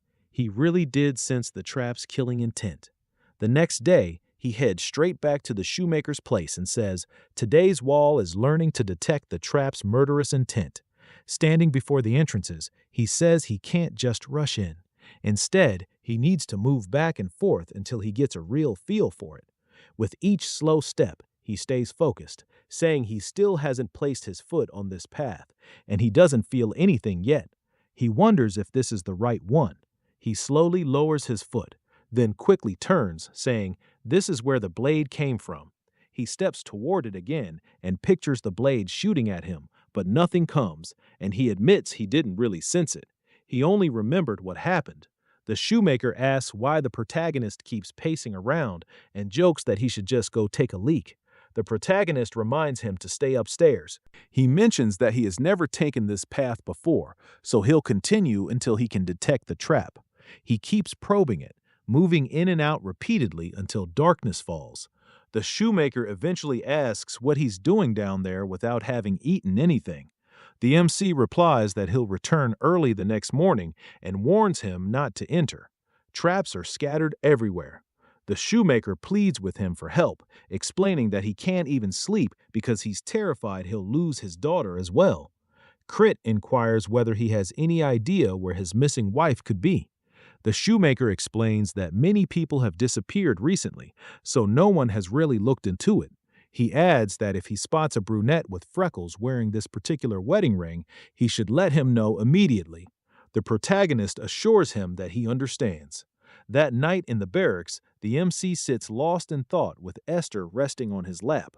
He suddenly spins around, believing he sensed Jackson, but the presence is actually coming from the opposite direction.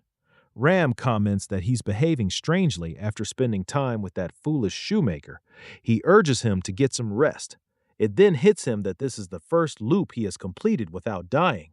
He begins to ponder what will happen if the day simply concludes normally. Will it continue into the following day, or will it reset regardless? He decides he'll discover the answer soon enough. After that, he takes one more step back into the boatman's domain, the waters of the afterlife, and awakens the next day. Rem then notes that they discussed it yesterday and believe the protagonist requires additional experience. At that moment, the protagonist understands he has returned to the same day and starts considering what would occur if he never sleeps at all. So he remains awake, observing the moon descend as the sun ascends.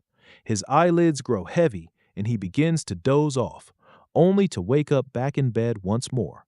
He remarks that he merely blinked, yet somehow he's returned to his room.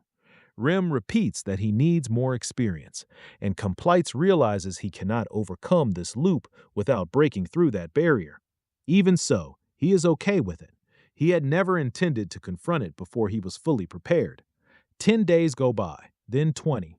Encrid states that this is not ordinary fear. He must genuinely experience it.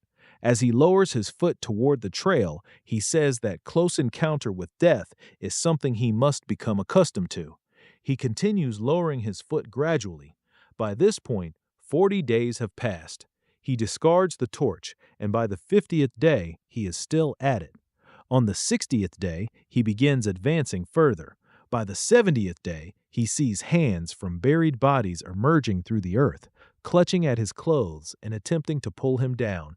He halts before taking the next step and smiles. Now he finally has a general sense of what the trap should feel like.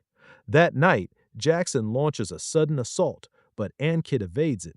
He turns to face Jackson, and Jackson asks if he truly figured it out in just a few days. Now, it is day 72, and the MC has his whistle daggers and all his equipment prepared for combat. Rim asks if he is really planning to go to war at the shoemaker's house, and Encrit replies that he won't return until he has sliced through 10 boots.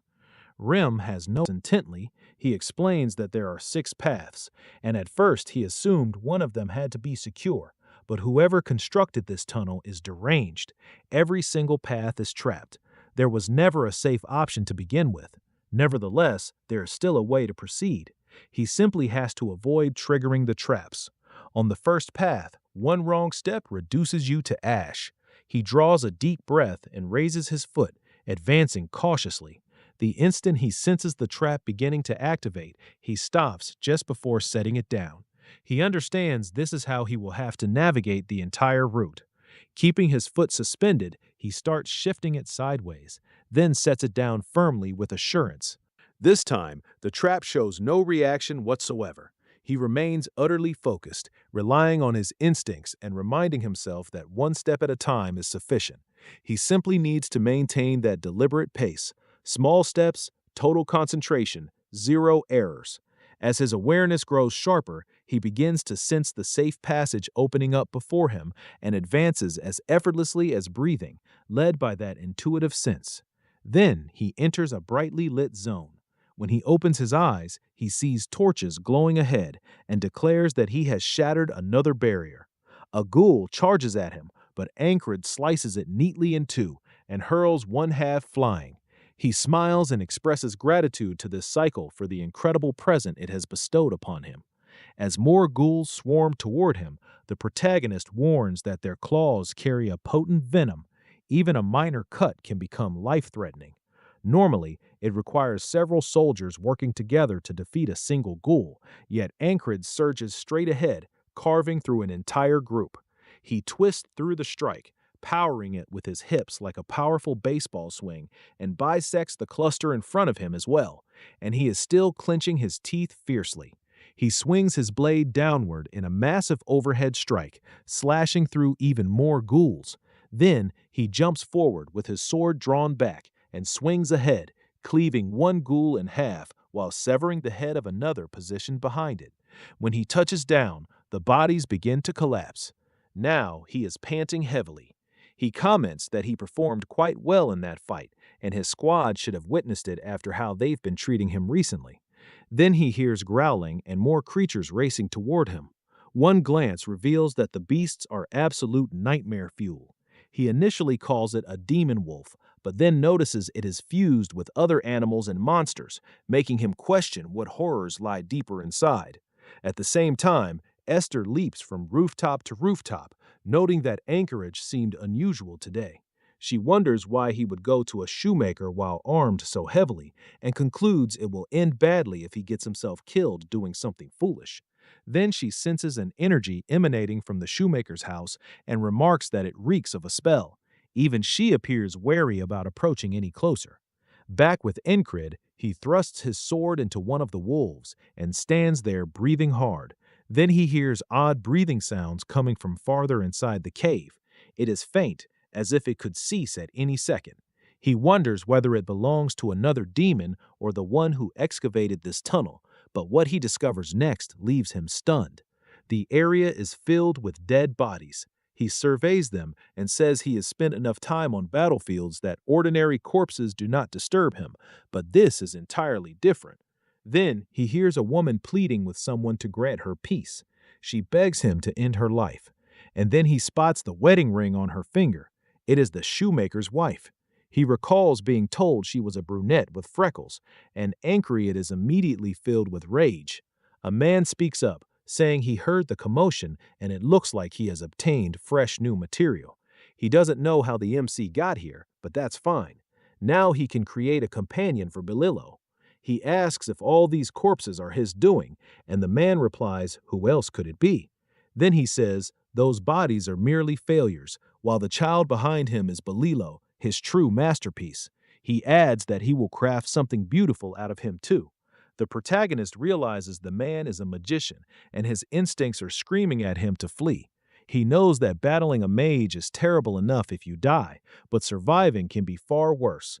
Even so, the MC is past the point of caring. He declares he will kill this man no matter if it costs tens of thousands of lives. He draws a whistle dagger and hurls it first, targeting the man's head directly, but it ricochets off a barrier. Anketa charges forward immediately, sword pulled back, but then something strikes beneath his arm and into his side, hurling him backward as if he had been shot by a bullet made of air. He lands safely, never taking his eyes off the mage. From the corner, Esther observes and says, "She knew it. He truly is battling a magician. She hasn't gathered much strength yet, but if she combines all her power, someone like that won't make any difference." The man raises his fingers, points them at Ankred, and launches another air bullet. That projectile travels faster than sound. He evades it at the final instant, though it still rips through his clothing. He says he cannot see or hear it, but he can sense it. What he senses is the magician's murderous intent, and the mage is stunned. He had dodged every single one.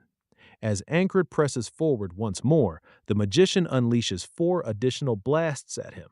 The protagonist recalls asking his squad what to do against a mage, and Rem's response had been straightforward: shoot him with an arrow. Once again, the MC barely avoids the assault, though his clothes get sliced. Jackson's suggestion was to kill the mage when he isn't paying attention. Odd had said the solution was to get in close and pummel him into submission. The next 2 attacks come hurtling toward him. Ray Jesset had claimed that anything that breathes can be cut, and nothing is exempt from that rule. Now the magician finally begins to look anxious because Ankred is already looming above him, sword raised to deliver the strike. He says the mage has an invisible shield surrounding him. If the whistle daggers cannot shatter it, then he will break through with sheer power, and he channels everything into the swing. The magician simply smiles and tells him to go ahead. With Ankred fully committed and no space to retreat, the mage releases a counterspell. Esther watches as it streaks directly toward the protagonist's chest. She declares that he has won. The spell strikes the vest Esther had blessed the night before, and the magic dissolves instantly upon contact. The room erupts in a flash, and the mage's barrier shatters. Terror floods his eyes immediately as Ankred's sword continues its descent. The mage attempts to block with his arm, but it proves useless. He is sliced cleanly in half. The blow carries such tremendous force that the MC's blade continues straight into the floor. What a monster! Ankred begins breathing heavily, then his sword chips, and he mutters that at least only the blade suffered damage. That strike had been powerful enough to tear him apart, so he cannot understand why he is still unharmed. For a moment, he wonders if his armor is truly that effective. Then he turns back toward the shoemaker's wife. She is no longer moving. Her faint breathing has ceased. Even after honing his 6th sense and slaying a magician, all he feels is bitterness deep inside. Leaving the mage's corpse behind, Esther enters and calls him a fool. He lost because he never used his creation, a flesh golem designed to enhance a magician's body. She says it would awaken with just a few touches, but she will be taking it. She raises her paw, but before anything more is shown, the scene shifts to the barracks where Anchor speaks with the fairy commander. She wants to confirm what he told her. A magician's tunnel had been concealed beneath the shoemaker's shop, and a civilian had been abducted and experimented on right in the heart of the city. If that news spreads, people will descend into panic. He insists it must remain hidden.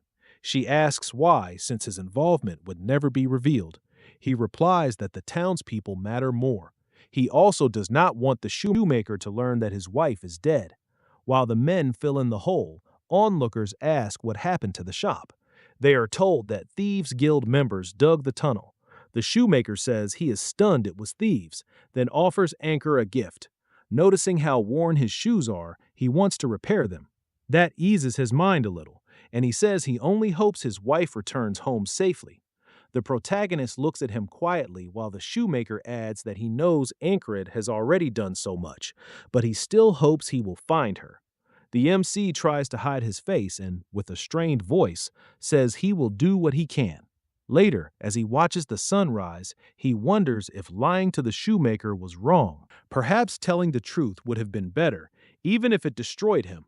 He thinks that if he becomes a knight, maybe he can prevent things like this from happening, though he is still uncertain. He drives his sword into the ground and walks away, leaving it standing like a gravestone for the man's wife and as a permanent reminder of a regret he will never forget. Sometime later, demon dogs charge at the group. They cut them down without difficulty, maintaining a shield wall while the men inside finish off the wolves. Anchored says that right after slaying the magician, they accepted a monster hunting mission, but compared to what he is used to, the battle feels sluggish with the wolves falling one by one at a painfully slow pace. It is incredibly boring. Rem's nearly dozing off, and Anchored says this kind of fight will not make him any stronger. He concludes this must be normal for everyone else and thinks maybe he should have gone by himself. Rem can sense that this is troubling him and says he will take care of it. He draws his weapons, abandons the shield, and dashes forward while the others stare as if he has gone mad. Remin's ripping through wolves effortlessly, and one soldier tells the spellbreaker to restrain his men. Too late. Anchor has already charged ahead, and they complain that his squad of lunatics has influenced him. He surges forward with his sword pulled back for a powerful strike, then slices through two wolves simultaneously. Rem says they have it all backward. They are the ones who caught his insanity. Anchor asks if the craziest person present should really be saying that, and Rem wonders why he is the one receiving the insult. The protagonist grips his sword more tightly, and he and Rem begin shredding the monsters together. The other soldiers can only remark that neither of them is mentally sound. After the battle, the MC cleans his blade, and the men admit that, crazy or not, they are outstanding at their work. Even so, Ancrid still appears dissatisfied, and Rem points it out. The soldiers tell him that if he wants genuine combat, he should join the armored units. He asks if they face powerful monsters, and one replies that they once attacked an entire herd. Then the scene shifts to chaos as soldiers shout for the archers to provide support, but nothing arrives. Something suddenly dives in from off-screen, and one man looks up in terror to see a harpy swooping down at them. The soldiers are snatched up one after another, forced into a circle as the harpies lift them high into the air and drop them, killing some and severely injuring others. Robert simply says that looks painful, and Cridge spots the harpies and recalls that back when he was a mercenary, his entire group was annihilated by them, people he genuinely cared about.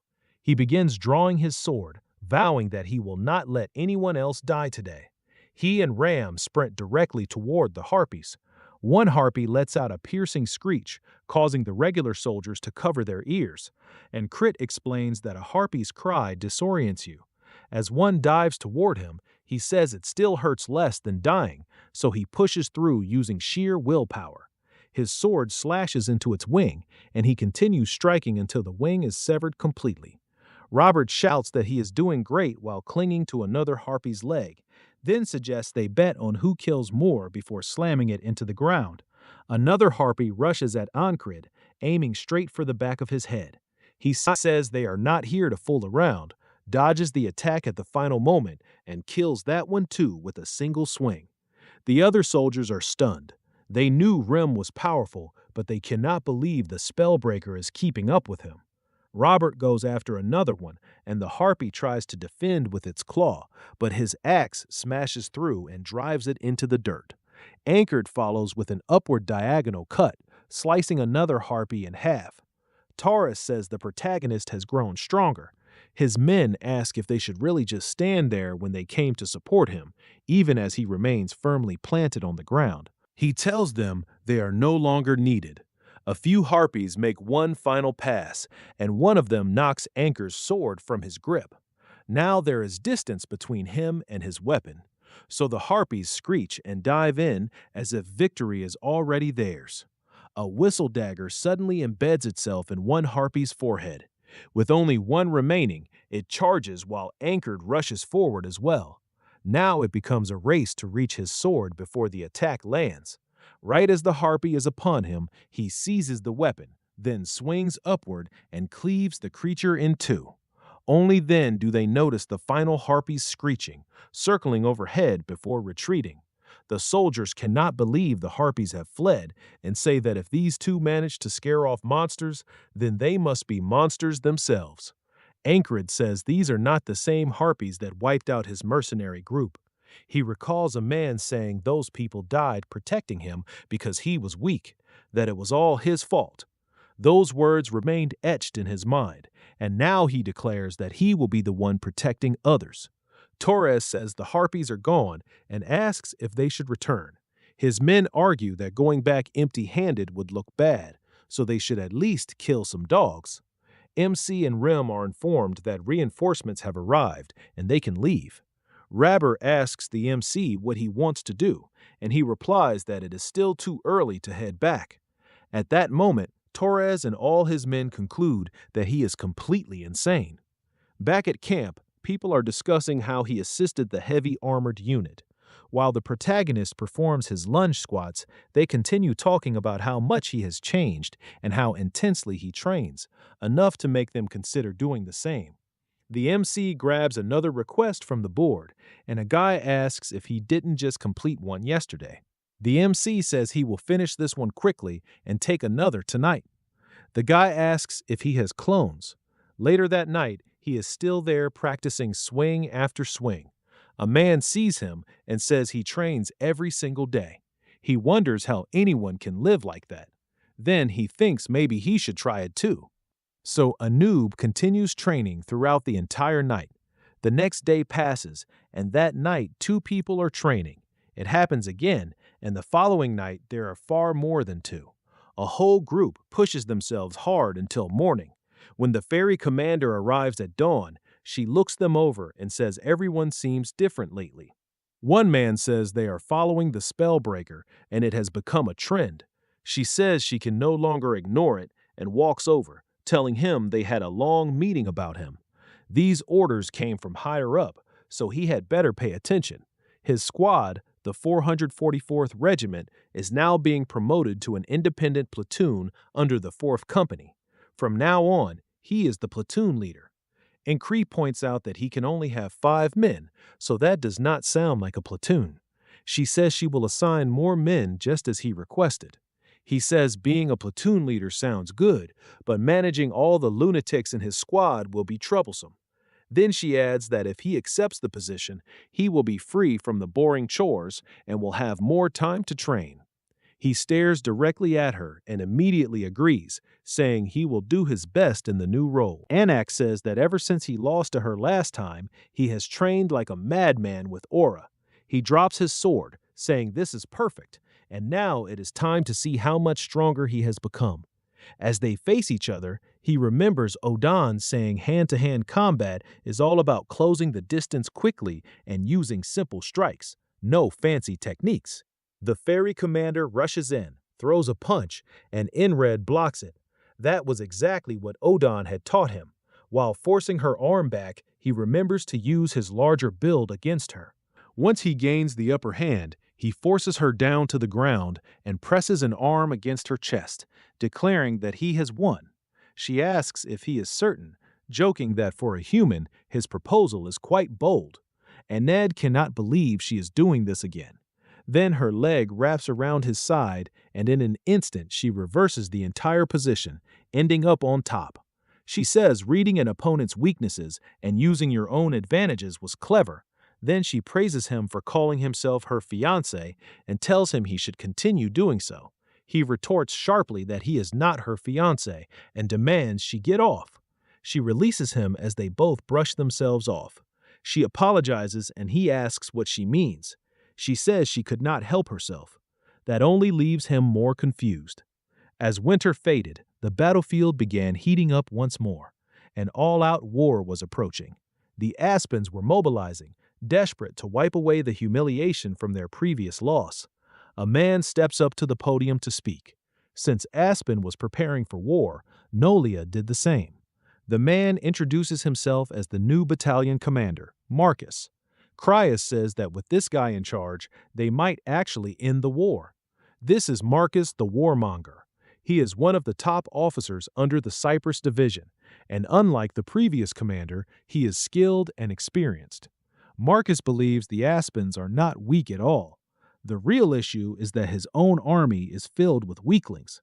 Aside from the heavy armored corps and the border guards, out of everyone else, the only one who caught his attention was that platoon leader, the Spellbreaker.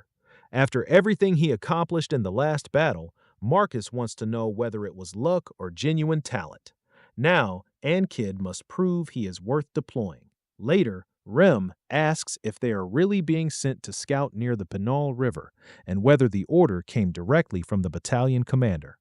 The protagonist says this must be what the ferry commander meant. Chris starts describing the area, but a familiar voice interrupts. Henri says it is near Crossguard, Aspen's fortress city. It was constructed for military purposes, much like the border guards. He adds that it is fortunate Henri managed to join them. If they set out now, then Crazy finishes the sentence for him. They are only going to gather information. Robert says the MC should not go, but the MC reminds him that he cannot refuse the commander's order. Robert sighs and says he will prepare as well. Then another familiar voice appears, Andrew. He says the battalion commander ordered them to obey the new squad leader's commands. Mac is right there with him too.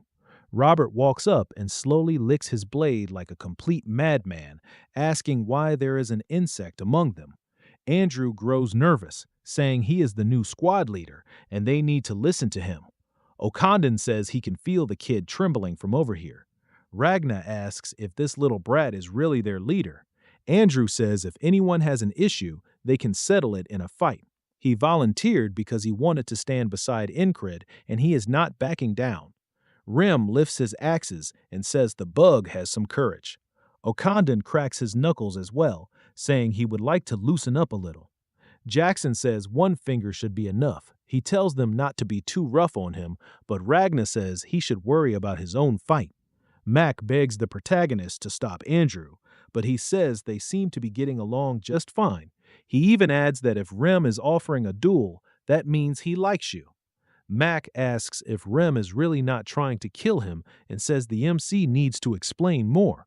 Then he drags Andrew away while the kid keeps provoking Rem. Henry asks him if he knows anything about the Panhandle River. He warns that the place is dangerous and offers to share what he knows before they depart. The protagonist tells him to go ahead. That night, outside the barracks, Anchor heads out looking far too clean for a mission. Torres asks if he is heading out for duty.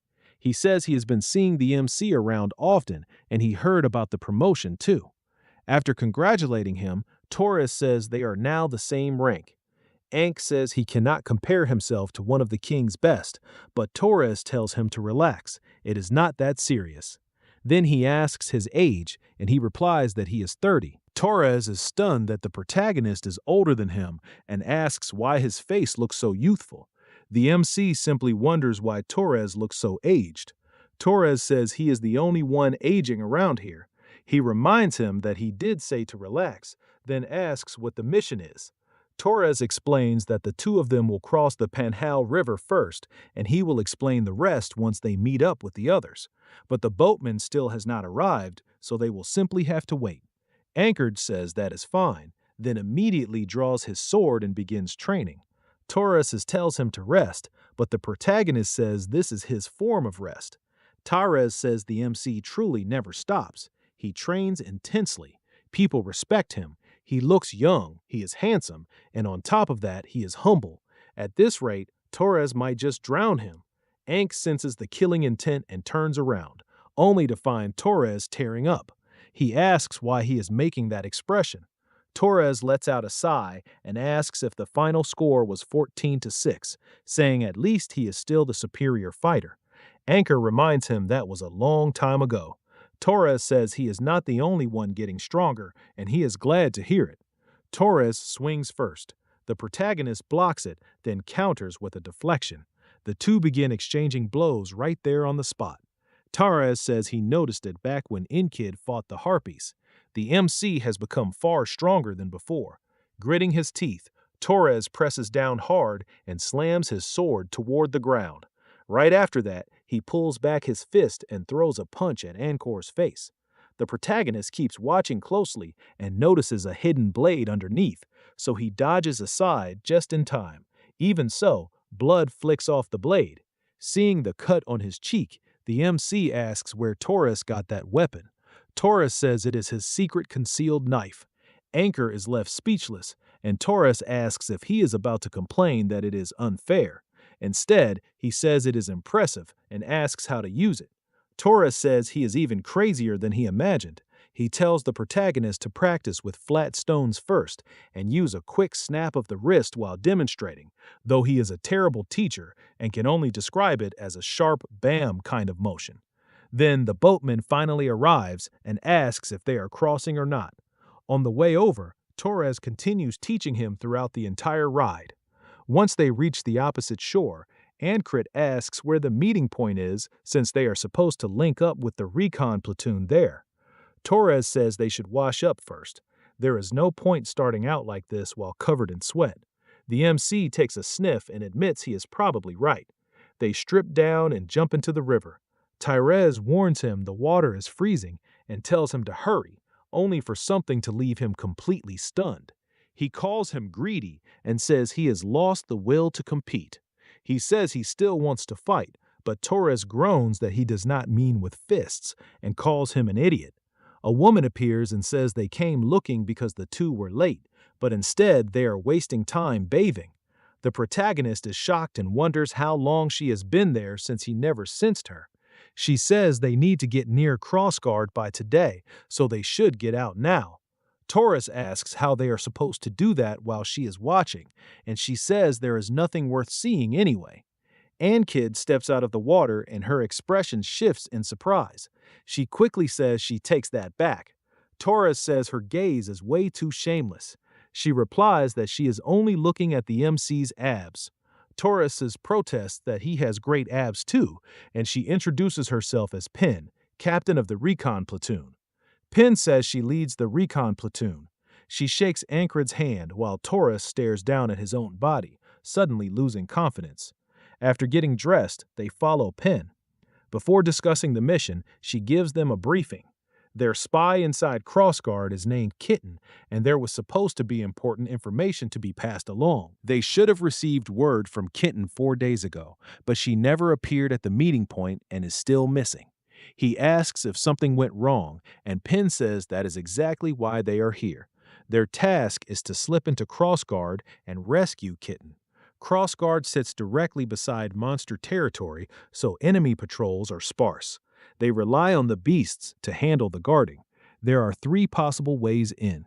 First, a smuggler tunnel that the guards usually overlook. Second, scaling the walls at night. It is exhausting, but likely the safest option. Third, entering disguised as merchants. That means using the main gate, so it is risky, but it requires the least effort. Her platoon will move first in case Kitten is simply late and head to the contact point. Only the 3 of them will actually enter Crossguard. No matter which route they pick, it will be difficult, so she leaves the decision to them. Ankrid says she makes it sound simple, even though she knows better than anyone how challenging this will be.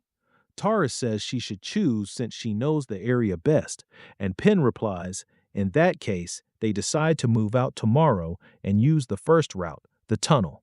At night, while everyone rests under a rock ledge, the protagonist keeps practicing a wrist flick. He uses small stones so he does not injure his hand. It goes horribly, and Taurus asks how someone this terrible at it even fights with a sword. Still, Taurus says he will get it eventually and should keep practicing. Pen walks over, asks why they skipped dinner, and wants to know what Ankrit is doing. He says it is training, and she hands him some food. Pen tells him to eat first. One of her squad mates wants to be a chef, and the food is actually very good. Once they try it, both of them admit it is excellent. Pen says they can have more and adds that the cook's parents run a shop in Border Guard, so they should visit sometime. Then she points near a tree and tells Incred not to train there. Before she can explain why, the MC says there is a viper under it. That catches her off guard. She asks how he knew, and he says a hunter in his platoon taught him. Pen says he is better prepared than she expected, and that she likes that. Then she asks if he wants to train with her too, adult training. He just stares, clearly not understanding, so she spells it out. She is flirting with him and asks if he is dense. Pin says she is actually being nice here, while Torres wonders why she is doing this right in front of him, and Crid flat out rejects her. She asks if he is already seeing someone, then says she did hear rumors about him. The rumors are apparently spreading everywhere. As Pin starts to leave, she points at Torres and says if the protagonist talks casually with him, he can do the same with her. He says that is fine if she wants. She tells them they are heading to Crossguard tomorrow, so they should sleep. Torres only gets acknowledged at the very end. Ancrid falls asleep, and deep in that sleep, the boatman appears again with his lantern. The MC snaps his eyes open at once and says he has not seen that guy in a while. He figures the boatman is trying to warn him about something. Then he remembers the ferry commander apologizing. Ancrid smiles even as a chill runs through him. This mission is going to be difficult. The next day, they start moving out. As they near the tunnel by the town, he says he can already feel this is going to be another massive barrier to overcome. Torres asks why they are moving in daylight when night would be safer. Penn calls him an idiot. The guards may ignore this place, but they still know what happens here. And Crit agrees they will be less prepared for people coming through during the daytime. Penn says she expected someone handsome to understand. Torres just wonders why he keeps catching stray shots. Penn says she will take the lead now. That is a ranger's job. The protagonist explains that rangers work as scouts, so they have to move quietly and carry as little as possible. As Penn moves ahead, Ancred can barely hear her at all. He admits that fits a ranger perfectly and wonders if he could move like that too. When he steps forward himself, a man suddenly shouts that they have them, mocking them as little rats. It was an ambush. Penn is shocked and yells for everyone to retreat, but the guard says there is nowhere to run. Crossbowmen are already positioned behind them as well. Then he orders his men to kill them all. Penn shouts that they will have to fight their way out just as the crossbows fire. Ink charges forward and cuts down everyone he can reach while Penn blocks a bolt with her arm. She rushes at a man, slices off his arm, and moves in to finish him. Torres drops another one immediately. Torres takes down another one right away, and Creed realizes both of them struggle in this kind of battle. Against a larger group, they cannot use their full power. Then one enemy gets behind Penn to kill her, and another does the same to Torres, and Creep can only watch as both of them are slain right in front of him.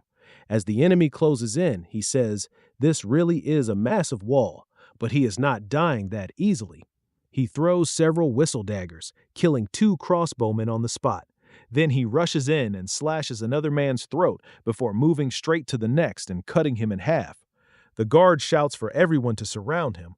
One soldier kicks Ancred hard in the chest, knocking him down, and the others pile on, stabbing him repeatedly. Even while collapsing, he drives his blade into one of them, and his eyes still burn with pure determination. But with that many enemies on him, there is not much he can do. In the next loop, Ancred says a force that large did not just happen to be there. They were waiting in advance. That means the enemy had anticipated them. He wonders how he missed them, then decides they must be skilled. Penn asks why he is not getting ready to enter the tunnel. He says he has a bad feeling about it and wants to scale the walls instead. Torres supports him, saying Anchor can sense danger well enough that it is worth listening to him. The protagonist says it is not really a gut feeling. It is based on what he has experienced. Penn just replies, "Sure," but she points out they will have to wait until night, which costs them time. MC asks if she wants to go around, and she blushes, saying she cannot believe he wants to do that in broad daylight. He quickly clarifies that he means a duel. She says, "Fine, but no weapons." He agrees to a bare-handed fight, and she grins, clearly excited. As the others gather to watch, he says if the enemy already knows they are coming, a fight is likely no matter which route they choose. So he wants to see what his team can do and get some training as well. He offers her the first move, but she tells him to go ahead. He charges with his fist pulled back, aiming at her head. She ducks under it and drives a knee into his chest, but he manages to block. As the impact begins to push him back, she pivots with the same motion and whips a roundhouse kick at his head. He barely slips away from it, and Cred decides to use the same trick as the fairy commander, win with size and strength. He grabs her, slams her to the ground, and plants a hand beside her head. Pin says that was the wrong move. She grabs his wrist and wraps her legs around him. In the next second, she locks in a triangle choke and starts crushing his neck. Torres calls the match there and gives her the win. Incurd says she may be small, but she is all muscle, and now he understands why she prefers fighting barehanded over using swords. She asks if he understands he lost. He says she is exactly the kind of person he needs to train with and asks for another round. She smiles and starts blushing, so Ancud quickly says he means sparring. She asks how he knew what she was thinking, and Taurus tells them to stop doing that in front of him. As night falls, Pin asks the protagonist if he is really climbing like that. He asks what is wrong. She says he is carrying too many weapons and will collapse from exhaustion before getting halfway up. Torres asks about himself, and she gives him one look and says he can do whatever he wants. He starts complaining that his feelings are getting hurt. Ankid says he can manage the climb with this much gear. Pen just sighs and calls him naive. They are not only climbing a wall. First, they have to scale a massive mountain just to reach it. Torres says that is insanely high. The MC admits the climb alone will be difficult, but none of his walls have ever been easy. Before they start climbing, Ancrid recalls that after returning from the magician's tunnel beneath the shoemaker's house, he sold the loot he had picked up to buy a new sword after his old one broke. Carissa was shocked by the magic tools, saying even one of them was worth enough to buy an entire new set of gear. He told him to bring the best swords he had to someone who lives and dies by the blade. Their sword is their lifeline, so going out without one was never an option. With that in mind, he starts climbing. At the top, Pen reminds him that she told him to leave the sword behind. Even if he dropped everything else, that blade alone would wear him out. Incred admits it really is weighing him down, but he keeps climbing anyway, saying worked muscles only get stronger. To him, this is just more training. As he keeps pushing upward, he has already hit and broken through countless limits. By the time he nears the top, he says this still is not enough to stop him. He finally pulls himself up and lets out a long, exhausted breath. Pen says he is only making things harder on himself, and Torres wonders why he was so stubborn about bringing the sword. He guesses maybe it was for training, then decides Ancred cannot possibly be that crazy. Then wolves start howling, and they look down to spot a whole pack. But these are not normal wolves, they are werewolves. The protagonist calls them similar to anthropos. Torres says it is rare to see so many moving together. Pen says that means they need to stay alert, and then she spots the wall in the distance with guards moving nearby. She says there is barely any cover as the guards make their rounds. She explains that with 2 full moons out, it is so bright that the guards have grown lazy. The moment one guard turns away, she says now, and they sprint forward straight for the wall. When they get close, the guard turns and looks down, but they are already out of his sight. They have made it directly below him, and Pen says that is why nights like this are easier. And Crid thinks he made eye contact with the guard and wonders if he imagined it. Pen rubs ash on her hands and says the slums are right past these walls. If they hide there, no one will find them. Before they go up, she tells the MC to drop the sword. This wall will be even harder than the mountain. He refuses. Without extra weight, it does not count as training. To her surprise, she knew Ancred was insane. While climbing, he admits she picked the safest path. If they get over the wall, sneaking it to crossguard should be easy. That is, if the wall itself does not stop them first. He remembers the greyhounds in the tunnels and figures there is a good chance another ambush is waiting on top. Pen reaches the top first, and the protagonist asks himself what is going to block them this time. Then someone steps forward, and a woman says they worked hard coming here so late, but now it is time to rest. She snaps her fingers, and vines burst out of the ground at them. Pen shouts for everyone to duck. They barely slip under the vines. She orders them to run back down to the base of the wall, then throws her axe. The magician stops it with vines and crushes it to pieces. Encred did not expect a magician here. He admits it is one hell of a trap. MC charges forward, desperate to close the distance, but a vine suddenly erupts from the earth and stops his strike cold. He reminds himself that he once defeated a magician by relying on his sixth sense, so he lines up a powerful thrust and launches it. The sword hurtles toward her, and for a moment he believes he has her, but she simply keeps staring straight at the incoming blade tip. Then Jackson's warning flashes through his mind. Trust your senses, but never depend on them completely. Powerful foes, especially magicians, can easily deceive them. Her vines smash into him, launching him skyward before coiling around him tightly. Halfway down the wall, Penn and Taurus witness the scene. Penn immediately starts swearing at him, calling him a fool for remaining up there. The vines slither down the wall, then stab straight through Penn and Taurus's chests, killing them on the spot. Cred fights desperately to break loose, but the vines are far too thick. He cannot get free. The magician compliments him for having the courage not to flee. He simply clenches his teeth and glares fiercely at her. She introduces herself as Reach of the Rose Vines and raises her hand.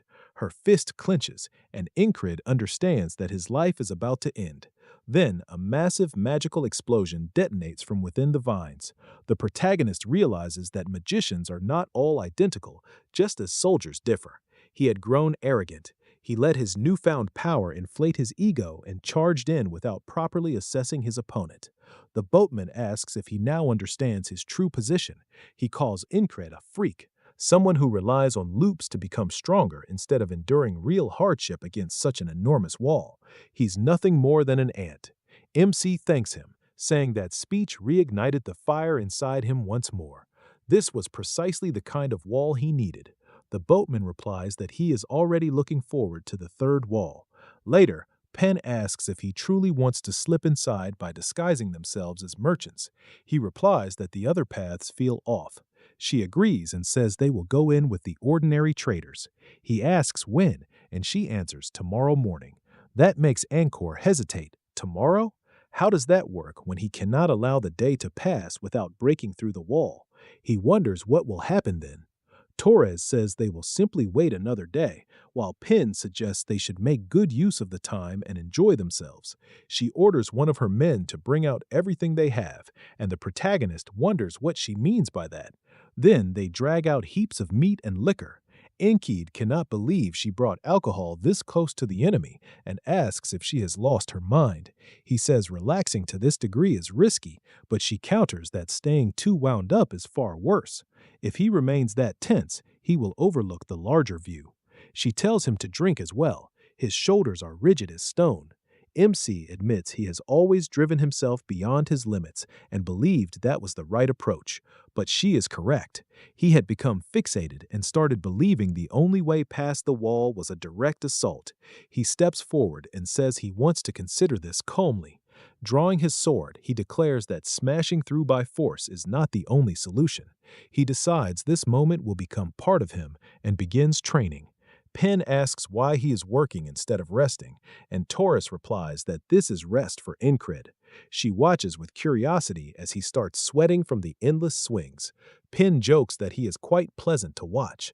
Taurus calls that harassment, and she fires back that it only counts if she is unattractive. As the two moons overlap and darkness fully descends, they set up camp. Ankid says he had a major realization today, and that alone made the entire day worthwhile. By now, they would have reached the wall. The greyhounds are in the tunnels. A magician stands waiting atop the wall, and he wonders what fresh threat awaits them this time. Then the lycanthropes begin howling, the same ones they had spotted below the cliffs earlier. Penn is shocked, and so is Torres. Angkor tenses up and says he recognizes those howls. These are the exact same lycanthropes from beneath the cliff. Then the entire pack surges forward. Penn shouts for everyone to flee, but the werewolves cut off their escape and surround them completely. Taurus says it normally takes at least 10 men to take down a single one, and there must be around 20 here. With only 6 of them, they are as good as finished. Penn curses that there weren't any monsters nearby, and Encrid says he hadn't sensed them either. That reminds him of Wretch. Something had fooled his senses once again. The wolves howl even louder. The protagonist says he had promised himself not to keep rushing headfirst into every problem, but he refuses to go down without a fight, so he charges in. He uses every sense available, trying to detect where the attacks are coming from. He notices another one and leaps back to dodge it. Their strikes come from every direction with no clear pattern, and there are too many to manage by focusing on a single point. A werewolf lunges at him with open jaws, and he blocks it with his sword. That's when it hits him. Narrow focus is the issue, so he expands his awareness, but all that achieves is letting him hear and see everyone being ripped apart. The slaughter is savage. Torres gets torn open from behind, and Pin dies almost instantly as a werewolf rips into her throat. Ankh knows none of this will matter once the day resets, but watching them die like this still pains him. He shoves one wolf back as it bites down on his sword, then slashes its throat. Blood sprays in every direction. He raises his sword high, adjusts his grip, and slams it down into another wolf's shoulder. Then a bigger wolf with a scar on its head smashes a fist into his stomach. Ankid spits blood and realizes this one can think and fight more intelligently than the rest. It has to be the pack leader. It grabs for his arm and, with its massive strength, hurls him up into the air. Ankri looks down at the pack below and takes one final glance at the bodies around him. The boatman speaks again, saying, "Every wall MC picks is still impossibly high. As long as the loops continue, he'll remain trapped repeating this forever." Does he still think this is fun? Ankrid says it definitely isn't ideal. Back in another loop, Torres and Penn stare at him and ask if he's lost his mind. He says there's no reason to give up. He's fine and they should continue. No matter how high these walls are, there has to be a way through them. Still, he hasn't found it yet. Penn and Torres can defeat greyhounds one-on-one, but once they're surrounded in that tight tunnel, it's over. So the solution is to avoid getting surrounded entirely. If he can use his sixth senses to locate where they're hiding, that might be the first step. Then the guard calls out again that he found some rats, and crossbowmen instantly surround them, cutting off every exit. Ankrid says his senses had picked up nothing, and then the spearmen pile onto him and kill him once more. He starts wondering if magic here is also blocking his senses. He goes after Rachel once more. Slipping under a vine, he asks if she's the one who cast the magic in the tunnels. She's surprised. He figured that out and says someone named Roger must not be doing his job properly. So that was probably the greyhound leader. But once again, Inkra dies to the vines, still working on that wrist snap technique. He wonders why the rock won't come out, and Torres tells him he's terrible with his hands. But the protagonist keeps thinking, if a magician is involved, he can't escape the ambush with his senses alone, and even if they do, there's still the threat waiting beyond it. There was no way to avoid all of them, and the same held true for the Leanthropes. When the few face the many, he will keep struggling unless he finds a way to bridge that gap. He starts charging in again, then suddenly halts, realizing he is rushing straight toward the problem and narrowing his focus too much. Back in the cave, he swings his sword, deflects a spear, and slices off a man's arm. Then, with Rich, he reminds himself not to rush. This is a rare opportunity to train without limit. Then it's back to the Leanthropes and another death by spear. Rich is still the fight where he seems to be improving the most. Actually, scratch that. He is also making progress against the Leanthropes, beheading one after seizing its head. He vows not to waste this chance to grow stronger and gets killed right after. The boatman's lantern sways as he asks how long Incree plans to keep fooling around. If he doesn't want to stay trapped here forever, he needs to pick a wall and climb it. MC says that after repeating all of this, he knows each of the 3 walls is outstanding, almost too good to choose just one. In another loop, morning arrives and Torres wakes up to find Ankrid already training. He throws a punch, snaps his wrist, and the hidden blade shoots out. Torres stares in surprise. He couldn't do that yesterday. When did he learn it? He says about 30 days ago, leaving Torres confused. The protagonist explains that now he is finally strong enough and this is the 79th loop. This time he is getting over the wall and reaching tomorrow. He says they still have time before entering the tunnel and asks for a simple pouch made to fit around his wrist. The man says that's easy enough.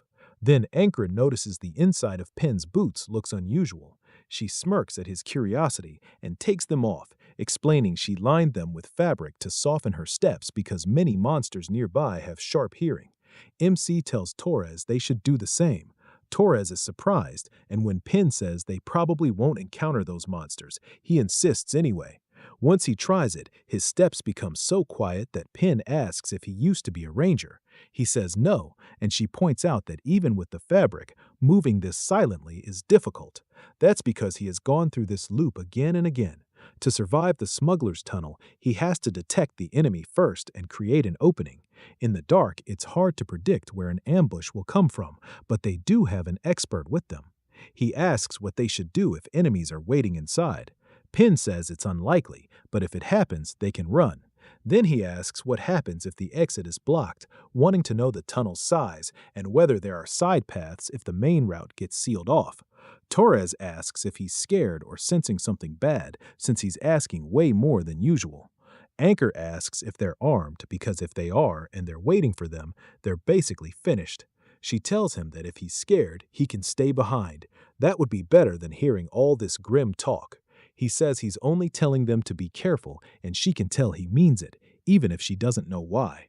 Ank realizes that if he wants his teammates to move the way he wants, Rank won't let him force them. He has to convince them. Crank proved that back at the infirmary tent. With enough pressure and a firm voice, he got his point across better than 100 words could. Penn admits he's right. She's been too relaxed. The mood shifts, and once she gets serious, she starts noticing things. Looking down, she says something's wrong.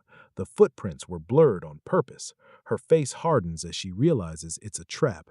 They need to turn back right now and secure the exit. Then men finally start approaching from behind with crossbows in hand, aiming right at them while Torres and the others take cover. And suddenly dashes toward them, shouting that he's a messenger from their boss, Roger, the same commander Richard had mentioned. In the darkness, they can't clearly see faces or clothing, and he keeps yelling about the city and monsters. They ask if he means Commander Roger and demand an explanation.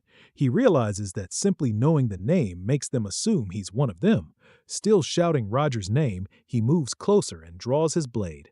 Up close, they'll realize he doesn't belong, but by then it's already too late, and he kills one of them instantly. The others yell that there's an intruder. A man orders everyone to fire, but Ankid grabs his uniform and uses him as a human shield, telling them to shoot if they have the nerve. The captive quickly orders them not to. The protagonist mocks them, saying he thought Roger's dogs were better trained. One man has them all frozen in place. Do something. Torres and Penn both wonder what he's doing by provoking them like this. Penn warns that if more enemies are nearby, this will turn ugly, and she needs to check, but Ankid keeps yelling, asking if their crossbows are just for show and if their heads are empty, pushing them harder and harder. Then Penn finally understands. He keeps shouting Roger's name over and over while she slips behind one guard and knocks him out with a cloth. Torres catches on too and kills another one. Now Penn sees it clearly. He created the perfect opening for them. Calling him a genius, she slices a man's throat. The soldiers realize they're being attacked from both sides and start shouting about enemies behind them. One asks where, and Torres drops him before he can get an answer. Alcrit keeps bellowing nonsense about the moon, darkness, and a new dawn, and one soldier looks terrified while raising his crossbow. He aims at MC, fires, and hits his own ally instead. They curse at Incred and charge him. He says playtime is over, but even that isn't enough. He throws two whistling daggers and blinds two men with precise shots to the eyes. Penn shouts that they need to reach the exit. Then they hear more soldiers coming, and he turns to see Roger's main Greyhound force. So this man wasn't Roger after all. He shouts that he's a messenger from Richard. The captain freezes and asks how he knows that name, and Cred just yells for everyone to run. The man finally realizes he was tricked and orders his troops to pursue them. As they sprint for the exit, they finally burst out with soldiers right behind them. Penn asks if the chase will continue and wonders how to shake them. Maybe by heading for the creek or the cliff, but Ankrid says they need to go to camp. She asks why, and he says there's no time. She decides to trust him and tells the others to follow. The protagonist says sunset is close and it's almost time to call them. He remembers Henry mentioning flat-colored stones near the Pinhan River. Dangerous vipers hide under them. He hooks his sword behind one, flings it back, and a snake tail flashes out. One soldier knocks it away, saying Ankrid's tricks won't work. Then a viper bursts out from the broken stone, and it isn't alone. MC keeps throwing rocks, sending the soldiers into a panic. Pin asks what he's doing. If they make this much noise, the monsters will hear them. Unkra says that's exactly the point. With ears that sharp, they won't miss it. As they keep running uphill, he says night belongs to monsters. Soon, the werewolves start howling below them. He says monsters don't care who's in front of them, they only want flesh. And then he tells Torres and Pin to keep going without him. They ask if he's seriously telling them to leave him behind. They refuse. He shouts that they have to play along. He has a plan, and if they stay, they'll just get in the way. Then he slows his pace and turns back toward the guards. The captain orders his men to split up and pursue them. Incred thinks that with the greyhounds and the lycanthropes all gathered in one spot, he can make them tear each other apart. This is the turning point, and he has to draw all their attention so Taurus and Pin can get away. He releases a killing intent so intense that no one can focus on anything else. A red aura radiates from him. The captain instantly turns toward him, a chill running down his spine, and the werewolf alpha reacts too. The captain grits his teeth, knowing what must be done, and orders his men to kill Incrid first. The werewolves start climbing the cliff below, leaping up behind him while the soldiers close in from the front. Incrid turns, uses his senses, and evades the attack, saying, "Friend or enemy doesn't matter anymore." This place is about to become total chaos, exactly what he wanted. As Taurus and Pin run, Taurus says he doesn't know if this will be okay and thinks they should go back. Then they hear the werewolves howl and turn. They turn back and freeze. Incred is alone, surrounded by a full-on bloodbath. Taurus says they have to go back right now. Then he spots something that leaves him stunned. So shocking he rubs his eyes to make sure it's real. Someone curses, asking why Incred is so hard to hit as a spear barely misses him. The protagonist says that even in this chaos, some can still feel his killing intent and come at him. So instead of locking onto one target, he watches everything at once. He reads their attack paths and slips past them with the smallest movements. He explains that he had to retrain his senses, spreading his focus to places he can't even see. In a fight like this, one tiny mistake means death, but he says that mistake won't happen. Then he turns with a grin. The captain shouts for the greyhounds to form up. Incred knows they're elite soldiers, and once they set their formation, the lycanthropes will start losing. For his plan to work, the chaos has to keep going. He remembers something he learned in an earlier loop. During one clash, a soldier called him a fool for challenging Roger, the man who never removes his helmet. So the captain's name is Roger. Incred keeps wondering why Roger hides his face, so he decides to find out and knocks the helmet away. As the helmet hits the ground, the soldiers suddenly look uneasy. Now MC sees why Roger never took it off. He says there's nothing shameful about being bald, but Roger is furious. Inred has figured out that he's deeply embarrassed by it, so he loudly tells Roger to take the helmet off for real, mocking him and saying he should reveal that empty scalp. Roger tries to keep his cool, telling himself not to fall for such childish bait. Then Incred runs his fingers through his own thick hair, making the insult even worse. Looking down at Roger, he asks if this is the hair he wishes he had. Torres is speechless, and Pin mutters that the protagonist has lost it. Roger takes the bait completely and charges, swearing MC won't die easily. Incred just smiles and tells him to try. Their blades crash and he knocks Roger's sword aside. Roger instantly follows up, but the protagonist catches it with his own blade. Then Incred thrusts for Roger's eye and Roger barely slips away. MC says it's time for Roger to meet his hair again in the afterlife.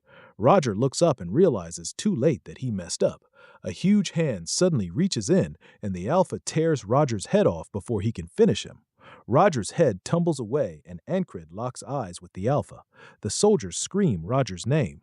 The protagonist notes that the Alpha struck while everyone was distracted. Smart move. Then it rushes past him and dives back into the crowd. Incred realizes it's hunting by hiding inside the chaos. Watching it move, he knows the Alpha is a far greater threat than Roger ever was.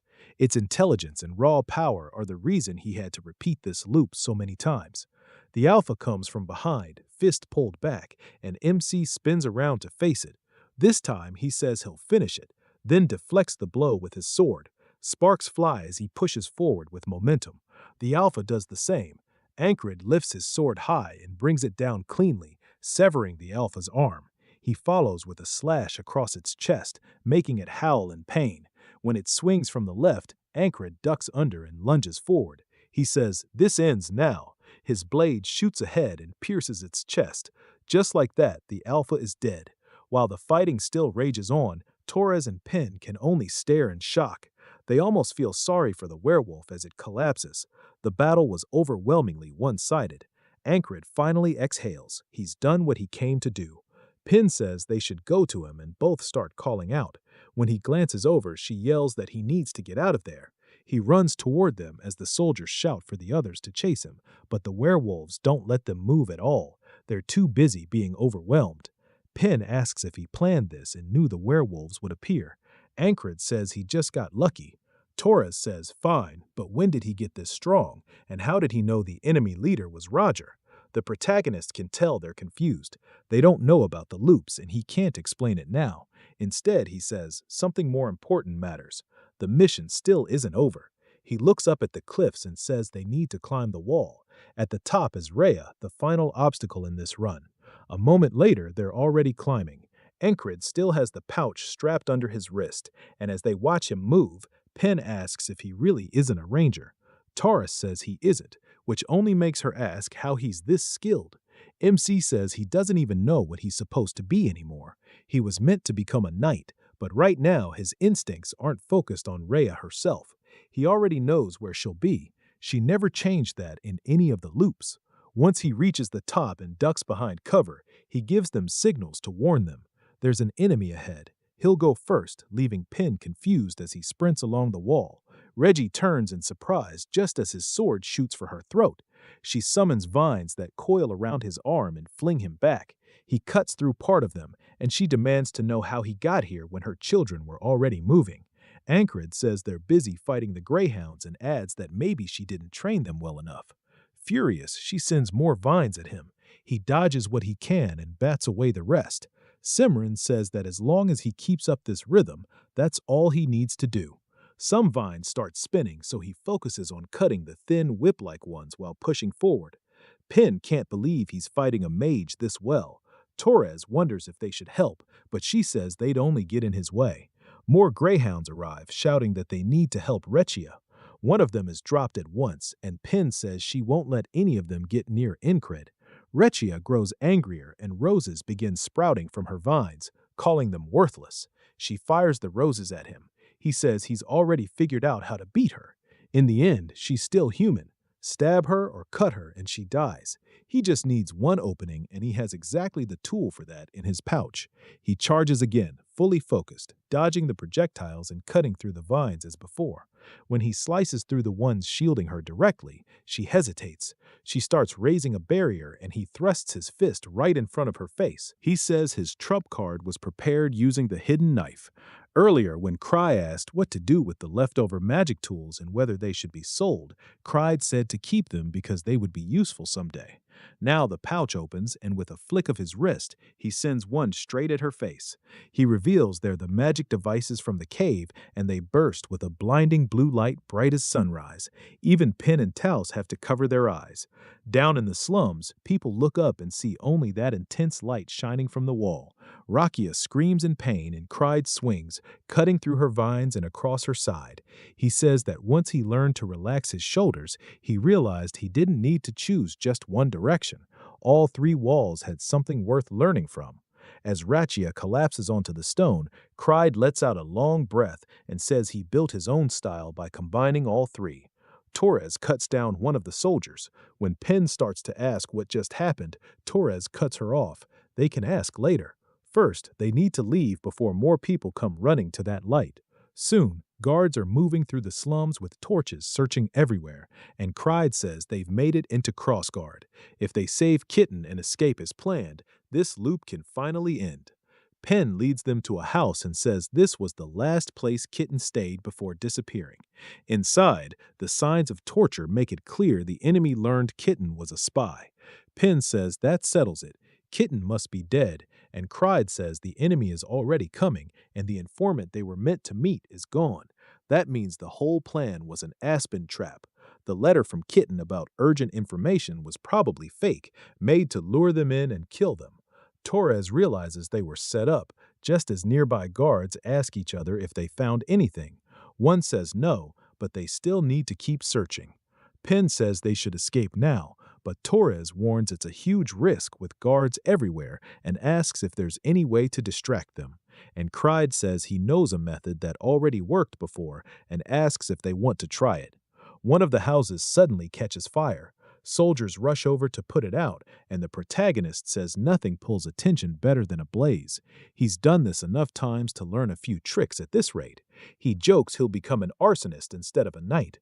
That's why he plans to train with his sword even harder once he gets back. The group finally gets over the walls and ditches their robes. Now they just need to head back to border guard. From above the wrecked house, one man watches the scene. Another reports that the intruders escaped after starting the fire. The man says every trap failed. They took a serious hit, and he can't believe Richo died that easily.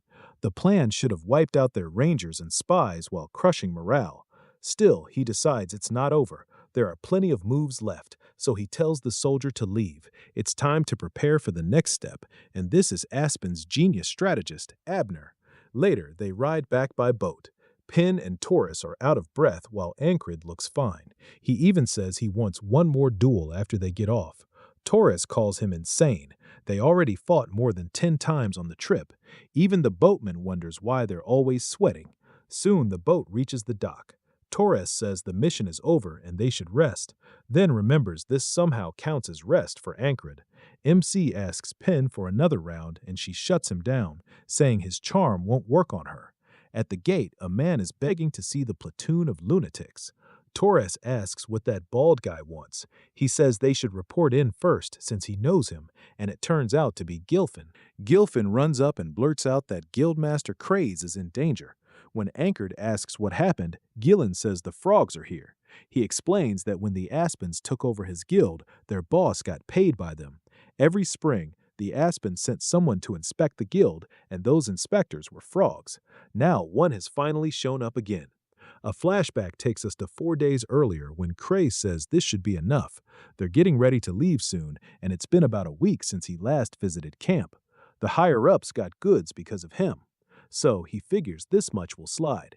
Then Gilfin comes in with a report, and the innkeeper is panicking, saying she may have seen an Aspen spy. Cray says the boys can check, and if it's real, they'll handle it. Now that the Gilfin Guild is helping the night guards, they cover the back streets.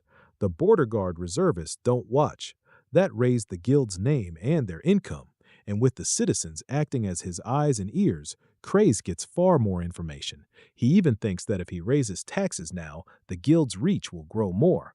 In a year, no, maybe half a year, he could control all the back streets.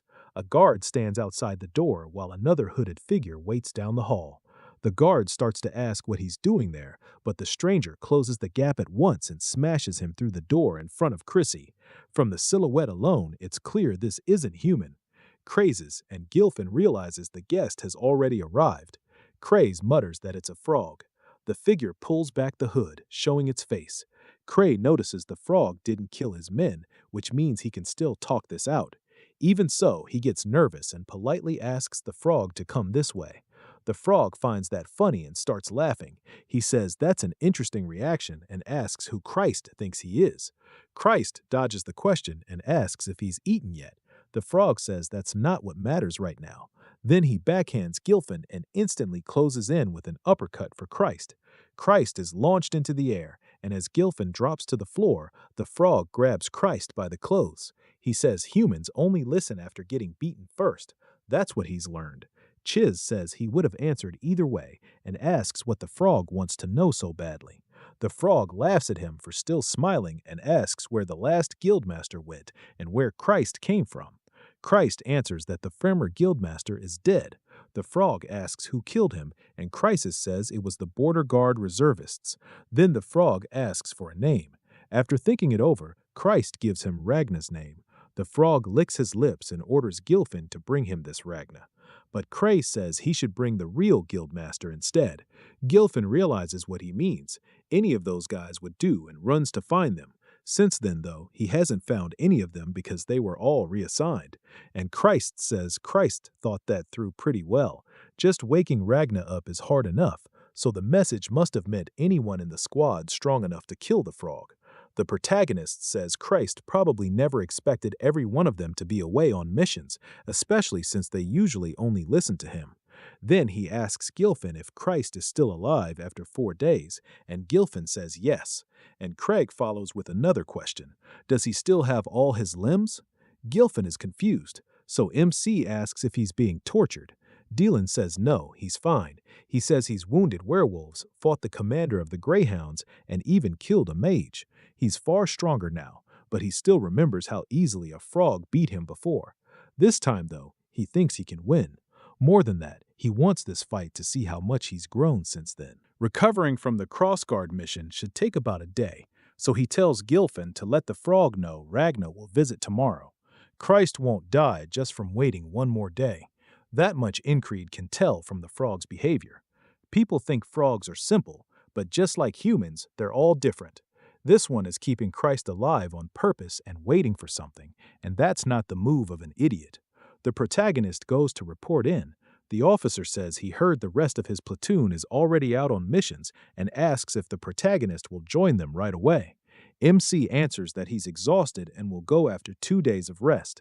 That night in the barracks, he decides that if he might die fighting the frog, he'll face it in the best shape possible. With Esther curled up beside him, he eats well and starts training right away. Looking at his whistle dagger, he says he couldn't recover them all, so only 2 are left. There has to be a way to get more. Esther walks over meowing, and Increed says she's extra friendly today, while petting her as she purrs. He asks if she got bored alone and wonders if she wants to come along. If she does, she'll have to stay back because he's really looking forward to this. He finally gets a chance to fight a frog. Back at the hideout, the frog says he's waited long enough. He warns Christ that he better be telling the truth about someone arriving today. And Creasa quickly says, yes, for sure. Before that, Kreese offers him another bowl, saying this one is fresher and should fit his taste better. The frog says Kreese isn't half bad, and they might even regret killing him. Kreese laughs and thanks him, but inside he's desperate for anyone to show up before he dies. A little later at the Thieves' Guild, the frog is eating again, waiting with his feet up on the table. Kreese complains that they're late and curses those lunatics for taking so long. He'd go drag them here himself if he could. The frog just tells him to bring more, holding up an apple core. Christ agrees, all while thinking this crazy frog never stops watching him and barely sleeps. He just has to hold out a little longer because once one of the lunatics arrives, they should beat this thing. At least that's if even one of them actually comes. Then Increase starts down the hall. He gets his whistle daggers ready, and the frog reaches for another bite before sensing his presence. Increed bursts through the door, sending debris flying. He lifts his whistle daggers while Christ just stares in shock and yells, asking what he's doing there when he's the weakest one. The protagonist throws both whistle daggers. The frog dodges and they slam into the chair. He lands on the desk and Increed draws back his sword and slashes, but the frog avoids that too, jumping over him, drawing his own blade and striking back. MC slips under the attack and now the two are even. The next moment will decide who takes control of this fight. They rush each other and trade blows fast, sparks flying with every clash until the whole room is filled with the sound of steel. Kreasa can't believe it. He wonders if this is really the boss because Ancret is matching a frog strike for strike. He knows a beginner would keep blocking against the frog's insane power, but if he keeps that up, his bones will break. The frog comes in with a thrust, so the protagonist raises his sword and knows he has to use the flowing sword to parry. He guides the blade aside, sparks trailing down to the tip, and realizes the only thing he should aim for is the frog's one weak spot, its heart. One solid stab there might stop its healing, but the frog slams a kick into Ancreed's chest and sends him flying back into a pile of boxes by the wall near Cry. Kriyu winces, saying, "That hit was brutal. If MC passes out like last time, they're done." The frog mocks him for going straight for its heart and says beings like him are called skill readers. They can spot talent right away, but he makes no sense to him. He says he should have hit his limit long ago. As the protagonist pushes himself back up, the frog wonders how he keeps going past the talent his body was born with. MC grins and says even a frog's kick doesn't hurt that bad anymore. That only annoys the frog more, so he decides to kill him now. It brings its blade down from above, and Inkrite answers with a thrust.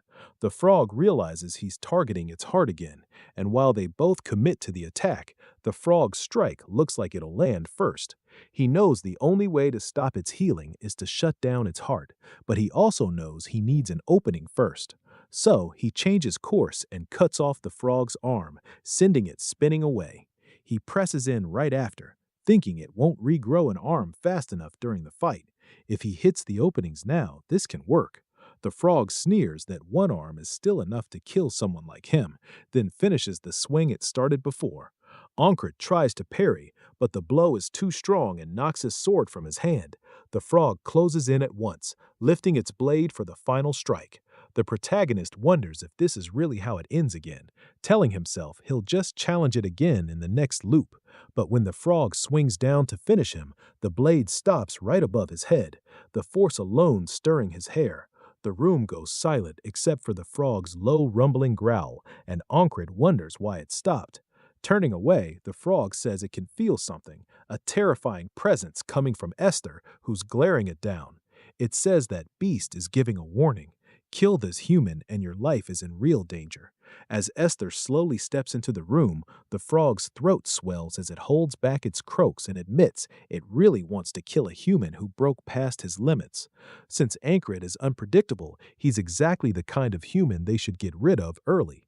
Still, when it lifts its weapon, Esther sees that it's not attacking, it's putting the blade away. Staying alive matters more. Before leaving, it tells Ankit to remember this. Then we learn its name is Merlin, and next time he plans to kill him. MC honestly wanted to keep fighting, but Merlin walks out. The moment he's gone, Chris starts getting up and asks if it's really over. He says they survived and thought for sure he was dead. He can't believe he got strong enough to fight a frog like that, but he says he still wasn't enough. The frog's last blow hit his wrist and made him drop his sword. It's already badly swollen. He tightens his fist and says 3 more loops would have been enough. Then Merlin would have died. As they head into town, Cassis says none of the others showed up. He never thought all those lunatics would willingly be off on missions. The protagonist says that surprised him too. Crazy is just glad the frog left, but the protagonist can't stop thinking about why, because Merlin could have killed both of them any time. He looks down at Esther and asks if she's the reason. She meows and Crazy stares, asking if he's really talking to animals now. Then the first company commander runs over asking where he's been and notices the bandages on his arm. Increed says he got into a fight. She says the timing is awful, but they don't need him fighting right now. His company commander asks for him to come along. MC wonders what she wants. Looking over the battlefield, she says she finally gets why people call these men lunatics. Ree slashes his way through the foes with an utterly disinterested expression on his face. After cutting down just 3 of them, he simply turns and strolls away, declaring that's plenty for today. Even when someone yells that there are still more left, Ree replies that this is all he had agreed to do. Later, Ragna comes staggering into the camp drenched in blood and clutching a man's severed head. Everyone had assumed he was dead after disappearing during the previous fight. Ragna tells them they should have informed him if the camp had relocated, then casually tosses the head into someone's hands and announces he's heading off to sleep. The soldier blurts out that the camp had never moved at all, then panics wildly once he realizes he's holding the enemy commander's head. They can hardly believe Ragna had infiltrated the enemy stronghold and returned in one piece. Or he's intimidating the nearby soldiers, telling them they're making too much noise and need to learn some respect. Then he seizes one man's arm and shatters it with a single powerful grip. The rest of them freak out, stunned that he broke it so effortlessly. As for Jackson, nobody can touch him with even one strike since he evades every single attack. He doesn't even seem motivated to make an effort without Inkrit present. When he begins to walk off, one soldier falls to his knees and pleads with him to at least land one hit. The first company commander observes the entire scene. Later back at camp, Marcus asks if she had truly succeeded in dragging those wild, uncontrollable madmen over here. She replies that bringing them in was the simple part. She had informed them that she needed them to step up and cover for their absent leader. Andrew says they'll prepare to head out. Rim responds that she had taken their squad leader away and now expects them to carry out his duties as well. She explains to them that a leader is responsible for the behavior of their subordinates, then questions whether they want Incred to be punished for their insubordination. Rim glares at her, but he doesn't want that outcome, so he agrees to 3 a day. He refuses to kill any more than that. With that settled, the rest of them start getting ready too. She's grateful that these crazed fighters are contributing this much, yet the higher command doesn't view it favorably. Marcus states that their unit serves as the spearhead of this entire conflict, and whether they succeed or fail will determine everything that follows. She asks if the Aspens are continuing to challenge them with one-on-one duels. Since they were defeated in a direct confrontation, they've switched to underhanded tactics. The approach is filthy, but they only dispatch capable warriors, and her side has yet to claim a single victory. If they continue suffering defeats like this, the troops might begin to believe the whole war is already doomed. Marcus says morale will continue to plummet, and what they desperately need are powerful combatants. If those madmen would take care of it, that would be ideal. She points out that it's difficult enough just forcing them onto the battlefield. Pushing for anything extra might cause them to stop fighting altogether. Marcus remarks that warriors of that caliber are far too unruly, but discarding them would be a terrible loss. As she exits his tent, Marcus mutters that those Aspen scum are becoming quite cunning. They were never this sharp in the past, but recent intelligence has mentioned a young, brilliant strategist within Aspen, and Marcus suspects this is his doing. That night in the barracks, Andrew speaks with the group and says he's the one who will eventually restore his family home, but for now, he's stuck commanding a pack of lunatics and struggling to keep them in line. While Ancred is away, Henry inquires about his eye and advises him to stop sparring with Rim for the time being. Andrew asks who else is supposed to manage Ram's bloodthirsty impulses, noting that Rim would drench the earth in their own comrade's blood. Besides, every clash with him feels like stepping closer to the edge of death, and strangely enough, that sensation is making Andrew stronger. Mac acknowledges it's irritating, but it genuinely helps. He had taken a beating himself. Henry comments that at least the other lunatics usually stay isolated and avoid picking fights. Right then, a man is shouting at Rim to perform his duties correctly, yelling, "Everyone here is risking their lives," and asking if Rim thinks this is a joke. Andrew remarks that this is the new platoon commander and wonders if the man has a death wish. Andrew steps forward in front of Ram and declares that only their own commander has the authority to give orders to the independent platoon. The man shoots back, demanding if they're seriously going to loaf around right in front of everyone and labeling them all bastards. Raman says he'd feel a lot better if he ripped the guy's guts out, and his murderous aura begins leaking everywhere. Andrew realizes he has to rescue this fool and tells the commander that if he has an issue, they should settle it through a fight. Winner gets full obedience. Then he asks if the man is afraid. The commander grows furious, sneering that a mere squad leader dares to challenge him, and yanks Andrew away to crush him. Rem watches them leave with a bored look, muttering, "This is boring." He was just about to tear that bastard apart, but the kid dragged him off, and now there's nothing entertaining left to do. Back in his tent, he stares at his bed and starts seriously considering quitting the army completely, and he isn't the only one feeling that way. Aura and Ragna look equally fed up. Ragna mentions there's still no word about Incred and wonders if he's already dead. Aura suggests maybe he's returned to the Earth, and without him there's no reason to stick around. Jackson says staying any longer would just be pointless. He's already taken what he wanted from the army, so nothing is holding him here. They all reach the same conclusion. If Ancred doesn't show up by the end of the day, they'll leave and accept that he's dead. But of course he isn't. He's already walking through the camp. The first company commander announces that it's time for her fiancé to return to his platoon. Right behind him, Andrew is still battling that platoon leader. Then the protagonist enters the camp while Andrew is occupied with the guy. He turns to face the group and tells the boys he's back. Raymond starts to call him boss, but Andrew bursts into the tent already in tears. He yells at Incred, demanding why he took so long. Then he grabs his waist and says he's been waiting forever while handling non-stop bullshit. That makes Rem grin, and he lets out a small laugh, asking why Andrew is cutting in front of him. Soon the others pile on as well, complaining that Incred is late and calling him boss. He begins to respond, and the whole scene turns into a warm reunion. Later that night, the MC says, after observing the situation, it's obvious they brought him here to manage these lunatics, so they should listen to their superior from time to time. Rem answers that he'll only do it when he feels like it, but the protagonist replies that it's not like he can actually force them anyway. Ramen says that's beside the point. What matters is this: did he get stronger? Ragnar also taps his sword on the floor, saying he wants a duel too. Kriya tells them to settle down and points out that Incred's wrist is injured. Even so, Ram and Ragnar start arguing over who gets to fight him first. Odin laughs and tells them not to fight each other over it, since it's been a while. He suggests they should warm up first.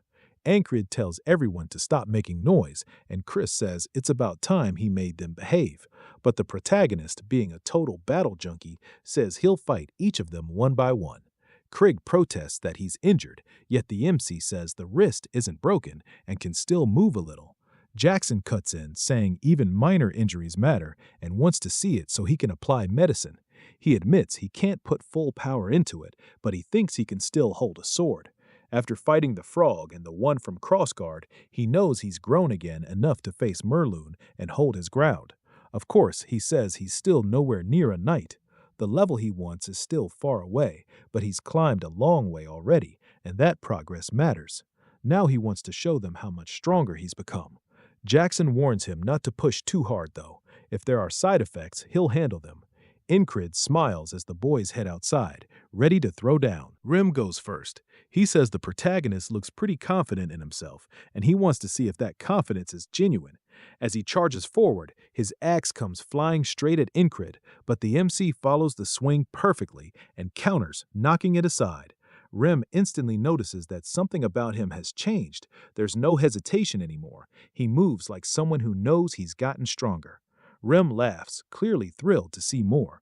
Crude raises his sword again as Rem launches another attack. Jackson says they were separated for only a week, yet he has changed more than he had in a long time.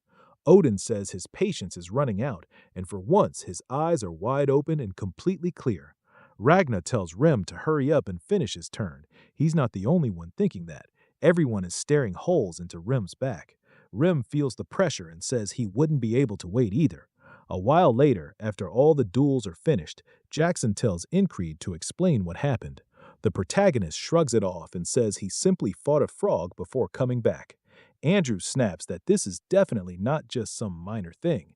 Then Rem says he heard the MC went to Crossguard and asks if the frog was there. Crad jumps in, saying they met one at the Thieves Guild and the injury only happened after the MC returned.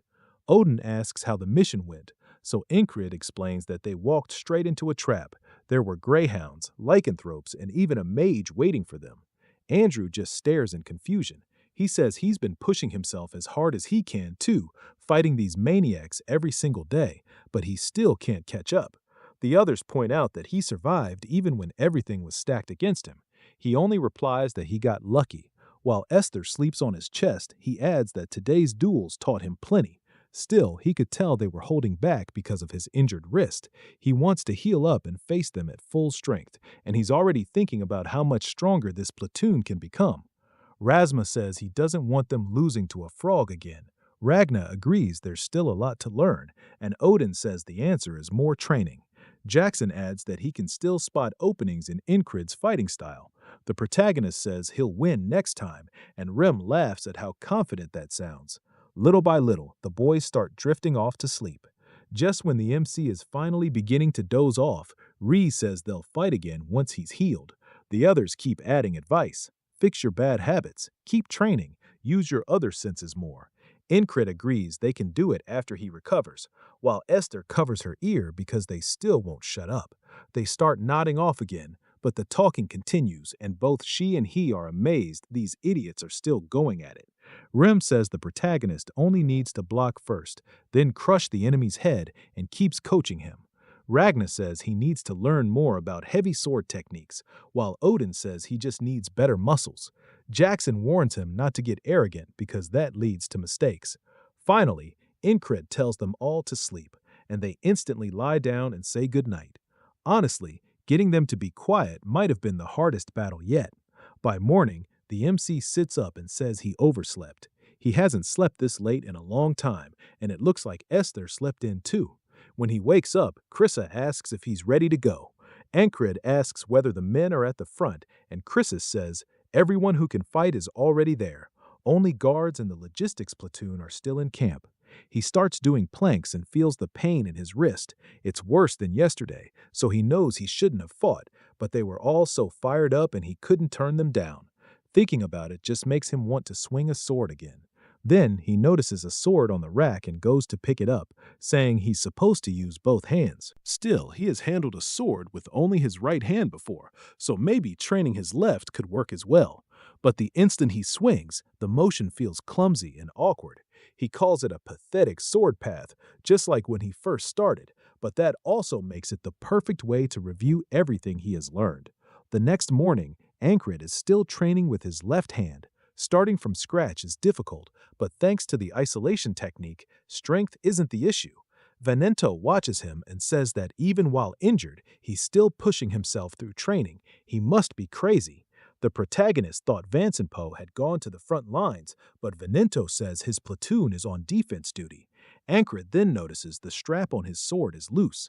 Vansenpo says both the sword and its owner are a complete mess, and there's no way the MC can fix it with one hand. While tying it for him, he says Vansenpo used to pick fights with him constantly, but now he's being kind, so what changed? He ends up asking why Vansenpo hated him before. Vansenpo looks up and says it was because of Jenar. The protagonist just blinks and asks who that is. Vansento tells him she's the herb merchant. Ankred is completely lost. So much time has passed for him that he barely remembers.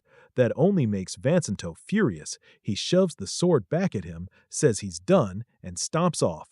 The MC calls after him that he was never interested, and then it clicks. She ran the herb shop near the border guard post, and he used to visit a lot because her goods were excellent.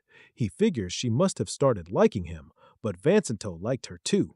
While Ankred only cared about the products, Vansento says he knows that he only cares about swords, not women. He was just jealous. Jen Fritz never looked his way, but fell for the protagonist's face instead, so he curses him and clicks his tongue. The protagonist wonders what his problem is, and Vansino just tells him to look after his sword before heading to work. Ankit can only wonder how this guy's mood shifts so quickly. Seriously, he's strange. Back in the tent, Esther is stretching hard, and the MC says she looks exhausted, asking if she's sick.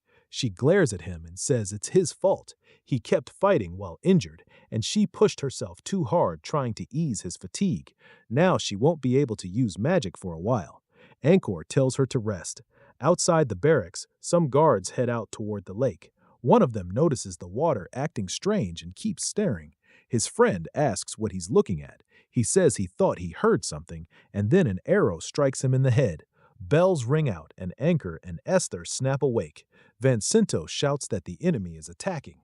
They can't let their supplies fall, so they have to hold this place. He only asks where the attackers are, and Christ tells him to stay inside because he's basically crippled right now. Then soldiers start climbing out of the water, and Anchored stares, saying he never thought he'd run into that man again here. It's Aspen troops, and leading the Greyhounds is Mitch. The protagonist says he didn't expect to see him, and Mitch looks over, spots Anchored too, and realizes they're face to face once more. Mitch says God answered his prayers. He's wanted this meeting for a long time. Ankred says he's surprised Mitch still remembers his name. Mitch says he made him see how arrogant he was, and because of that, he's reached a new level. Now he wants to kill Ankred with his own hands. The protagonist yells at Christ to take Esther and leave. As he draws his blade, he lifts it high and swings to meet Mitch's strike head on. the moment their swords collide, but because of his injury, the MC can't match Mitch's power, and his sword gets knocked away. Mitch asks if he's hurt, says that's a shame, then lifts his sword to finish it. The blade comes down, but Vengeance jumps in and blocks it, shouting. He tells Anchor to run. Then he charges at Mitch, but he warns him to stay back. He's no match for him. A second later, Mitch's sword slices straight through Vengeance's skull. The protagonist freezes in horror as Vengeance's head flies through the air and lands beside him. Inkid turns and sees it, while Mitch coldly says, "Weaklings should stay out of this." Esther rushes forward and yells for her to stop and come back. Anchor tries to stop her too because if she goes in, she'll die, but she's already leaping straight at Mitch. He swings, cutting her down in one strike. Inkid runs to save Cry, but Mitch closes in too fast. It's too late. He reaches out helplessly and watches Mitch stab through his throat, killing him instantly. Ink can only watch as everyone gets slaughtered. Mitch says it's disappointing. If the protagonist's wrist were fine, he could have shown how much stronger he's become. Then he slices through the MC's head and sends it flying. This was brutal. Int wakes up back in camp and gently pats Esther's head, saying he couldn't save anyone because his wrist is injured. He stares at it, trying to figure out what to do. Outside, Christ says he's glad he's awake. He answers that there's no one he can rely on for help. The Greyhounds will attack before afternoon, so he's already outside training, working on his sword with his other hand and searching for a way past this wall. He remembers someone telling him that weak, pathetic losers are why people die protecting them. As sweat drips down, he wonders if that's exactly what he is right now. Vengeance walks over and asks if he's training with his left hand because the right one is hurt. He says training this hard feels like a sickness and asks if it's even doing anything. Anchor says he'll make sure it does, and this time he's saving everyone. Vengeance just stares at him, confused, when the protagonist suddenly apologizes about Jenny. Vengeance is shocked he knew and says it wasn't on purpose. Ankrid tells him to cheer up because some girls don't care about looks. Vengeance asks if he's trying to die, accusing him of bragging about being handsome, and the MC laughs. Then the bells start ringing, and when the enemy attacks the camp, he steps forward, more prepared than before. He faces Mitch, who glares at him. Incred knows Mitch is strong, always above a special-ranked soldier, and now he's sharper than ever. Mitch blocks the opening strike and drives the protagonist back, taking advantage of the injury. Incred jumps away, realizing he's lacking power because he can't use both hands. Mitch lunges with a thrust, and Anchor tries to knock it aside with his sword, but he doesn't have enough force. Mitch breaks through and slashes his throat. He drops, coughing. Mitch asks about his hand. The protagonist admits it's hurt, and Mitch calls that a shame. As he raises his sword, he says he wanted to fight him at full strength before driving the blade into his chest. Anchor realizes that no matter how much stronger he gets, there's only one answer now. He has to build up his left side. That means fixing everything: his grip, swing, stance, all of it. From the basics he learned as a kid to Ragnar's heavy sword to the core of every style he studied. He starts rebuilding it all with his other arm. Mitch shows up again, and Anchor loses again. Still, he keeps training, saying he's already walked this road once with his right side. Again, he loses. He keeps drilling on a dummy, cutting through it, but Mitch still handles him easily and stabs him through the chest. Ankrid keeps practicing, saying at least he learns fast. Maybe this time that's actually true since he's done it before. But even after 40 loops, his left-hand swing is still off. He wonders why. While Vengeance watches him train, something clicks for him and he calls out, asking Anchor for a duel. MC notes this never happened in the earlier loops and wonders what changed. Still, one look at Vengeance tells him he's completely serious. So he accepts. They take their stances and Vengeance rushes in, warning he won't hold back.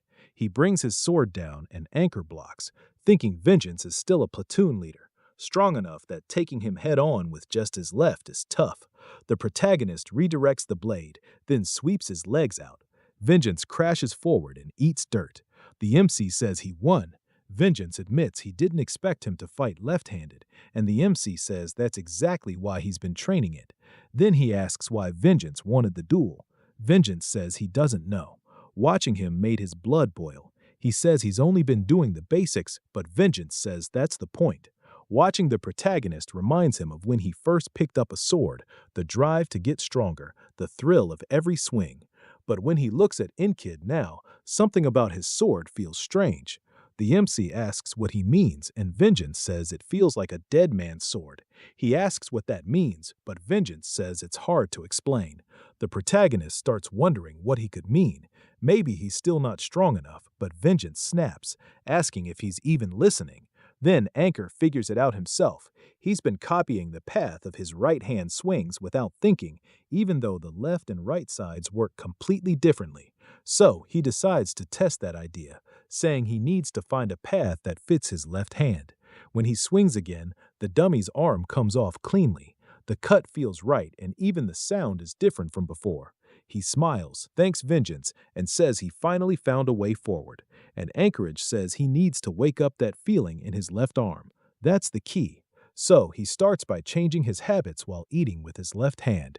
Craze asks if he's always done that. The MC says his right arm needs rest. Craze says he's taking it too far, especially when he drops food and even hits Esther with it. But Anchored says eating, dressing, training, he'll use his left arm for everything.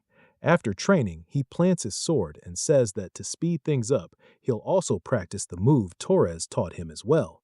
He flicks his wrist to throw the hidden knife, but it just drops to the ground. Even so, he says that knife could be a huge help in the fight. This is already his 50th loop when Vengeance asks if he wants another duel and then sends him crashing to the ground. Vengeance says Enkid fights well with his left arm now, but his sword still feels off. The protagonist agrees he still has that dead sword, so he'll keep going until it's gone. In the next loop, he and Vengeance duel again. The MC blocks the sword. Then the loops start flying by, past 60, then 70. By the 80th loop, he can knock Vengeance back with ease. And now he's also practicing the hidden knife. This time, the wrist flick is perfect. And later, he knocks Vengeance's sword from his hands, sending it spinning into the ground. Vengeance can't believe how well Enkid fights with his left arm. Now he notices him staring and asks what he's thinking so hard about. Vengeance says once he gets out of here, he's going to train harder than ever. The protagonist notices he doesn't talk about the dead sword anymore, so he tells him to keep it up. Maybe Jenny will finally notice him soon. That instantly pisses Vengeance off. He demands another fight and says he'll beat the MC's ass. The MC laughs at how easy he is to rile up and says he still has to live long enough to confess to Jenny. To make that happen, he heads to the lake alone. There, he reflects on talent, realizing it isn't something simple. Training the body is one part, but true focus without getting thrown off is part of it too. He thinks back to learning swordsmanship as a kid, falling in love with the blade one swing at a time. Now gripping his sword in his left hand, he draws it. For the first time, Anchored feels what talent might be like. In just 100 days, all that left arm training has stacked up enough to catch the 30 years he built on his right. This is now the 112th loop. Mitch rises from the water, and the protagonist is determined to break past this wall named Mitch. Vengeance shouts for everyone to defend the camp and drive the enemy back. Craze tries to pull Anchored back while holding Esther so she can't rush in, but the MC keeps walking forward. Mitch thanks him, saying he wanted to meet him again. He says he felt the same, and Mitch says the protagonist woke him up from his slump. Now he'll destroy him and climb even higher. Ank admits he almost feels bad because he's already seen Mitch at his best over and over, and he knows he can't beat him in a straight sword fight. So when he charges, his opening move catches Mitch off guard, but Mitch still manages to block it. As he slides back, Mitch plants his feet and starts forcing Anchored back with raw strength. The MC grabs the hand holding the sword and snaps Mitch's thumb, making him drop the blade with a scream. Mitch answers with a kick to Anchored's chest. He jams his sword down to keep from falling, and with Mitch's weapon on the ground, Mitch curses him for fighting so dirty. The protagonist says that through all these loops, he's only beaten Mitch with the sword, but his left arm won't get any better by repeating this again and again. The blade duel was fun, but now he has to go past it. Mitch says this won't save him anyway. He picks the sword up with his left hand and warns that he can fight with either arm. Enkid says he can too. That's exactly what he trained for. Still, if he wants to beat the next wall, a sword alone won't be enough. He has to use the move he saved for a desperate moment. It's the peak of the veil and mercenary sword style. Pulling his arm back, Ankra hurls his sword as hard as he can. Mitch blocks it with his own, confused, but the MC rushes in and grabs his throat, saying the only way through is an all-out brawl. He throws a punch, and Mitch barely slips past it. Mitch calls him a bastard and tries to bring his sword in, but Anchor gives him no room. He grabs his waist and drives him down. He just needs to get close no matter what. Both crash to the floor. He pins Mitch's wrist with his knees so he can't use the blade, swearing he'll win no matter what, even if he has to bite through flesh. From the mount, he raises his fist and starts pounding Mitch's face. He says victory means using every method he has. Mitch reels from one hit, and Anchor slams in another. This is what a real brawl looks like. Mitch sees the next strike and knows what to do. He kicks up and flips the protagonist over him. The MC hits the ground and Mitch charges, shouting for him to fight seriously and use his sword like a man. He wants a real duel. He brings his blade down and Anchor doesn't dodge. He takes it on his shoulder. Mitch is stunned, but he had armor there for exactly this. The protagonist tells him he is dead serious. Mitch attacks again, but Ankrid slips in the hidden blade technique and slices across his face while dodging the punch. The strike catches Mitch's left eye, and blood pours down half his face from the hidden blade. Mitch lets out a wild scream and shoves down with all his strength, cutting through the shoulder plate into the MC's shoulder. Then he follows with another swing, carving a deep wound. Ankrid thinks his wrist was bad enough, and now his shoulders are hit too. If this keeps going, he loses. So before Mitch adjusts to fighting with one eye, he has to use that opening. Mitch charges in furious, and the protagonist flicks his wrist, sending the hidden dagger flying at him. Mitch lifts his sword to block, but the dagger drives right into his hand, and Ankrid rushes in for another tackle. He uses that opening, and as they crash down, Mitch's sword is knocked free and skids away from them. Mitch spits out another curse, and the MC grabs his leg, locks the ankle, and snaps it in one move. Mitch screams and starts punching, trying to force him off. Ankrid switches to the other leg and breaks that ankle too. Mitch realizes he's crippled now and lets out another raw scream from the top of his lungs. Everyone around them is left wondering what just happened.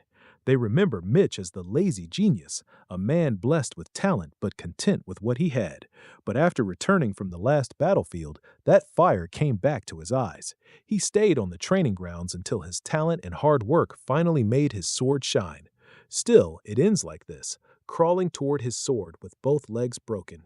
He can't understand how it came to this. Ankrid reaches the sword first and stands in front of it. Mitch looks up and calls to him while he looks down, not fully happy with this either.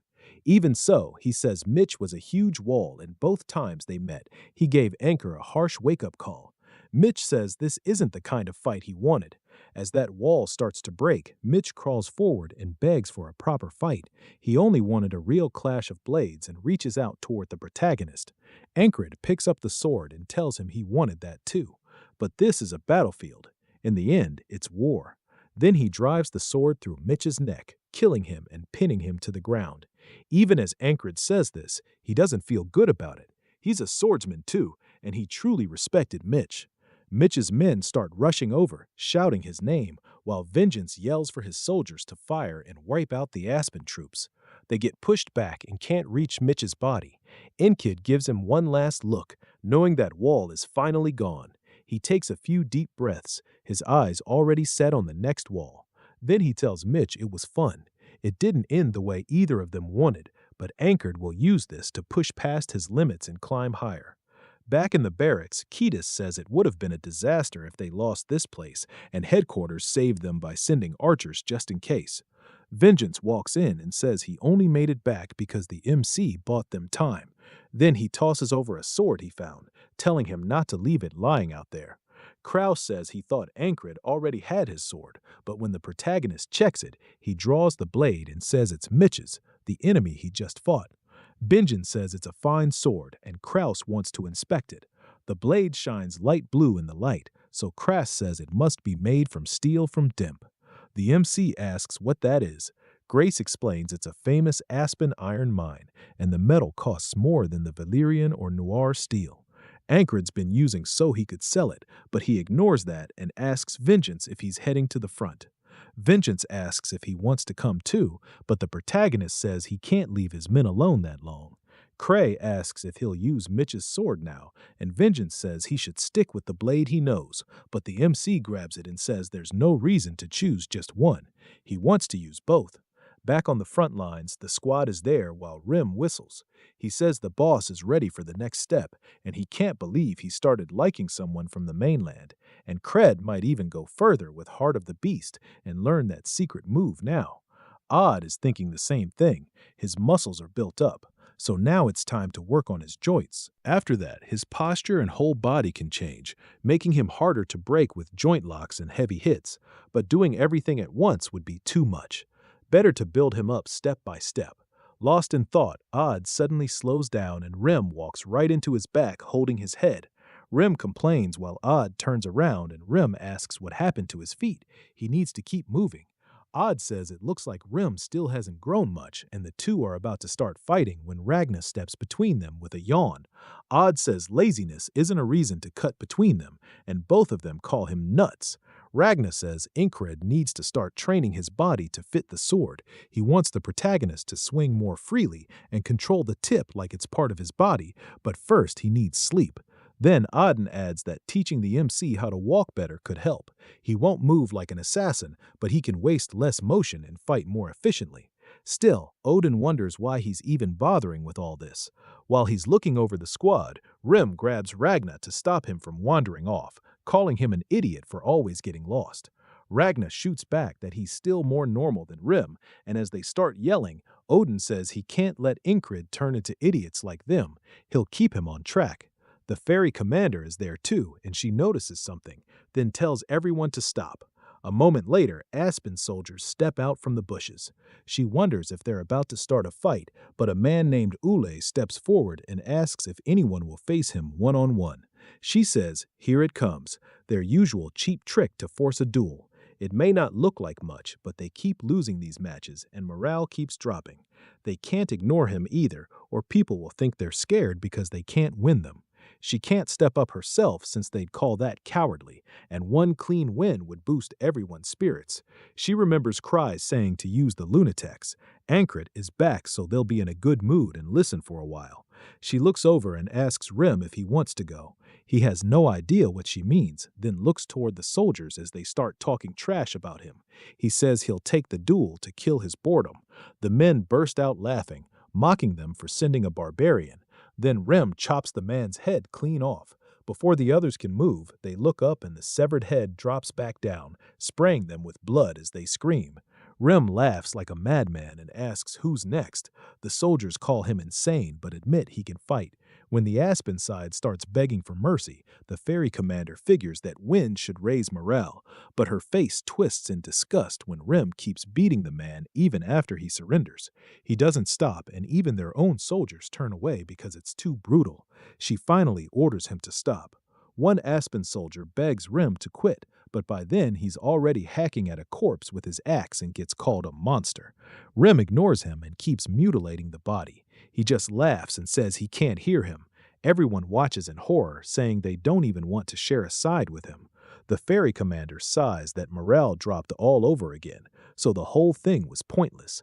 The only person who can rein them in is Ankred, and he's on his way.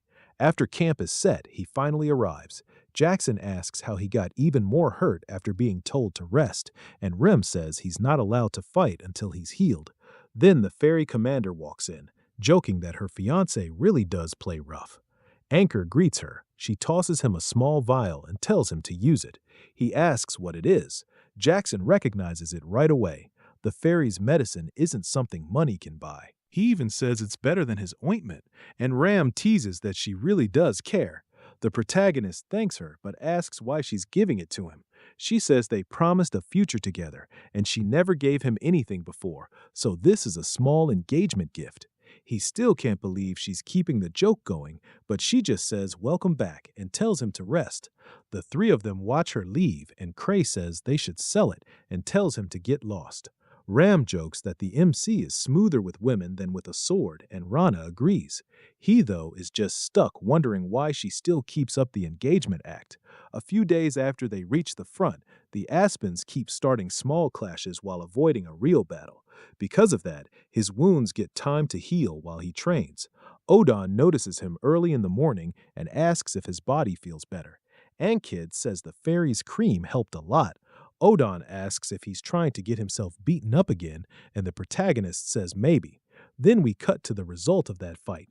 Odon checks him over, his right wrist, shoulder, and bruises all across his body. He says Ankid shouldn't be pushing himself like this yet, but if battle starts, he'll join anyway, right? The MC answers that if he can still move, then yes. Odin glances around to make sure no one is watching, then calls him closer. He asks what he wants when a warm feeling suddenly spreads through his body. Odin begins glowing with a bright golden light that runs through Incred. The protagonist realizes this is divinity. As Odin keeps working on him, a huge beam of golden light falls over both of them. Then Odin pulls his hand back. The light fades and Incred stares in shock. Odin warns him not to tell anyone. He promises to stay silent too and swears it on their lord's name. The MC understands he must have his reasons, so he agrees. Odin walks off, saying the morning fog is God's blessing. Divinity is the mark of clerics who serve God, and miracles like this can heal the wounded. Even though Odin always prayed, he'd never used divinity before, so no one knew for sure if he was really a cleric. Now he's begging his lord for forgiveness. Ankh figures there must be some rule against it, because it felt like Odin broke one to heal him. As Odin leaves, he thanks him. Odin says that if anyone learns he used divinity, the Inquisitors will come. He left the church under heavy restrictions, and they bound his body so he couldn't use divine power. Even with the pain stabbing through his chest, he couldn't leave Ankred like that. Odin says the Lord always watches over them, but never answers. After meeting the protagonist, though, he started to believe those words live on through people, and he'll do what he thinks is right. After the meal, Christ asks the MC if he needs help with his wound again and offers to apply more ointment, but he says he's fine. It's not fully healed, but close enough. He also can't let the others see if he wants to keep Odin's secret, so he has to be careful in battle. Then he asks when the real fighting will start, and Christ says both sides are still testing each other. Marcus leads their vanguard, keeping the enemy from circling around while the main force waits at the Green Pearl. Since the Aspens broke the usual rules before by bringing in sorcerers and casters, both sides are likely ready for full war now with whole night orders prepared. Rem complains they should have been there, and these little one-on-one duels are boring. Christ says this can't go on much longer. Soon enough, things change. The troops start moving, war horns sound, and both armies line up against each other, and Crit and the whole squad are there too. Their commander stands with the fairy while 3 enemy men step forward and start insulting them like a bunch of spoiled brats. Rem wonders why they keep running their mouths and asks if their blades are only useful for chopping vegetables. Christ explains this is a battle of words. Without a decisive night-level force to shift the scales, both sides are perfectly balanced. So the Aspens are trying to win the psychological fight first. One arrow could silence those loudmouths, but their morale is already fragile. If they strike first, they'll suffer even heavier losses. Meanwhile, the Aspen side continues to taunt them, claiming they'll die before they ever get to touch a woman. Christ says their commander isn't moving because he understands that as well. Marcus says he had a plan, but he can't use it in this situation. Sending the Lunatics to win that duel only made things worse. All they need now is one victory. Christ hopes for the same thing, just one moment to flip the morale around. While the enemy keeps calling them virgins and laughing, Cry tells Andrew to calm down. He says Andrew will get his chance to unleash that anger later. Andrew just looks confused and asks what he's talking about. So the protagonist tells him being a virgin isn't a big deal and to save that rage for battle. That only leaves the nearby soldiers even more confused. Andrew insists he's not angry, but Incred tells him to calm down anyway. Then Henry and Max start laughing, and even Rem joins in. Odin says if Andrew's come this far, maybe he should just walk the holy path. Ragnar says he'll probably get his chance later, while Andrew wonders what he did to deserve this. The other soldiers whisper about him, asking if the taunt really got to him and how a guy his age who looks normal is still a virgin. Andrew snaps at them to shut up and says he's not mad, which only makes them laugh harder. They even offer to introduce him to a shop when they get back, and he refuses. Jackson says MC was mean for teasing him on purpose. MC says Andrew is still young and might have taken it personally, so he was trying to keep him steady, but Rem thinks it's hilarious. Christ can't tell if he is joking or dead serious, and he grins. He says the protagonist really is an odd one and tells him to answer the enemy. MC says he has nothing to say, but Christ offers to feed him a few lines, and Christ says that won't be necessary and steps forward. Christ says his sharp tongue can lift their morale, and whatever he starts will spread through the ranks. The protagonist walks up, and the enemy immediately notices him and shouts that he's coming out. Christ is sure this will lead them to victory. He told Incred to show nerve, walk into the enemy archer's range and provoke them. Vincento asks what he's doing up there. MC says Vincento has bad luck if he's still stuck in the vanguard after coming back. Vincento tells him to shut up and warns that if he keeps walking up without fear, arrows will fly. Then he demands to know what he is trying to do. The Aspen soldiers sneer, saying they can't believe another loser walked up. Incred stares at them and remembers Craze telling him to just get closer first, since he never knows what to say until the moment comes. That kind of trash talk just comes naturally to him. So the protagonist asks one of them what's wrong with his face, why his head looks like a ghoul's. The man instantly gets mad and demands to know what he means. The others start laughing, and Vincento realizes Anchorid did it on purpose. The insulted soldier tries to defend himself, saying he knows he's handsome. MC says he's right. He judged too fast. After all, maybe only his mother was a ghoul. That sends the guy into a screaming rage. Odin says God will punish Anchorid for that, but Rem laughs so hard he cries. Even Rhino wonders if that guy is human with a face like that. Andrew joins in too, saying no woman would ever want a man who looks like that, so he has no business mocking anyone. Mac figures this must have been bothering the guy for a long time. The furious soldier screams for him to come closer so he can slice out his tongue. The protagonist figures if the enemy took the bait and wants a duel, then all he has to do is crush him badly. He reaches for his sword, but Rem blocks him with his axe, and even Ragna steps in. They're not letting him go. Jackson reminds him his wound still hasn't fully healed. Incred knows he can't reveal that Odin already treated him, so they just exchange a look. Rem says Andrew should handle it and finish the guy off. Andrew says he spent his whole life living for his family, so he never cared about pride or shame. Still, getting mocked and called a virgin really makes his blood boil, and he pulls out his sword, swearing he'll make that ugly bastard pay. Ghoul refuses the match. He wants the one who insulted his face and asks if Incred is scared. Zendru snaps at him to shut his mouth because he's about to rip that ugly jaw apart. He rushes in with the first strike, but Ghoul slips aside. Marcus warns that the Aspen troops who stepped up first are veterans, the kind who can carry an entire line, not easy opponents. Then Ghoul swings and knocks Andrew's blade offline, catching him a little by surprise. For a moment, it looks like Ghoul has the upper hand, but Rem says Andrew isn't losing this. Andrew roars and charges again, forcing Ghoul back on defense with a powerful swing. He sets up the next attack, building momentum as he goes. Then he starts shouting his full name. He, Andrew Gardner. No matter how hard things got, no matter what stood in his way, he always got back up for his family. As he drives forward, his blade pierces Ghoul's throat, ending the duel. Andrew says, a guy like this is nothing compared to his resolve. Mandy says, Andrew was always gifted. It just stayed hidden because of the people around him. Then the soldiers start yelling about the virgin. Ankit says he can tell Andrew is one of the crazies, and the others pick it up too. Now he's Andrew the lunatic, and he lets out a huge victory scream. He yells for everyone to admit they saw that like he finally proved himself. Matt cringes while Rem laughs so hard he can barely breathe. He calls Andrew lame, but Odin and Ragna still clap for him. Even Incred cracks a small laugh. Cry says MC didn't fight, but things still worked out for them. Marcus says that's enough and orders his men to break the Aspen formation. Then Torres and his squad come in from above, cutting down the soldiers right in front of them. The Aspens turn and realize the border guards are hitting them from the side, but by then it's already too late. They start getting ripped apart.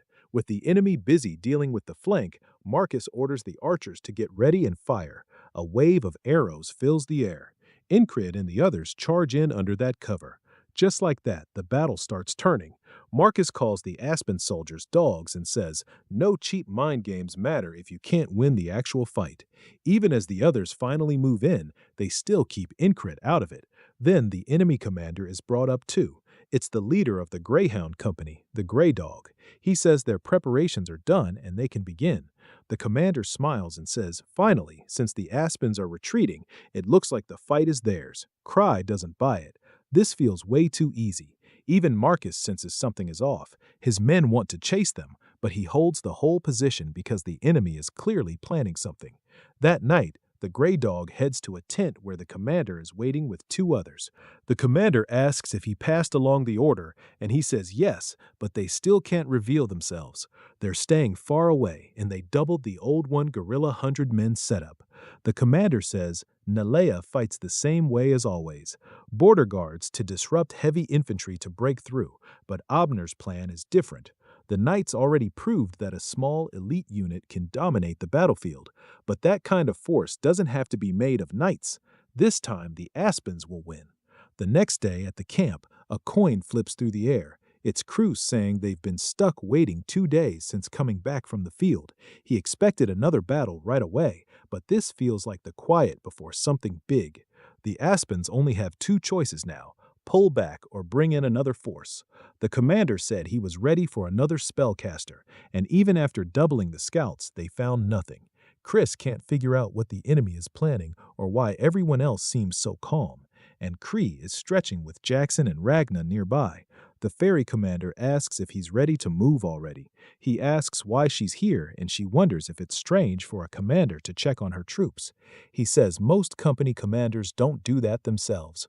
Unkring steps forward, saying enough time has passed that he'd have healed on his own, and he should be fit enough for a duel. Ragna asks what he's doing. He says Ragna held back last time because he was hurt, but that won't be needed today. Ragna says he had no plan to go easy anyway. Then he swings straight at the protagonist, who blocks it but gets pushed back. Unring says Ragna's swordsmanship is clean, almost pretty, while his own is rough and messy. But that's the style he's built until now. He rushes in using what he's learned, dragging his blade through the ground to kick up dirt and fling it at Ragna, who guards with his sword. Ragna recognizes it as the Valon technique, and Kral says this is the road he's walked, then comes down with a hard overhead strike. Ragna steps back and says that's the technique he taught him. MC says it's also time to try something new. He grabs his other weapon with his left hand and draws it as Ragna comes right in and Kral thrusts at his head, but Ragna reads it and slips aside in time. He asks why he is using 2 swords. The protagonist answers that this is the path he's chosen to move forward. Ragna says that's interesting and attacks again, and Karls catches it with both blades. Ragna tells him to do better. The match still isn't over, and MC smiles. Their swords crash together again and again. Nearby, Rem bites his nails, saying Ragna's serious today. He hates that stupid bet and wishes it were his turn already. Jackson says he doesn't like going into battle, but he'd gladly fight Ankred. That thought makes him stop short. It doesn't sound like him. O'Don is deep in thought, saying next time he'll be bolder in training, even if he ends up breaking his joints. He's not quite there yet, though he almost sent him to meet the Lord already, and that makes him laugh. Christ stares at them and says they're all insane, then admits they've always been like that. The ferry commander says they're like kids waiting for their turn to play. She points out that Ragna and the others only get this fired up around Ankred and wonders what it is about him. He has a strange pull, even on her. She says she'd like to test her sword too and cries sighs, asking if she's a freak as well. Remy finally snaps, yelling that he can't take it anymore and that it's his turn. He even says he'll kill her if she cuts in line, commander or not. She asks if that's mutiny, and Ankred says everyone here is so strong. They've never really shown him everything, but now he can finally see a piece of it because they're all eager to win. As they all stare at him, waiting for their shot, the protagonist says that ever since he came back from the recon mission in the tall grass field, these were the faces he wanted to bring out. If they have time to talk, they have time to fight, and he won't rest until he's dueled every one of them. Later that night, he gets tossed face first onto a bed. Andrew tells him to wash up, but Rim says he's dead tired and should be left alone. Krisha says they fought so many times, even though Incred had barely recovered and could have opened his wounds again. Rimmel asks if he wants to get hit while MC sinks into deep sleep. When he opens his eyes, he's in a forest. Confused, he wonders what kind of dream this is. There's no boat and no flower field like before. This place is new. The animals start running from something. Then he hears a man yelling for everyone to fight. Incred realizes this is from his past back when he was a mercenary fighting harpies, and he sees himself running too. Someone is hiding in the trees, smiling. He knows at once this is the man who said they all died because of him, and he's stunned. Another memory hits one of his comrades, telling him to get behind him right before a harpy attacked. Ankid says those mercenaries were good people. They accepted him even when he was useless, except for the one man who stabbed his own allies in the back. The protagonist couldn't believe it, and the wounded man asks why. Then the harpies tear into him, and another mercenary calls to Incred only to get killed too. They realize they're in real danger, shout that they need to retreat, and call him Inki, but that man betrays them too. He was the strongest of them all, and he used that strength to murder the people who trusted him. He tells Anchor there's no escape. He dies here. MC asks why, and the man says he got a better offer than this trash mercenary group. He doesn't want any loose ends. He says it also annoyed him how untalented they were while still talking about friendship, then spits on a corpse. He charges him, but his sword gets knocked away. The man slams him to the ground and says he'll let him live because he'll never become anything anyway. Then he pats Ankred's cheek and calls him pathetic. The protagonist says he was strong, or maybe MC was just too weak. He could only watch his comrades die, and the worst part was that the one spared by that man's mercy was him. That shame is one reason he trained so hard, because he was the one left behind. He kept chasing his dream with his fallen friends in his heart, still thinking that if he'd had enough power back then. The man cuts in, yelling, asking if Ankor wants to be killed by him again. He rushes him and hears Esther telling him it's just a nightmare. She tells him to break free of it, and the moment he does, his heart starts to settle as Esther presses a hand to his chest in the real world. He slowly comes back and she calls him a real pain. Back at the rear base, she did everything she could to take away his tiredness, but when he truly needed help, she couldn't do anything, and she refuses to let that happen again.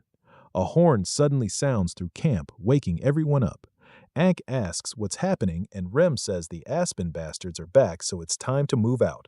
The squad starts getting ready. Craig grumbles that they came too early and it's bad for his skin. Ank looks down at Esther sleeping and thinks the voice at the end of his dream sounded just like her. He quietly tells her to guard the tin, rubs her neck and leaves. On the way to the battlefield, Rem says the enemy must have prepared something if they waited this long, and he has a feeling today will be fun. Ink agrees and wonders what kind of trick they brought with them. Then the ground starts to shake, and panic spreads through the soldiers. They shout to fire at once. Then a giant steps forward. The archers draw and loose a full volley, but the arrows just bounce off without piercing its skin. Even Ankor is caught off guard when it lifts its club and swings. Everything in its path is crushed apart, flesh flying everywhere. The men who survive the first hit freeze in fear, and then they see there's more than one giant. Several of them push past the front line, laughing. Now we learn more about this continent's races. Frogs live for dreams and desire. Fairies worship nature. Dwarves are obsessed with metal, while half-humans care most about reproduction. Half-dragons live alone. Giants, though, crave slaughter. They love killing with their own bodies and are known as the beasts of red blood. Jackson warns that enemies are closing in from both sides, not just the front. Mercenaries have appeared on one side and fairies on the other. Cray says if they don't stop them here, they'll be surrounded and wiped out, and just says they only need to stop them and can't figure out why he's so calm. Then the commander shows up and says he's right. Her own people are on the left, so she'll take that side. Andred asks if that's really her plan and she teases him. Will he at least give her a good luck kiss? He turns her down, so she calls him cold. He says she's really joking at a time like this, but if she's taking the left, that leaves the giant ahead in the right flank. Remy grins and says that part is his. If the protagonist watches closely, he'll see what he's meant to learn next. MC wonders why Rim looks so excited and what exactly he plans to do. Rim steps forward, calling this fun, saying it feels like the first time he ever stood on a battlefield. He raises his axe and says that even before Heart of the Beast, he never flinched when an axe came for his head. That's why he trained with it. It has its own use. His heartbeat starts pounding as he says he can force it faster than normal, sending blood racing through his body. Meanwhile, the soldiers panic and ask where the retreat order is. Just then, the giant leaps in, and Rim bursts straight at it, heart still pounding like a war drum. The giant comes down with a crushing blow, and Rim jumps in front of the soldiers to catch it with his axe. He slides back, but he holds the strike. He explains that as his heart pounds harder, his blood vessels open up and his muscles swell and tighten. This technique, starting from the heart, powers his whole body. Then he shouts for Anchor to remember this. Step by step, Rim forces the giant back, roaring that this is the heart of a superhuman. He pushes with everything he has, and his axe heads shatter free, but it's enough. The giant's arm is blasted back too, and the clash sends a shockwave across the whole field.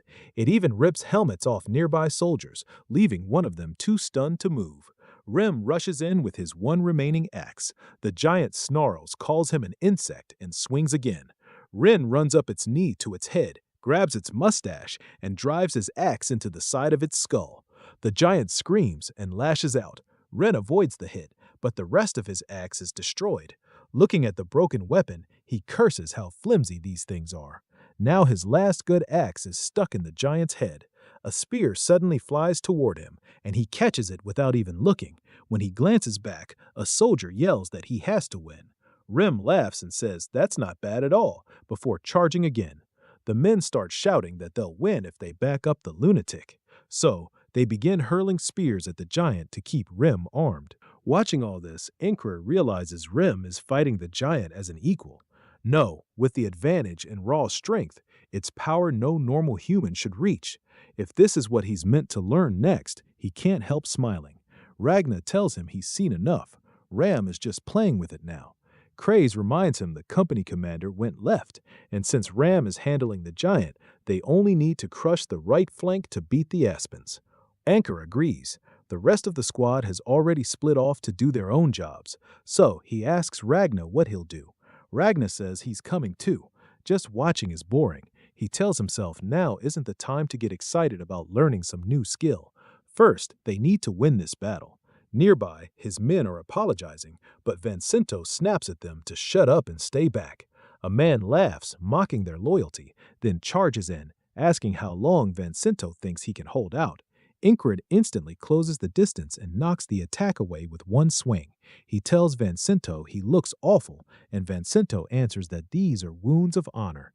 The protagonist just stares at him, while the attacker hears his name, stops and pulls down his hood.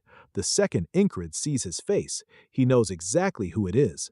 The man smiles and says it's been a long time. Surely Inkrid hasn't forgotten his friend. Ragna asks if that's really his friend, and Inkrid says back when he had to bow before that man's strength. Maybe he couldn't deny it. Not anymore. A man who murders his own comrades is nothing compared to those who risk their lives to protect theirs. Then MC says he does remember his name. Was it Bitch? The man flares up, and he says, right, that was only the nickname. His real name is Piece of Shit.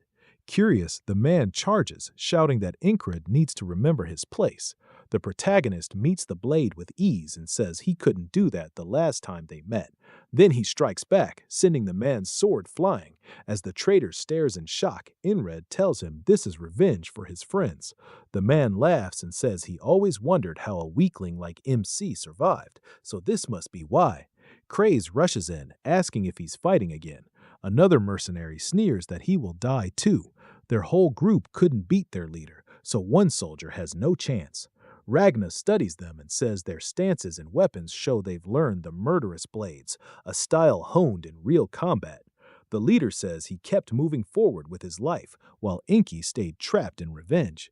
He attacks and boasts that after this battle, he's been promised a lordship. He'll rise so high he won't even see his own feet.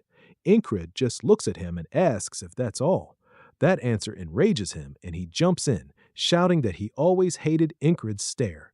He thrusts, but the protagonist slips past it. MC notes that the blade is thin as a needle and bends like the Eastern Kai sword. As he raises his own weapon, he remembers the man saying that even if he lived, he'd never amount to anything. Inker charges while those old memories flood back. The traitor lunges and says he'll kill him this time, calling him Anki again. As the blade starts twisting, Craze Almond shouts that the protagonist won't be able to read that attack and calls out to him, but Anki keeps rushing in, eyes locked on the blade. Then we learn Ragna already taught him how to beat this style. MC drives under the attack as Ragna's advice echoes in his mind. Trust his own way and put weight behind every move. No matter how deadly the murderous blade users are, if they don't trim away wasted motion, they leave openings. Ragna says he already knows that. Then Ankred swings and cuts the man clean in half. Blood spills from his mouth as the protagonist corrects him. He was never important enough to become MC's life goal. Incred's blade follows all the way through, fully severing him, and he says he's not the same he who could only watch his friends die, and he won't let this man keep haunting his dreams. Looking up, the protagonist says he can't hear the dead answer, but he hopes his friends can enjoy this. Ragna's sheath drags along the ground as he walks up, takes it off, and says, "That was good." Now it's Ragna's turn to step in. One mercenary starts mouthing off, asking who he thinks he is, but Ragna lifts his sword and flashes past him, taking his head in one clean strike. The head hits the ground, and the other mercs freeze. Ragna coolly asks if he was saying something.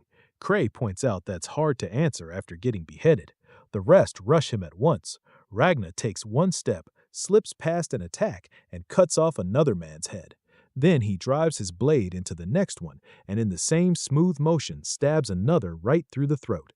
It all happens in a blink. Inker notes that Ragna only took a few steps and used the smallest moves needed to kill them. Once again, he's amazed by how strong his squad is. 3 more mercs charge, saying they'll take him down together this time. Ragna tells MC to watch closely. This is something he needs to learn. He raises his sword and lowers his stance while the men rush in. He lets out a breath, his eyes lock on the target, and with one step he's behind all 3 men, their torsos already cut through. Incred is left speechless like a wall just rose up in front of him. Ragna says he just came up with a name for that move, Sijan. He just stares at him, then asks if that's really the best name he had. The war keeps raging, and the Aspens feel safe with a giant on their side. The Enlea soldiers start to panic until Our looms behind them. He swings his clubs and smashes through the front line. Now the Aspens are the ones panicking, shouting about why the enemy has a giant too. Aura laughs and says he's just an ordinary human. They call that a lie. He's way too huge. Then he says he'll give them a little time to save themselves. Confused, they ask what he means, and he starts walking forward, counting down from 5. Each second brings him closer. A commander screams for the troops to form up. They charge when he reaches 3, but Aura keeps counting until 1. Then he stops, and the force alone sends soldiers flying and breaks their weapons. It actually rushed in with both weapons crossed. Blood drips from them, as he says he called on the war god today and promised to send a few souls up. That line goes hard. The soldiers start running in fear, yelling that they have to kill him. But Aura comes again, plowing through them and launching bodies through the air, killing some on the spot. Their screams rise, but Aura just laughs louder and says he'll send them all to meet God. On the left flank, the fairy commander faces one of her own kind. She says fairies usually live hidden away in forest villages with their families, but times have changed. When one of them calls to her, she explains that some fairies now sell their skill and their idols for money, becoming mercs or joining armies. The man lifts his knife and says he won't chase her if she runs. She draws hers and says she feels the same. He wants to see whose idol is better. A leaf drifts between them and both vanish. Only the clash of blades gives away where they are. She pulls back, throwing sparks. He twists his arm, reverse grips the blade, and drives it into the spot where she stood. That's when he realizes he's in trouble.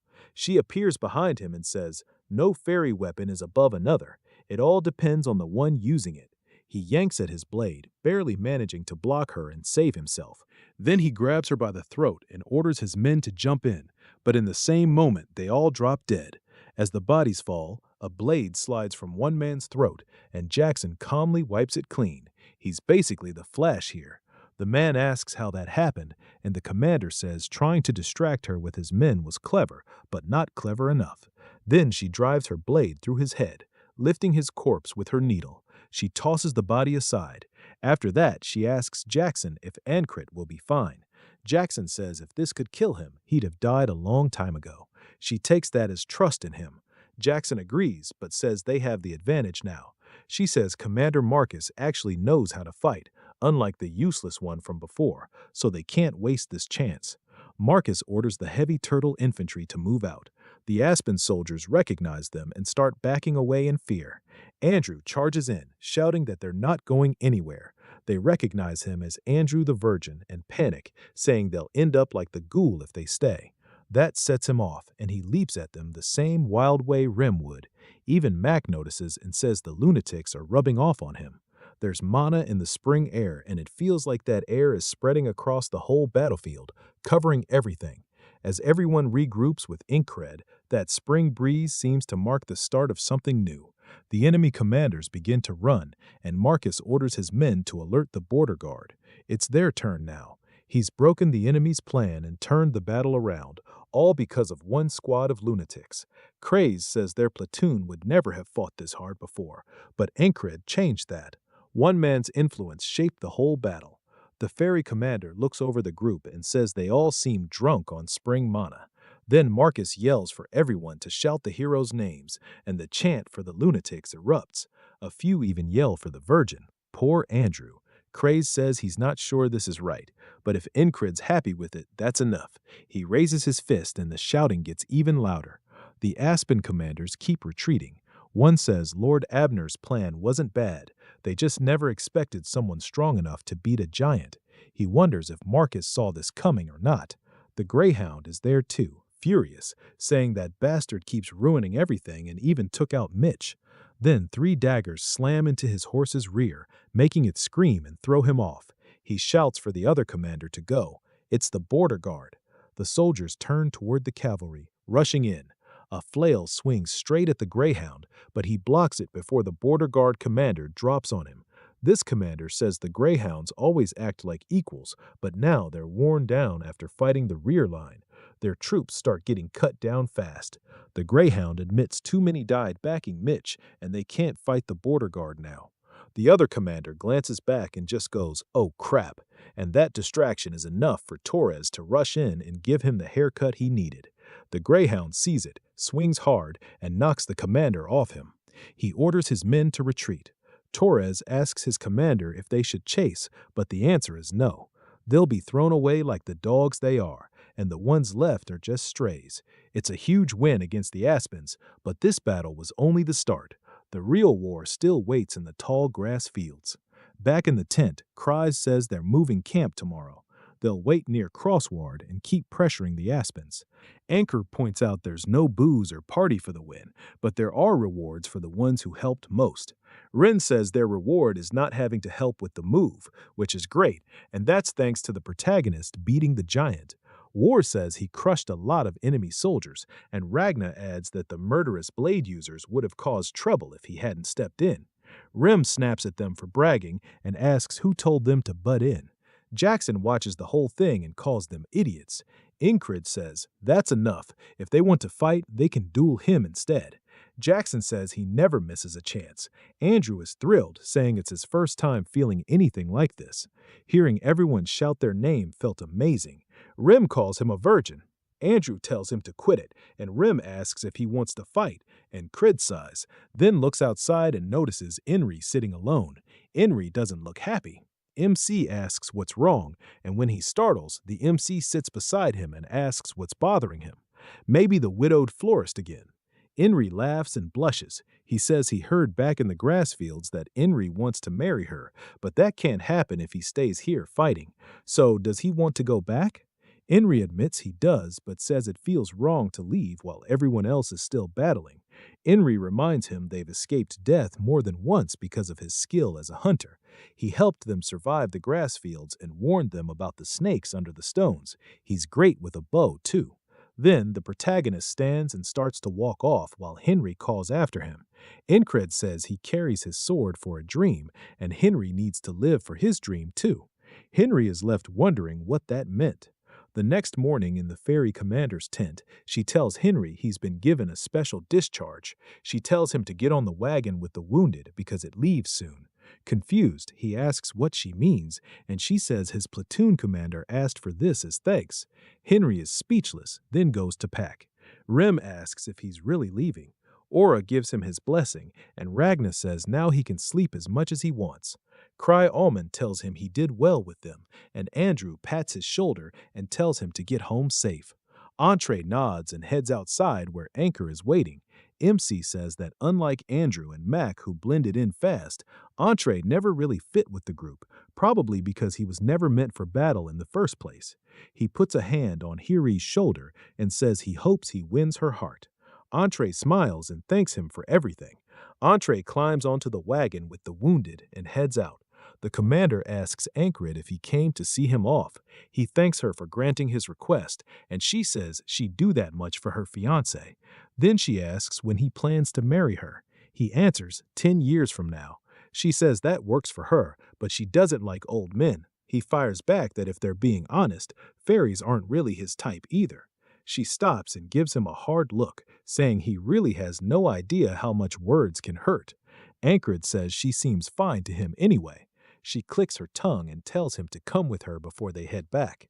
As they walk, she says Marcus is looking for him. On the way to meet him, Marcus is waiting with his back turned. Cray had warned Ankrid this might happen, that all his missions so far, including what he did in yesterday's battle, could earn him a transfer. The protagonist stops in front of him and Marcus asks if he likes tea and wants a cup. Anchor declines. Marcus says he must be busy with the relocation and hopes he's not keeping him from work. MC answers that he's free. He barely has anything to pack. Marcus laughs and says he didn't expect him to flatter him. He replies that he was only being honest. Marcus says, fair enough, and it's also true the protagonist has done a lot. MC points out that if Marcus is trying to take him while his own commander is right there, then he must want him badly. Marcus asks if that means he already knew he favored him. He says yes, so Marcus asks for his answer. Ankrit says no. Marcus says he's heard the protagonist has turned down other commanders before, but this offer is different. MC says he has a dream, even if it sounds huge. Marcus asks what it is. Ankred says he's going to become a knight. Marcus says a man with a dream shines bright. He used to be like that too, back when he trained to become the crown sword, but time wore that down and he settled for reality. Now he just drifts through a dull life. A life with no dream becomes a chain that holds others back. He says he has no right to keep Ankred under him, then lifts a hand to dismiss him. He bows. After he leaves, Marcus asks her if she thinks the protagonist will really become a knight. She says she doesn't know, that depends on him. Marcus says that kind of blunt honesty is a fair strength and also their flaw. Still, he respects Ankred's dream and it makes him want to chase something again. Nerelia is ruled by the royal family, but lately the nobles have gained power, so their influence runs deep. Marcus says he once stood with the nobles too, but now he wants to go after his own dream again. As the base starts moving, they have nothing to do in the middle of it. Ram says having no duties is nice, but he's bored out of his mind. Odon tries to get Anchor to train, saying muscles only grow through non-stop work. Ragna cuts in first.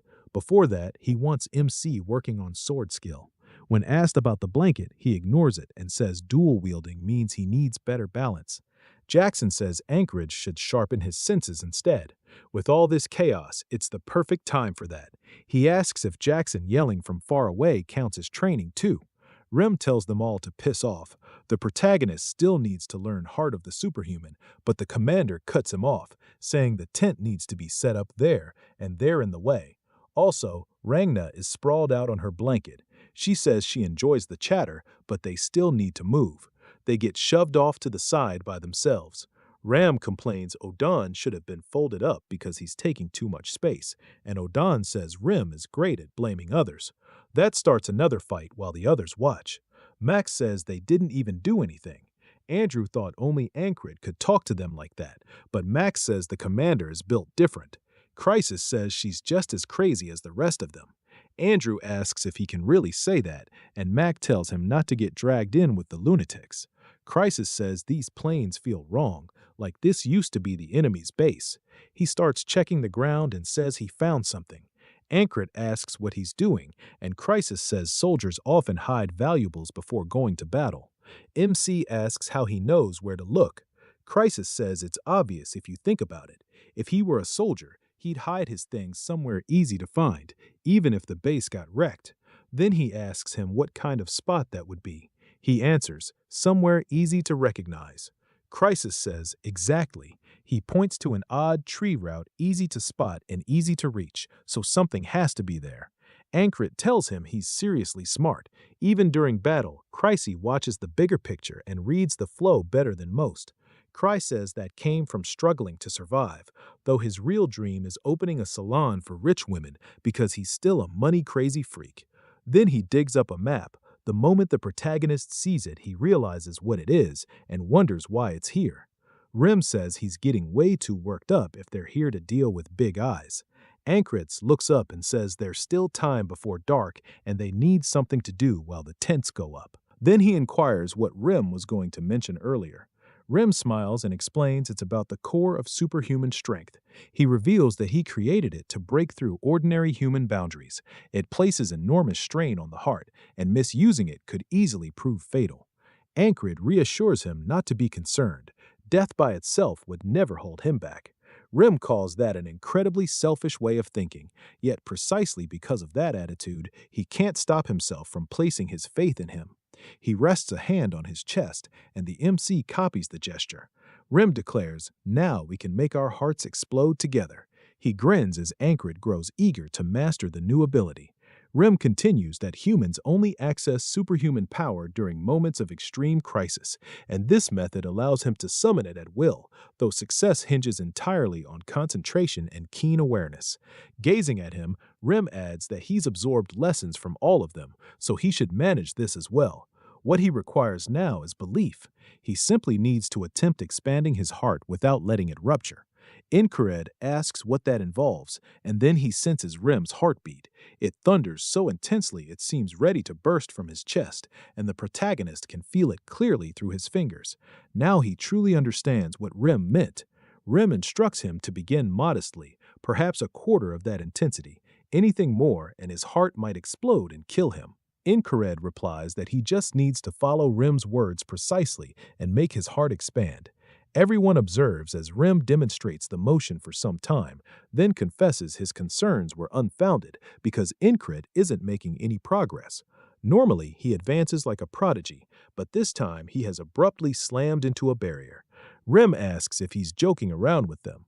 Odan agrees he can't even dispute that, and Jackson and Ragna nod along. The MC questions whether controlling one's heart is even feasible. Rim shoots him a sharp look, and Incrid insists he's giving it everything. It continues this way.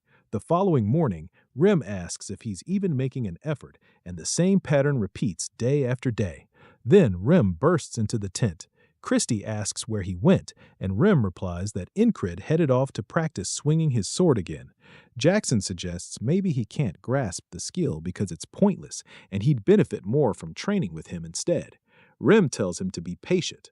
Ragna adds that if motivation isn't the problem, then perhaps the instructor is the issue. Rim retorts that there's no chance he's inferior to Ragna. While they continue bickering, Rim reflects carefully. He explains that this technique originated from modifying his tribe's ancient practices.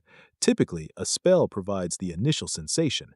After that, one develops control independently. No matter how hard Incred struggles, he still can't grasp the feeling yet. And Rim reasons that even the spellcasters in his village didn't master it immediately. Even when they succeeded, most nearly died by mistake. So he understands that hurrying won't achieve anything.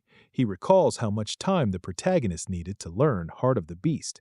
Incred desires it desperately, so all he can do is persist, and if there's genuinely no possibility, then give up. That idea still angers Rem, so he tries to rest and forget about it. But that night, the MC remains out training by himself. He's attempting to replicate that sensation by the next day. The following day, they resume once more, and Rim sighs. He suggests they call it quits for today, since it doesn't seem like any progress is being made. Inred seizes his hand and urges him to continue. Rim says he knows he's making an effort, but there's no use if nothing is shifting. He tells him to push his heart more intensely. That surprises Rim. He says Incred must be overlooking something. If his heart is pushed too extremely, it will rupture. Surely he's not requesting death. The protagonist tells him to proceed anyway, and Rem pauses. He says agreeing to this won't help the MC learn it. He'll either die or survive as a wreck. Even if Rem isn't the one enduring it, he still doesn't want to deny him. So he begins wondering how anyone could be this foolish. Then he concludes that Ankred must be requesting it because he's confident it will succeed. Rem applies more pressure, and his heart begins pounding uncontrollably. His expression grows strained and his eyes become bloodshot. Cedric declares that this was the correct decision. Rem asks what he means, and then he senses his heart rupture. Blood streams from the protagonist's mouth, and Rem realizes he made a terrible mistake. Jackson yanks his hand away. Odin pulls Ankred back, and Rana nearly severs Rem's arm. They all begin yelling, demanding to know what he did to their brother. As the MC's vision blurs and darkens, he finds himself back in the underworld. The boatman says he doesn't understand. Today wasn't an obstacle. Incred replies that he creates his own obstacles. The boatman asks what he's thinking. He explains that he's using the only approach he knows to master the heart of the superhuman. We cut back to just before he started looping. Incred is attempting to sense his own heartbeat. He can detect what Rem is doing to his heart, but he still can't replicate it.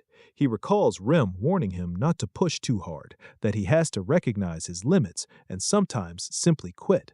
The protagonist despises that notion. To him, quitting means accepting weakness, and if he stops advancing, he might as well be dead. So he chooses the method that suits him best, the same kind of approach that once allowed him to battle someone far stronger without freezing.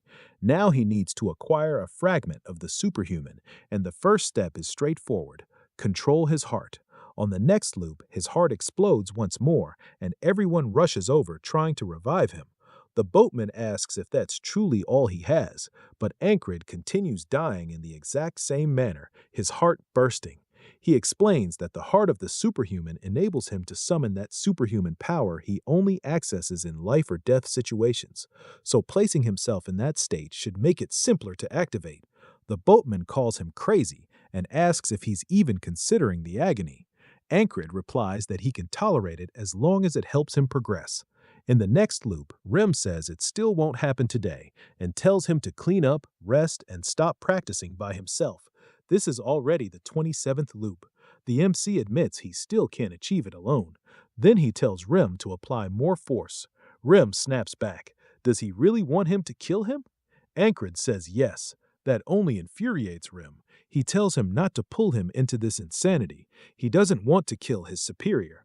That surprises the protagonist. He points out that Rem clearly doesn't care about hierarchy, considering he killed nobles before.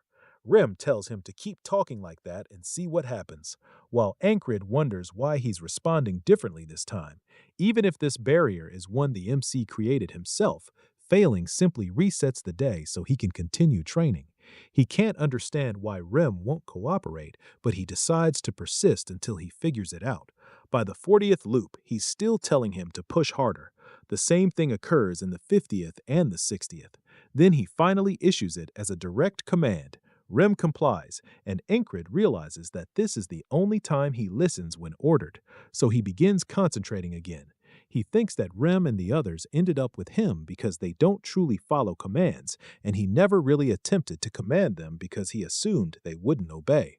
But at some point, they started listening to him, and he wonders why. Still, that can wait. Right now, he has to focus on himself. He feels his heartbeat accelerating more and more. Ankred tells Rem not to stop. Rim looks uneasy but continues pressing until the protagonist's heart bursts and blood flows from his mouth. That's how every loop went. He kept dying from his heart exploding until he finally grasped the sensation and could perform it himself. Rim asks if he truly mastered it in a single day, while Incrid sits there with his heart still pounding rapidly. After all those loops, he finally succeeded on his own. He seizes his sword and mentions there were more than 100 loops, though he lost count. Then he approaches a cliff while the others observe. Ram understands what he's about to attempt. Without unsheathing the blade, Anchor drives the sheathed sword forward and compels his heart to beat faster and faster until the blow connects with the rock. The cliff fractures instantly, and chunks of stone explode outward. The MC says he finally witnessed it. He shattered the barrier he had created for himself. Ragna and the others are stunned by how devastatingly powerful it is. Then Rim says he has two questions. First, was Incrid born in the West? Second, is he actually a genius? He answers no to both. A while later, he's lying in bed, saying he did master the heart of the superhuman, but not the after effects. Steam rises from his body as he asks Rim if it's normal that he can't move at all. Rim says his body still can't withstand it. Auden adds that he pushed his muscles beyond their limits for the first time, so this outcome was inevitable. Even so, Enrid still attempts to move, saying that as terrible as this feels, the heart of the superhuman is incredible. It allows him to surpass human boundaries, even if it destroys his body afterward. He can sense that damage clearly. Still, he thinks knights already exist beyond ordinary humans. They may appear human, but they possess giant-like strength, frog-like agility, and fairy-like precision. That's what a true knight is, so he still has a long path ahead. Auden tells him to rest for at least a full day. He says he'll help him recover with some blood, sweat, and tears. Inkid asks what that even means, and then Odin grabs his calf and begins a savage massage. The protagonist screams into his pillow, saying this is going to kill him, and it feels like a wall the boatman created himself. Auden tells him to remember the points he's pressing because this technique relaxes tense muscles. Its real name is the Bala-style massage. Incrid says then he should learn it too since it'll be useful and he'll tolerate it even as tears fill his eyes. As he starts seeing the boatman again, Rem tells Auden to stop before he actually kills him. The next morning, the MC says Odin nearly sent him back to the boatman, but his muscles do feel better. He was told to rest and do nothing, but it feels like wasted time. At the very least, he figures he can maintain his weapon, but Auden suddenly appears behind him and startles him, saying he's not doing anything. He already said not to move a muscle, and Kred says he was only going to clean it, and Kred says he'll handle it. He points out he never works for free. Kretz grins and says, "Good catch, 20 coppers." They haggle, and when Inerk asks if he's joking, Kretz drops it to 17. Final offer. The protagonist wants to know why it's so expensive, and Kred says that sword is huge and high quality, so it needs careful work. Then asks for the second one too. Since the MC uses 2 blades, he says he did mention he dual wields, but everyone's acting way too casual about it. He thought at least one of them would try to discourage him. Even strong swordsmen usually avoid it. Most say it's harder and riskier than it's worth. Without proper training, you can't support both swords, right? And your swings lose power compared to using one. Still curious, he asks why none of them are stopping him. They just stare at him like the answer is obvious. Alden asks why he thinks they wouldn't. Jackson says it's because he's stubborn. When Incrid questions that, Alden says he's proving it right now by refusing to accept their answer. The protagonist says he's not doing it on purpose, and Ragna asks if there's even a reason for using 2 swords. The MC says yes, he wants to try it because it felt good to him. It's the same reason he wanted to become a knight. Back when he was a mercenary, he heard a tale about a knight known as the Peacemaker, the one destined to end wars, and it ignited something inside him. And some guy kicked him and said listening to a story like that would never make him a knight, calling him pathetic even as everyone laughed and said he'd never succeed. And Creed kept pursuing what he desired and loved. So he won't abandon his goal of becoming a knight, and he won't abandon using 2 swords either, no matter what anyone says. Ram can see how different Anchor is from him, a man who had everything and discarded it. He started with just 1 sword and still keeps advancing. Ram laughs, saying that's exactly why he likes him. Ragna says he always knew Ram had strange taste, and Ram tells him not to worry, he hates the rest of them. Ranga says he doesn't like them either, and Jackson agrees. Auden says God tells people to love all creation, but he's only human and he doesn't like them either. Rem says Auden is just as bad and talks too much. The MC comments that they really do get along. Then Jackson walks over and says if the protagonist is tired of sitting around, they should train. The MC reminds him Odin ordered him to stay still, but Jackson says he can still train. Just use his eyes. He wants to teach him dodging sense next. Then outside, Grace is cleaning Incrid's blade and says it'll look brand new. He overhears soldiers saying the main battle is lasting longer than expected because neither side is yielding, so he keeps listening as they pass by. Apparently, the enemy has a new unit made up of the ones who fled after fighting them. Christ knows that's bad news, but he needs more details. If the Aspens are changing tactics, he has to know how. While Avenir starts working on a plan, Jackson explains that dodging means seeing what to avoid and pushing your reflexes to the limit, but that also requires sharp eyesight. So, he'll throw stones with letters written on them and tell Increed to read them. He tosses one past him, and the protagonist just looks confused. Jackson sighs and says again, so they repeat it over and over with Jackson telling him to concentrate. In the middle of that, Alden keeps working him through pain and recovery, finally saying Increed can start moving again. But when he tries to sit up, a rock whips past his face. Jackson asks what letters were on the stone. Then he asks if the MC waited for his guard to drop on purpose, adding that a real battle won't wait for him. Outside the fortress, someone is hiding nearby, getting a weapon ready. Meanwhile, Jackson keeps tossing stones. Incrid turns and catches a quick glance at the writing before the stone drops beside him. He starts to answer, but before he can get the words out, the camp erupts. Men are shouting that they're under attack and everyone needs to gather. Even then, Jackson still asks about the letters, and Incrid can't believe he wants the answer right now. The letters were CR. Jackson says he finally got it after 40 tries, congratulates him, and says it's time to carve out a new skill. He asks if that was supposed to be praise. Before he gets more out, the ambush sends Ram charging from the tent, yelling for the enemy. Incrid wonders if Rem has finally snapped, and Jackson says he's just been holding too much in since they haven't been able to duel. Apparently, he's been pestering poor Andrew the whole time, and even that wasn't enough. Rem rushes over, then starts shouting about why everyone's just standing around like he expected giants or something fun to fight. Andrew asks a soldier what happened, and the man says the enemy fired one arrow and ran. The border guard is already going after the shooter, so there's nothing else for them to do. But Rem suddenly notices something. The border guard won't be sufficient. He points ahead and tells them to examine the arrow. It's longer than usual, and the feathers are positioned backward, so it came from a specialized bow designed for extreme distance. That means it's the same person from before, the claw of the hawk. The protagonist jokes about what kind of hawk has fingernails, then tries teeth instead. Ram says that's wrong too, and the protagonist grumbles that his memory is terrible. For the others, only a few months have passed, but for the MC, it feels like years. Ram reminds him of the time he got knocked out by the frog. That archer was ripping through the battlefield back then. Ancrid says he remembers a soldier named Bell saved him from getting killed, and yeah, the name was Claw of the Hawk. Later, he returns to the tent, and Ragna asks if there was really an attack.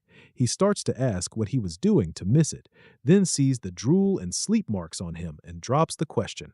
Ragna says he was thinking about fighting with two swords, and now he needs to train his body to handle both. When Enrid asks how, Ragna says he'll explain. From now on, it's like the protagonist has two girlfriends. Rang asked what his fiancé would think, and the MC again says she is not his fiancé. Ragna says the answer is simple. Eat, sleep, and even take a dump with the swords nearby until carrying both feels natural. When Esther climbs onto the bed, she notices there's no room for her, so she flops onto Ancrid's chest and complains that even his sleep training is annoying. Then another alarm wakes them up, but it's just one more hit and run, so they head back to bed. Rem says this is boring and poor Esther gets knocked to the floor. She lifts a paw at Ancrid and starts beating him up, telling him to sleep like a normal person. While that's going on, Craze watches. He can't believe there's already been a second attack. They really hit them again. Jackson's training keeps going, and so do the arrows from Claw of the Hawk. Another stone flies past, and he says it red bar. Somebody else gets caught off guard, and Rem is furious about it. Cum keeps reading each stone that flashes by again and again. Esther gets more and more annoyed because she still can't sleep.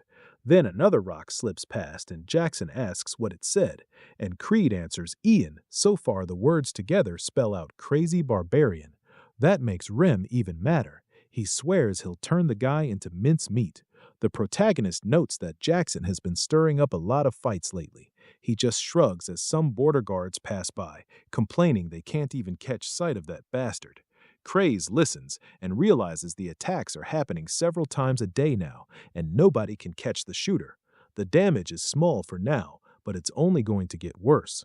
So why are the higher-ups still doing nothing? Craze lets out a sigh. He wanted to stay out of danger, but now he steps up and tells Incred he has an idea if they can get a meeting with the commanders. Soon, the commanders are gathered in the tent arguing that they should attack the Aspens right away. As the debate drags on, Marcus says none of these ideas are useful. He admits fighting is his strength, not dealing with this kind of problem. Then the ferry commander arrives late, apologizing, and Marcus asks what kept her. She says Ankred's wild platoon requested temporary control over operations to pitch a plan. Marcus asks if the MC really came up with something worth hearing. She says no, it came from one of his men, Cray. The others ask what the plan is, and she tells them. As she explains, Marcus says it's not bad and agrees to use it. He orders everyone to get ready to move and sends the Lunatics platoon out to hunt the hawk in the mountains. While everyone climbs in full gear, Raven says he thought this would be fun, but now he wants to know why they aren't chasing the target directly and are instead moving through enemy territory. Crace explains they aren't hunting Claw of the Hawk, they're making him come to them. Ankred says their platoon will strike like a guerrilla unit. If they keep hitting the enemy's rear, the enemy will send someone after them as well. Ramen asks if that hawk bastard will come, and Crace says yes. If the plan works, even if he doesn't, they'll still damage the enemy. Rem calls the plan way too complicated, but Crace says he knows Rem is dumb and this is the best option. Rem tells him to say that again and gets right in his face, but Incred cuts it off. Rem says Crisis should feel lucky and admits he nearly messed himself. He asks if they're close to the target, and the one answering is Pen. She says she thinks she can see it. The protagonist explains that the whole plan depends on moving fast enough to strike and pull back. For that, they needed a skilled ranger who knows safe routes. So he asked Command for help, and Pen joined them as a new squad leader. Incred asks why she had to join the platoon fully when a temporary assignment should have been enough.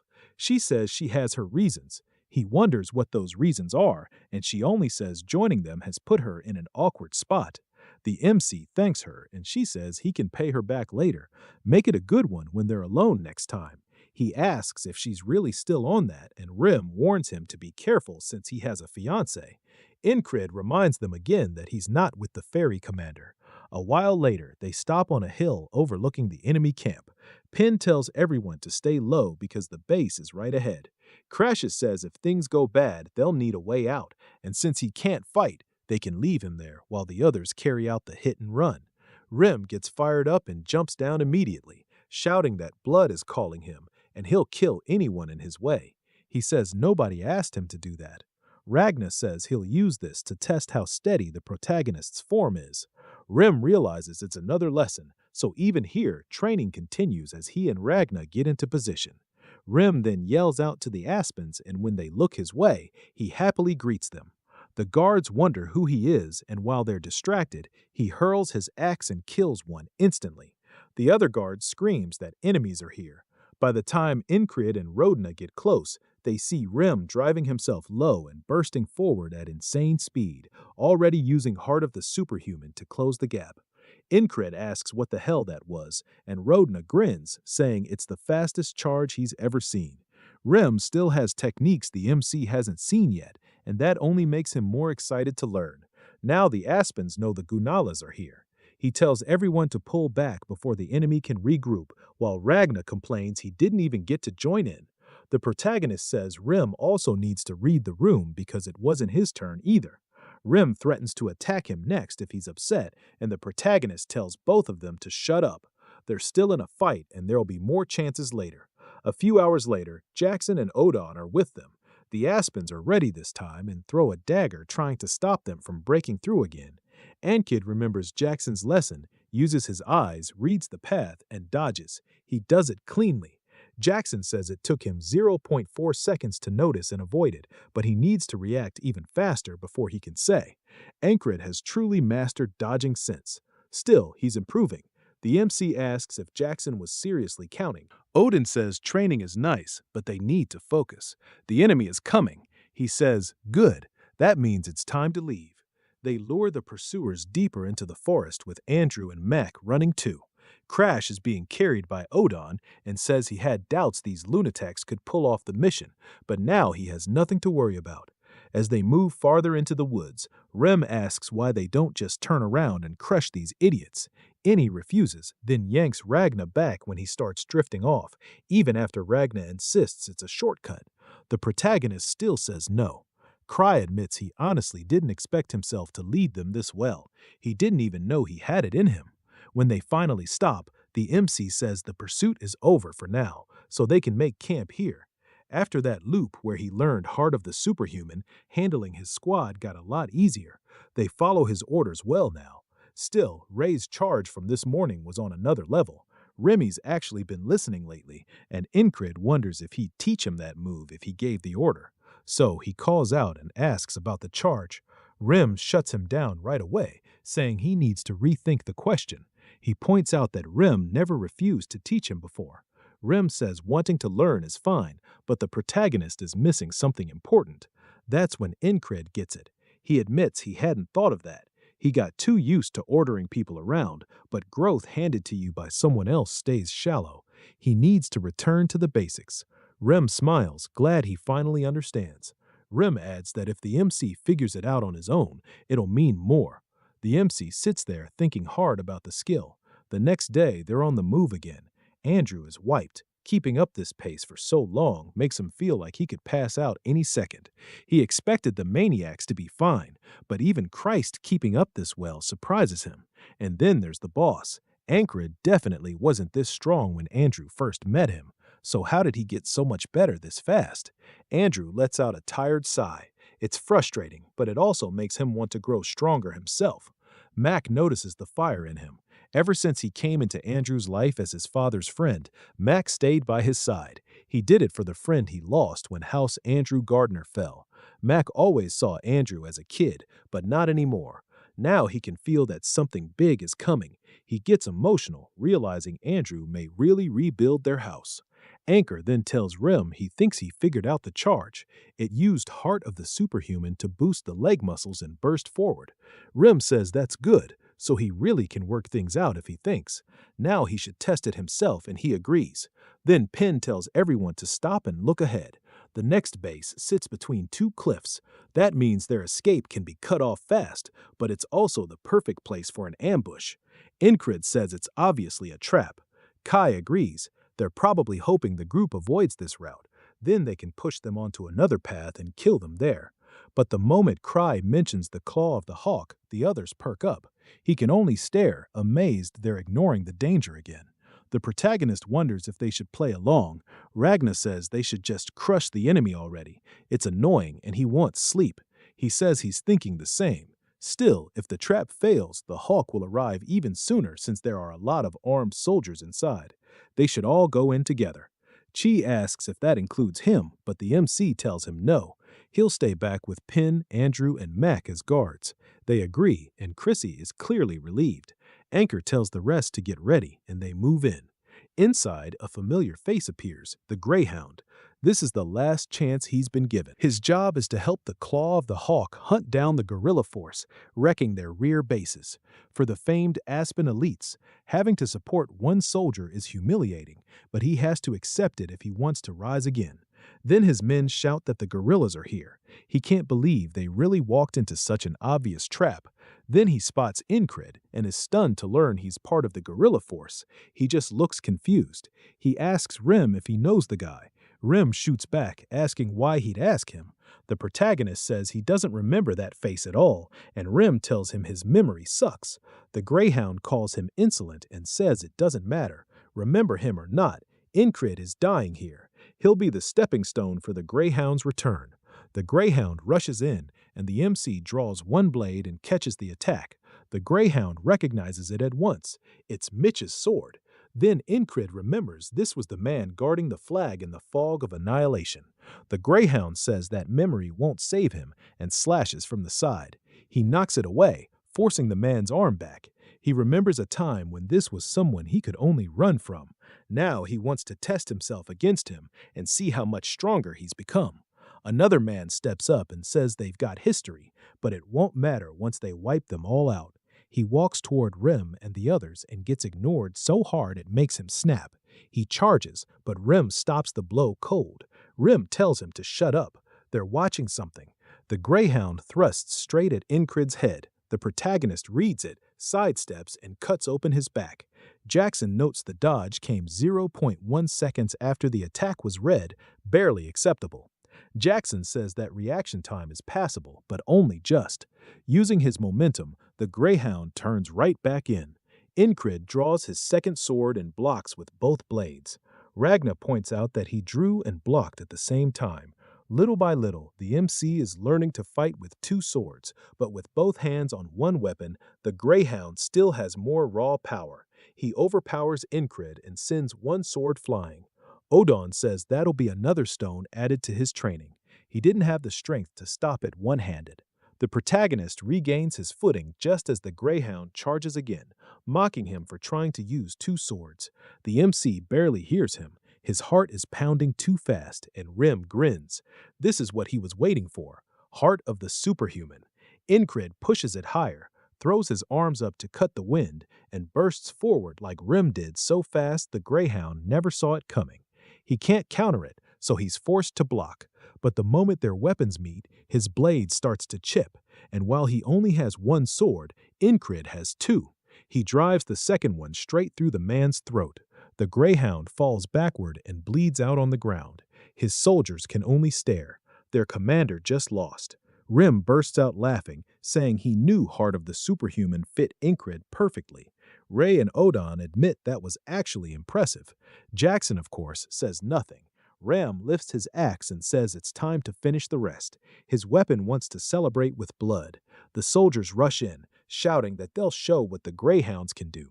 One swings an iron club down, and Odon blocks it with his bare arm. He says the man's bravery earned him a direct trip to God. Then he brings his hammer down on the soldier's skull, crushing the helmet and killing him on the spot. Andrew watches in shock. He can't believe Odon blocked that with his body. What is this guy made of? Penn says he's exactly her type and clearly more than capable. Rem raises his axe and swings at a soldier's hammer, but Ragna cuts in with a wide slash, forcing Rem to dodge. Rem curses him out, asking if he was trying to hit him too. While they bicker, the soldier tries to finish it, but Ragna dodges and drives his blade through the man's shoulder and throat, saying it's too bad he missed the first time. Rem says Ragna will pay for that, but another soldier leaps at him from behind, and Rem instantly chops off the man's arm and head, saying he'll deal with Ragna soon enough. Ragna asks if he's too scared to do it now. Rem tells Odon to warn his god that a new friend is coming soon. Odon says God doesn't want him, and Kreese tells them this is not the time. The soldiers try to surround them while they're distracted, but before they can move, blades are already leaving their throats. Jackson drops 8 men in a flash, then calls them idiots, and Kreese says there's no need to kill everyone. Most of them already can't fight. Then something stirs in the bushes. Jackson notices it first, just as an arrow shoots in. He knocks it aside with his dagger. When it lands, they recognize the arrow. It came from the claw of the hawk. And Crit asks if he's finally here, and Jackson says yes. Rem asks if he knows the difference between a sharpshooter and a hunter. A hunter is way more fun, especially if the hunt is with an axe. The protagonist asks what he's getting at. Rem says they got a gift, so now it's time to return one. Then he starts climbing the cliff like a wild animal. Penn asks if they really let him do stuff like this. Cray says he probably won't die, so just leave him. Andrew says they need to move. If the enemy sends more men, staying here will get them targeted. Angry agrees. They can distract whoever's left, then pull out. So they set the camp on fire. The MC says this is becoming a habit. Penn asks what he means, and the answer is obvious. He's turning into a little arsonist. From the cliff above, the claw of the hawk says the smoke is blocking his view. One soldier says the enemy is out of sight now and asks what they should do. The answer is simple: chase them. As the group edges sideways along the cliff, Incrid thinks Rem's move was unexpected, but not a bad plan. Since Rem is going after the claw and the claw is chasing them too, they decide to use themselves as bait and pull his focus. The terrain could give away what they're planning, but they pick this spot because it's hard to shoot into from any angle. While the group waits pressed against the cliff, Ragna finds a crack to curl up in, and he tells Rem to hunt however he wants. Out in the forest, Rem does just that, saying it brings back old memories. He used to be a great hunter, and his tribe expected big things from him. He left and can never go back, but this is enough to stir up those memories again. And ever since he first met him, the claw has been nothing but prey. As Rem sneaks up behind the group, he casually talks to himself about those old days, and then one man's head suddenly goes flying. The others realize too late that it's a trap, and they shout as they scatter in every direction.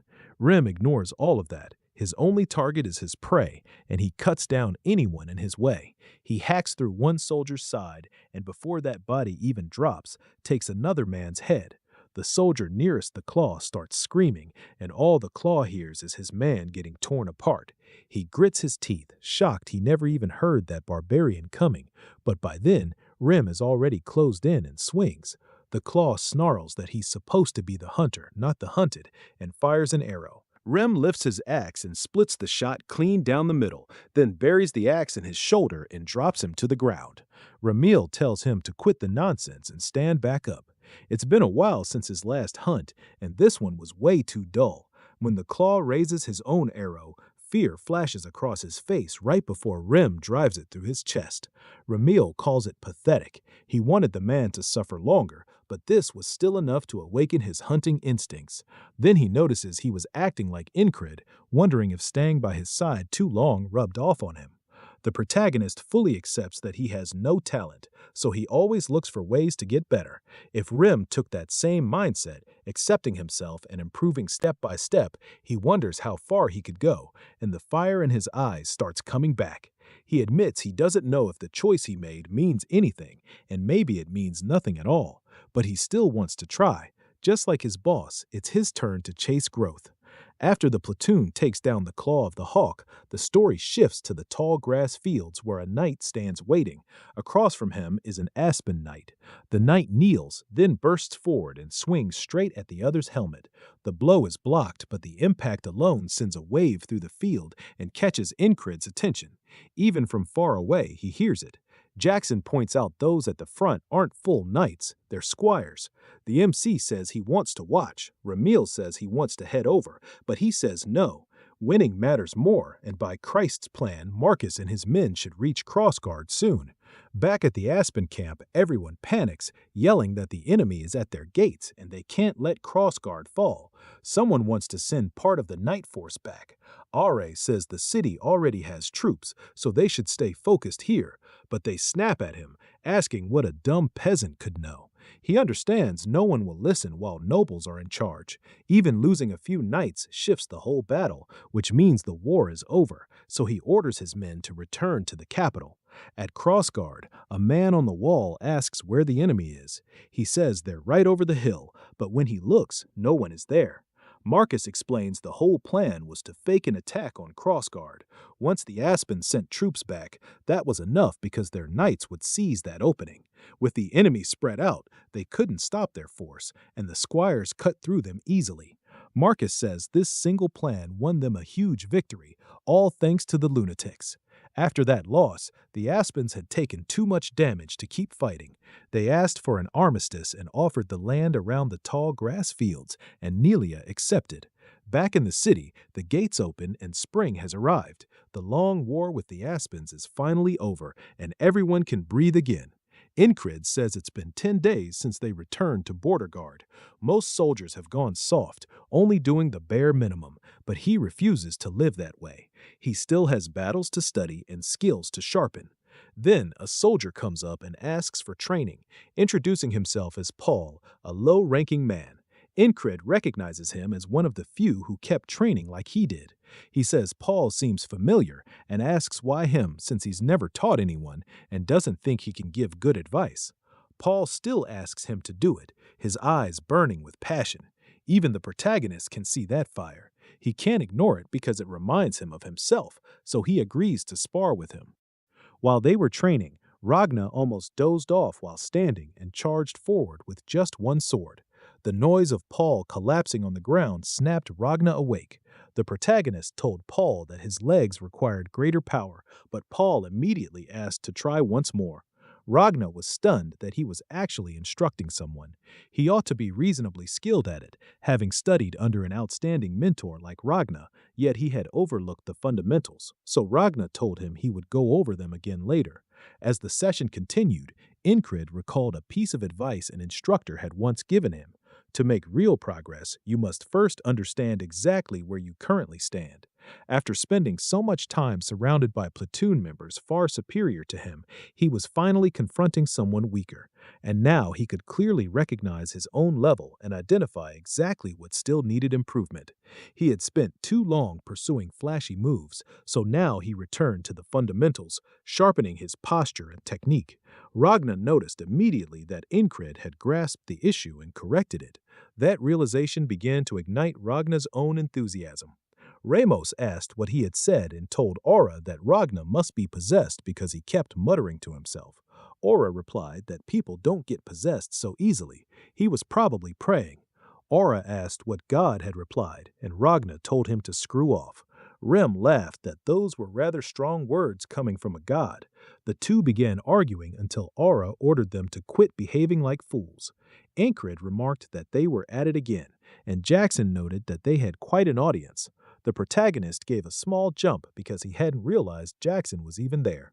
Jackson commented that the crowd was quite energetic and asked if he had truly been working on sharpening his awareness. The protagonist didn't understand, so Jackson clarified that the eyes weren't fixed on those idiots. They were all watching him. Nearby, the lower-ranking soldiers were filled with envy toward Paul. They were tired of stagnating, and now they believed that if they trained seriously, they too could grow stronger and perhaps become like Incred. Soon it was time for the announcements, and Marcus stepped onto the stage. He declared, "The man who rose from commanding the failures to commanding the madmen has transformed into an exemplary soldier through relentless improvement and has become a war hero recognized by all." He summoned both nobles and border guard soldiers here today to pay tribute to those who played the most crucial roles in this war and made the greatest impact. If he must spell out who that person is, then their heads aren't even worthy of holding a helmet. Some nobles were taken aback by his directness, but Marcus stated that those fools might not comprehend it, while the soldiers understood perfectly. Then Marcus shouted that the man who had guided them to triumph was the madman. No, it was platoon leader Incred. He thought back to the last time he had stood on this stage, when he had shattered the spell. Back then, people had gazed at him with revulsion. Now the entire crowd fell completely silent. Marcus said he had spent considerable time considering what kind of reward a soldier like the protagonist would truly desire. So he had prepared something unique, a gift he had carefully thought through. He opened a chest, and Incred realized it was a royal dagger. Marcus explained that this blade was bestowed by the royal family upon those who had provided them with exceptional service. It served as a symbol of great honor and granted its owner the privilege of being received by the royal household whenever they wished. Though the dagger was adorned with ornate engravings and held little value as a practical weapon, he finally understood what true honor felt like. As the crowd repeatedly chanted his name, he realized that a knight who only pursued raw strength was no different from a common mercenary. A genuine knight required honor in addition to ability. He tightens his fist and raises it high into the air, declaring, "This is what defines every one of them." He understands that this moment marks the first real step on his path to becoming a true knight, a memory he will carry with him forever. Rem mutters grumpily that he had fought as well, so why was only Incred standing up there? Boris comments that it feels like the gods themselves are responding to the cheers. The roar continues without stopping, and Ra asks if they can finally leave. Andrew begins shouting too, calling the protagonist incredible while tears stream down his face. Marcus says he's pleased the reward is to his liking, but he shouldn't feel content just yet. Marcus had also prepared a personal present for him, and he would see it shortly. Inred wonders what it could possibly be when Marcus suddenly announces that a banquet will be held. He had brought the finest wine, and everyone was free to drink until they couldn't stand. The nobles whisper again that he is too blunt, but the protagonist can sense that Marcus is simply brimming with excitement. A banquet sounds excellent to him, and that night everyone drinks themselves senseless. Ram is thoroughly enjoying himself. Incred asks Ragna why he isn't drinking, and Ragna replies that his tastes are far too sophisticated for this. Rem splashes beer at him and tells him to stop complaining and just drink. Ragna snaps back that he won't touch any of it, a filthy barbarian's drink. Then Odon dumps an entire keg over both of them and orders them to behave themselves. Rem suggests they should just throw Ragna into the barrel already. Meanwhile, Ragna only gripes about how sticky he feels. Incred jokes that if the wine were poor quality, he would smash some heads, but everyone is clearly having a wonderful time. Then he notices that Jackson is nowhere to be seen, though this sort of celebration never really suited him anyway. When Esther climbs onto him, the protagonist says he would rather be training with his sword than sitting through a feast.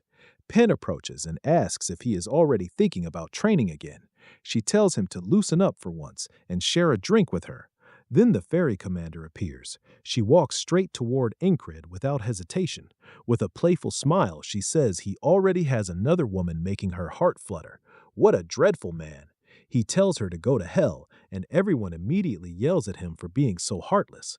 Her eyes look genuinely wounded, to the point that even Penn is startled. Incred defends himself, saying he hadn't done anything and that her eyes just naturally sparkle like that.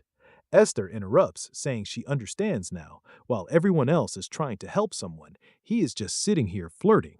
Then she headbutts him. The others laugh that even the leopard is jealous and that Incred's charm now works across different species. Poor Vengeance groans that after Jenny, now this too, he can't handle it anymore. He declares that he will show the protagonist what he is capable of. The protagonist simply smiles, and Vengeance instantly realizes he had made a mistake. He says this is precisely what he wanted. Vengeance quickly sheathes his sword and surrenders, but the others push him forward anyway. Before long, they are all cheering for a fight, and Crit sees an opportunity to make some money, so he begins collecting bets. A man walks up to the ferry commander and says it seems like everyone is present. He adds that this is the person he wanted to introduce to Incred. The man is clearly captivated by her. She explains that the protagonist is usually stationed at the border, so he probably hasn't met many of the battalion's well-known figures. Still, they had chosen the wrong timing. Right now, the protagonist only cares about sparring. The crowd starts shouting at Vengeance to return their money. Ancred says that if they think fighting him is unfair, then this is still not enough. Once he gets going, he only wants to fight more. If he is going to spar, he wants someone stronger. So he turns toward the ferry commander, but she immediately shakes her head. Then he looks at the man who came with her, but that guy is too intoxicated and too busy staring at her anyway. Ancred asks why no one wants to duel him. Cry answers that nobody is as insane as he is. Meanwhile, Mac asks Andrew if he is truly going through with it. Andrew replies, "Yes, this is how I will prove myself." Odon and the rest turn to look, stunned to see Andrew stepping forward. Anchor doesn't appear bothered in the slightest. As Andrew draws his sword, he says the protagonist had shown him what it truly means to never surrender. He had always hoped to restore his family's name the way his mother wished, but his own shortcomings had left him anxious and hasty. To someone like him, the protagonist's relentless pursuit of his objectives had become both an inspiration and someone he deeply admired. Andrew tells him that he even requested permission from his commander for this duel, and he has been training hard as well. He refuses to be left behind, and he will demonstrate it right here and right now. Ancred takes a deep breath of the wind. He says, "People claim the spring breeze carries mana, and this wind feels like the beginning of something fresh. Looking up at the moon, he adds, "Tonight truly is ideal for a battle," and he accepts Andrew's challenge. He will face him with everything he possesses. Andrew looks nervous but thrilled at the same time. Andrew launches the first attack. Incred blocks it and reminds him of what happened before, when Andrew had said he could take command if he defeated him. Embarrassed, Andrew tells him to stop mentioning that. That was in the past. Incred agrees, then swings and sends Andrew's sword flying upward. Andrew declares that he is changed now. Incred replies, "Of course." From the side, Rem yells at him to stop holding back because their squad leader never goes easy. Andrew strikes downward again and he blocks it. He can sense that Andrew's former arrogance has vanished, replaced by carefulness and real experience. Andrew sets his blade and thrusts, but the protagonist ducks underneath it. He really has become different, and not just Andrew. Their connection has also evolved along with their strength. Ankid counters, and Andrew succeeds in blocking, but the sheer power sends him staggering backward until he loses his footing completely and gets hurled away. After tumbling across the ground, Andrew pushes himself back to his feet. Ankid extends his hand, waiting for him to take it. Instead, Andrew says he is departing. The protagonist remains silent. Andrew says it is time for House Andrew Gardner to rise once more, and if he ever visits the capital, he can stay at his manor. Though with the royal dagger, he could probably stay at the palace as well. Ankrid ruffles his hair and says he is looking forward to it. Andrew fights back his tears, then smiles and says he can't wait either. Ragna asks Mac if he is going with Andrew, but instead finds Mac sobbing uncontrollably. Ragna calls it repulsive, while Mac wonders when Andrew had grown up so much. Odon tells Mac to dry his tears, then grabs Rem's hair, which disgusts Ragna and infuriates Rem. Andrew tells Rem not to pick on Mac, but Rem snaps back that he is the one being tormented. Inred says the celebration will continue all night long with no regrets. He tells Andrew and Mac to enjoy their final night hanging out with the boys like this. By sunrise, Andrew and Mac climb onto a wagon heading for the capital. They look exhausted after the entire platoon had tormented them all night, and both had shed plenty of tears. Still, the next time they meet, Andrew will be the head of a noble house, so it wasn't a bad farewell. Even after the feast, Anchor doesn't skip his morning training. It is a promise he made to himself and a vital part of his journey to becoming a knight. Marcus finds him there and says he really does show up every morning. The protagonist greets him, then notices who is behind him, the frog and the squire who had fought on the front lines. Marcus reminds him that he had promised a personal gift and tells him to pay attention. The squire immediately drops low, settling into a sprinter stance. Incard realizes what is about to happen just as she explodes forward, trailing a red aura, and leaps straight at him. The protagonist blocks her strike while the frog begins carefully observing the fight. The squire is impressed that he managed to stop her strike and says she wants to see what more he is capable of. Then she unleashes a furious barrage of thrusts aimed at his head, and Anchor feels only one thing: death. Blades appear to come at him from every direction. In his mind, his entire body is pierced through. His arms are severed and his head is cut off. Every single one of those blades delivers the same message: step back and survive, push forward and perish. But to Incred, death is simply another step ahead. So he calmly chooses death. He forces himself forward. Every instinct in his body screams at him to retreat, but he refuses to leave his dream as nothing more than a dream. Even if he dies hundreds or thousands of times, advancing even one step is enough. If he cannot walk, he will crawl. When Ankrid actually advances a full step forward, the squire is genuinely shocked. That is when the frog speaks up, saying this is enough, and ends the fight. The squire admits she has never encountered anyone like him. He had endured all of that without even being able to control it himself. Removing her helmet, she says, one moment longer and he really would have died. Someone asks who she is, and she introduces herself as Asia, a proto-knight. His vision begins to blur, and he falls backward straight into Jackson's arms before losing consciousness. The others are ready to rush in, and Rem says being a proto-knight doesn't mean she can simply get away with this. Asia only asks who they are as she stares them down. The frog is equally surprised, wondering how people like them are here. The barbarian in front, the quiet one, and the big idiot. They are all incredibly talented. She is especially intrigued by the swordsman at the back, saying the blonde hair and red eyes make him look like he might be from the north. He seems half asleep, but the way he grips his sword excites her enough to start making frog-like sounds. Marcus tells them to settle down because it is not what they think. Asia realizes these are the lunatics and says the name suits them. Rim asks what the hell they are talking about. Then Marcus asks the frog if Incred can become a knight, shocking everyone. Now they understand what this was truly about. Marcus had brought Asia because the frog could evaluate someone's talent and determine whether Incred had what it takes. That was Marcus's real gift. But sadly, she says it is impossible. His limits are too obvious, and reaching this point is already remarkable. Instead, she is more curious about Ragna and asks if he is interested. Ragna answers with a firm no. She says she had heard these lunatics only follow their leader, which appears to be true. Turning down the Red Cape Knight order is crazy.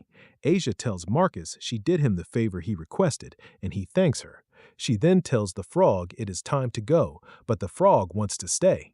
Asia asks why, and Marcus asks if she really will. She says she has a request. Asia assumes it is about the blonde one again, since frogs always pursue whatever catches their interest. But the frog says she is more interested in Ancred. He had endured her aura and even stepped forward, something she had never witnessed before. She says if he ever awakens that power, he will become a monster. But if it were easy, anyone could become a knight. As they carry Ancred away, vengeance starts brooding. He had heard a commotion while standing guard, but what he had just witnessed left him stunned. The protagonist's dream of becoming a knight had never been a secret. Everyone in the battalion knew it. That is what bothers vengeance. The protagonist had always held his head high no matter what others said. But hearing the word impossible from someone who had already become a knight, even for Ancred, that had to hurt deeply. Vengeance decides to check on him, so he heads to the barracks and knocks. Rim greets him with an ugly expression. "What are you doing here?" Vengeance snaps back, asking if he has to call him that. Rim shrugs and asks what he wants. Then Vengeance freezes when he notices the frog sitting beside Incred. She asks what he wants, and he is too confused to respond. Everyone is acting far too casually. Their leader's dream, the one they had all followed him for, had just been shattered. He had expected him to be devastated. Then the protagonist begins to wake up. He asks where he is, and the frog says it is about time. Robert bluntly tells him they said he would never become a knight, not even if hell froze over. Vengeance quickly covers Rim's mouth and tells him to stop. Encred simply asks if that is really what happened. Vengeance says the protagonist doesn't need to pretend he is okay, but he interrupts, asking what he is even talking about. Robert gets angry about having his mouth covered. Encred says he is heading out to train, and Rem stares at him in disbelief. The protagonist says he cannot afford to waste time. He had already missed morning training because he passed out. Once he leaves, Ragna wakes up and asks if the protagonist really went outside. Then he says he is going too. The frog follows, saying, "This looks interesting," and Vengeance cannot understand how he remains so calm. Rem says it is simple. The guy is just stubborn. Odon adds that Incred would behave the same way even if a real knight had said it instead of a frog. Jackson says stubborn is one way to describe it. Persistence sounds better. Vengeance cannot believe the protagonist shows no despair whatsoever, no hint of giving up. That is why nobody could ever talk him out of anything, and now Vengeance feels foolish for worrying. Rem asks if he is coming, and Vengeance replies, yeah, he should train too. He doesn't want to fall behind Incred. Outside, the protagonist is doing one-armed push-ups. He says Aisha's power and that barrage of blades had opened his eyes. That was not ordinary killing intent. It was something else entirely. The frog asks if he wants to know what Aisha had used. Ankh guesses it is intimidation and asks if that is the name for it. Ragna starts walking forward and asks what separates knights from everyone else. Many people break through their limits and dream of becoming knights, but they can never achieve it until they understand this power. Only 1 in 10,000 can learn it. It is a mysterious force that does not work for everyone. The frog warns that hearing all this might make him want to give up, but Enkid only asks what the power actually is. She is surprised he is still this interested. He says he has to know, and the frog explains that Ayesha's intimidation was only one part of it. Ragna says the general term for the powers knights use to surpass human limits is will. He says will is the strength of one's own mind. You could call it willpower, but it is humanity's greatest ability. To use it, a person has to reach their limits, break past them, and truly understand how it works. Then he stops, saying the protagonist will have to discover the rest himself. The protagonist asks what he means, but Ragna says he cannot explain it yet. When the protagonist asks if that means he does not know, the frog says will manifests differently in each person. The way to awaken it is unique for everyone. Still, none of that matters until he breaks past his own limits. Ragna says that is the point, so the protagonist asks what he has to do. The frog says only he can answer that. A person cannot know their limit until they reach it, but there is one thing he can do right now. Before she can finish, Ancred grabs his sword and says he understands.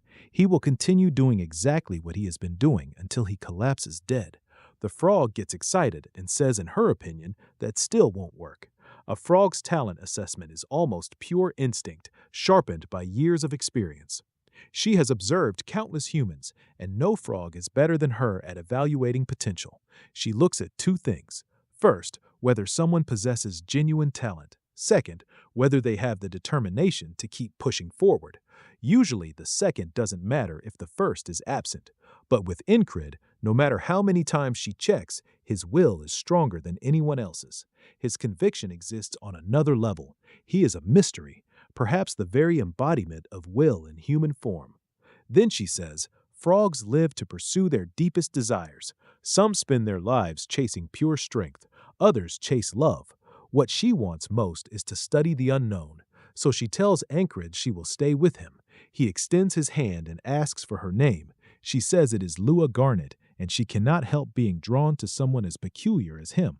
That night in the mess hall, people at every table keep staring because the lunatics now have a frog with them. Benjats asks if she really decided to stay, and his men crowd around asking what is going on and why a frog is eating with them. They all swarm him until he tells them to back off. Rem calls them uncultured, and Jackson says that is funny coming from him. Rem tries to stab him with a fork, but Jackson dodges. That sets off a utensil fight, and Kreese calls both of them uncultured. Luagar says she has already evaluated all of them. Every one of the four is extraordinarily gifted. They have all surpassed their limits. If they awaken their will, they could have become knights as well. But luck plays a role too. Bond asks why the protagonist isn't stopping them, and the protagonist says they are fine. She says he must be blind. He replies that they do not hide things from each other. They are close enough that they probably will not kill each other, and the fight will calm down on its own. She questions that because Ragna is drawing his sword and Rem has his axes ready, but Jackson suddenly asks Luagari where she plans to stay. She says somewhere near the protagonist. An axe comes flying, and Ancred deflects it with his sword. Rem says that is his spot, and she had better not take it. Luagari just says they really are all insane. The protagonist apologizes for him, but Luagari says it is fine. She is more forgiving toward people who look good. He says he had heard frogs care about appearances, and Bon agrees, saying they are all very handsome. Lorne says Bon gets a pass too, and asks what he wants to know. Smiling, he says he wants to duel her. She asks if he is serious after training all day. Incred says he will train again after the duel, and she calls him the craziest one there. Bon agrees, but Luagari says anyone else would be completely exhausted after what he did today. His mindset is far beyond most people's, and she wonders what he would become if he awakened his will. The protagonist says he is just being practical, while Bon calls him delusional. Louis-Garn says she never wastes time on people she sees no potential in, but she will entertain him for now. She removes her robe, pulls out a whip, and warns him she will not hold back. Ancred looks at her and grins, saying he is into that. Then the story shifts to the Principality of Aspen. In a noble's room, Are says it was foolish to expect a complete victory, but even with all his careful planning, he never imagined he would lose so decisively. He drums his fingers on the table, frustrated, and says the chain of defeats began with Mitch's death. Then the provocations failed and their giant was slain. At the center of it all was one soldier, the lunatic's platoon leader. The war is not over yet. Once the armistice ends, Aspen will make its move again. But if that soldier interferes again, Eve has no idea what he will do. The Greyhounds had already sent one assassin after him. It had seemed excessive to invest so much on a low-ranking officer, but now that appears to be the solution, so he will reach out to the swamps of Montre, the assassin guild controlled by Aspen's Crown. They have never failed a single mission. In the name of Aspen's Crown, he orders them to eliminate the soldier known as Incrid. Back at the mess hall, an assassin watches from outside and peers through the window. He raises his knife and whispers, "Target confirmed." But Jackson suddenly appears beside him and presses a blade to his throat, asking who he is. The scene shifts to the outskirts of Aspen. At one of the Montre Guild's hideouts, a man slams his hand on the table and demands to know if they have lost contact with yet another assassin. That makes more than 5. One of his subordinates says someone keeps eliminating them.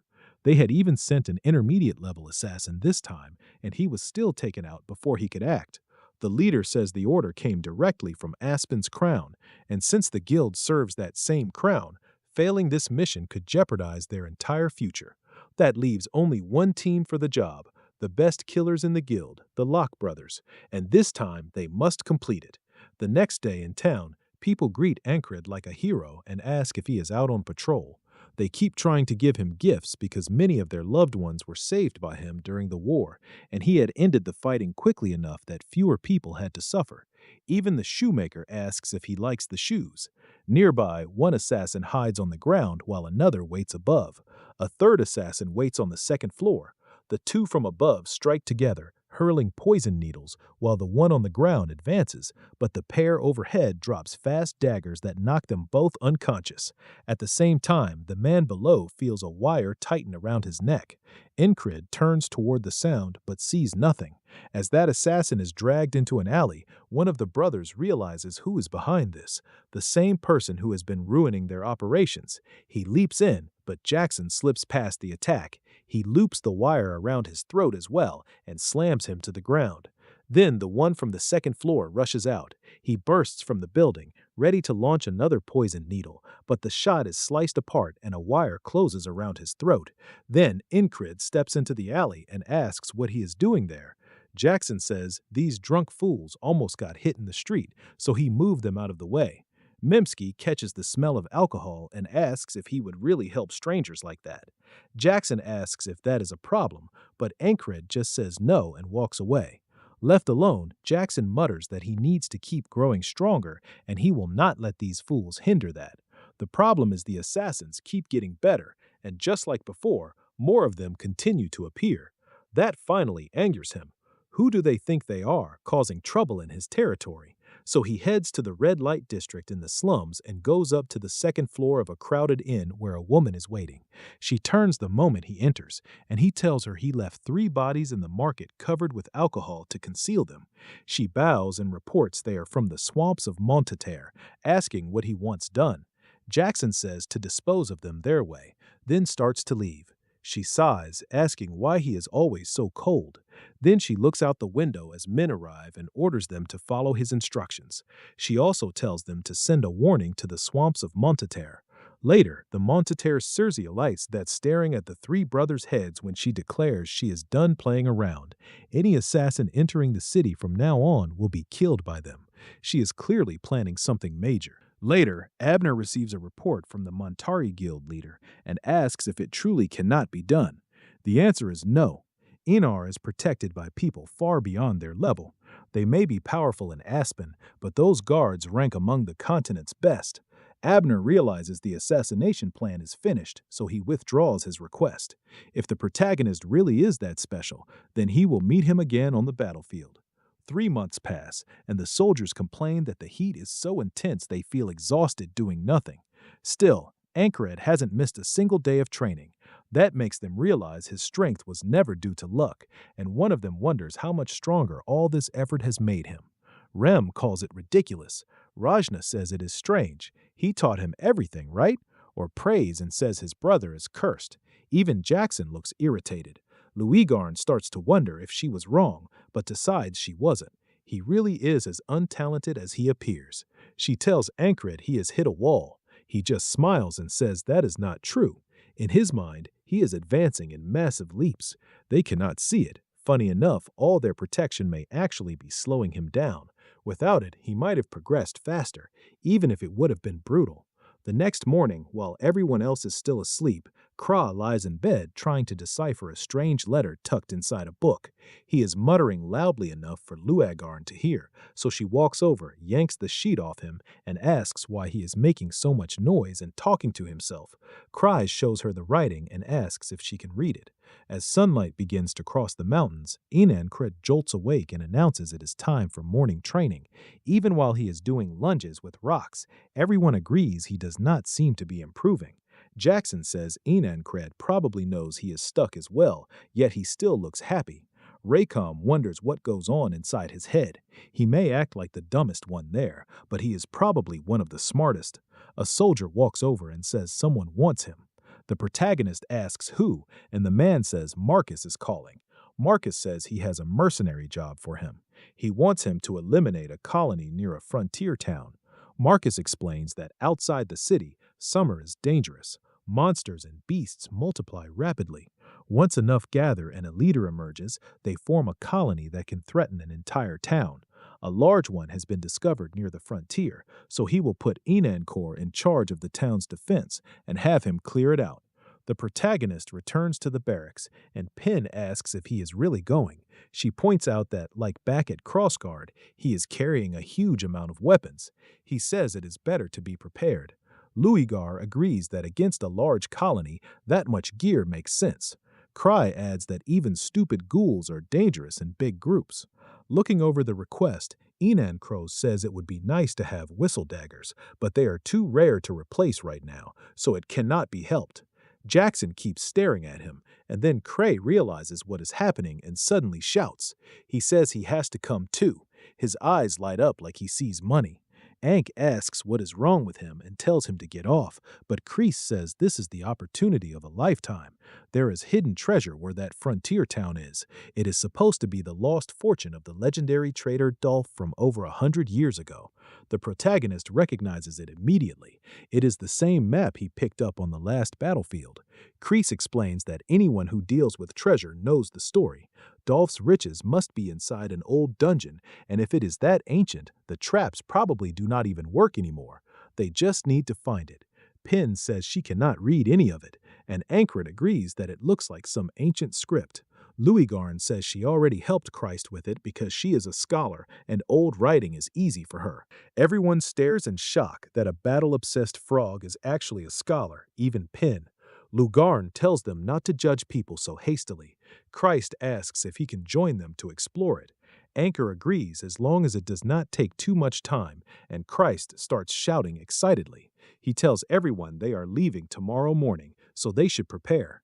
Rem says he is not going, or says God is not showing him the way this time, and Regan just wants to sleep in. Jackson says he has matters to handle. Christ cannot believe it. They are usually always eager to follow Ankred.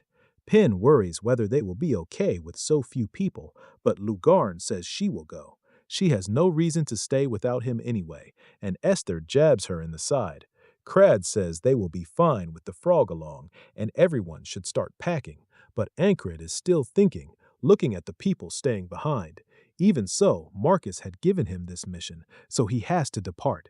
When it is finally time, Lugarn tells him they need to leave. Grace asks if the panther is really coming too. She growls at him, and he notes that she really does not like him. Just as the protagonist is about to go, Jackson stops him and hands over a package. Ank asks what is inside, and Jackson says whistle daggers, then tells him not to ask where they came from. The protagonist asks if this is what kept him busy yesterday, and Jackson says he will need all the help he can get. Rem and the others just watch as Ankred prepares to leave. Now he understands. He says he knows why they are doing this and smiles, telling them he will see them when he returns. Then it will be even more fun. Rem still cannot figure out what he is thinking, and even Rain says there is no sign Anchor is improving. Jackson answers that there were still moments when he grew much stronger without anyone noticing, or says he believes in him at least. The others start wondering how he will surprise them this time and how much stronger he will become. Rem calls him strange, grabs his axe, and tells Ragoon he wants a fight of at least 50 rounds. Rain agrees but says not to blame him if Rem dies. Even Aura and Jackson decide to join in.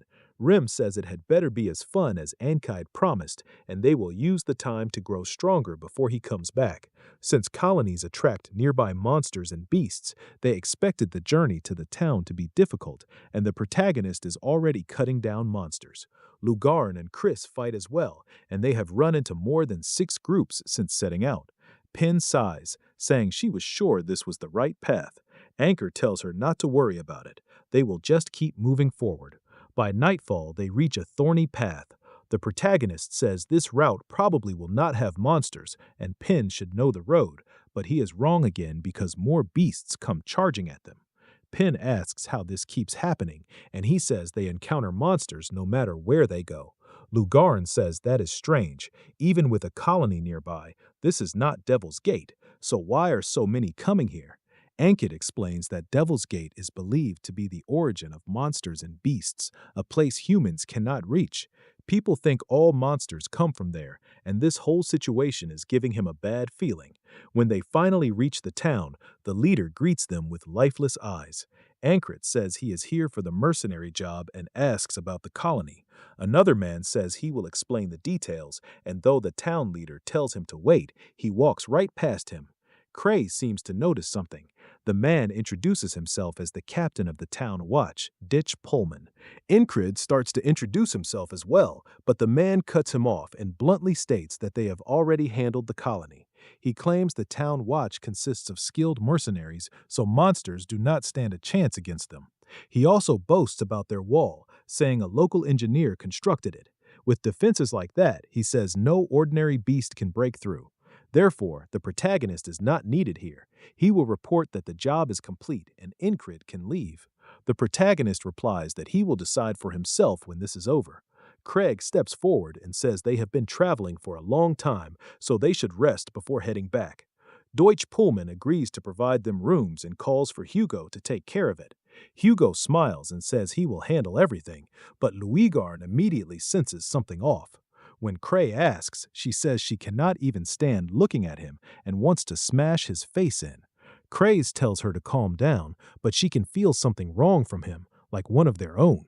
She does not say anything more, and Hugo leads them to their rooms while Luigarn tells herself it must be a coincidence.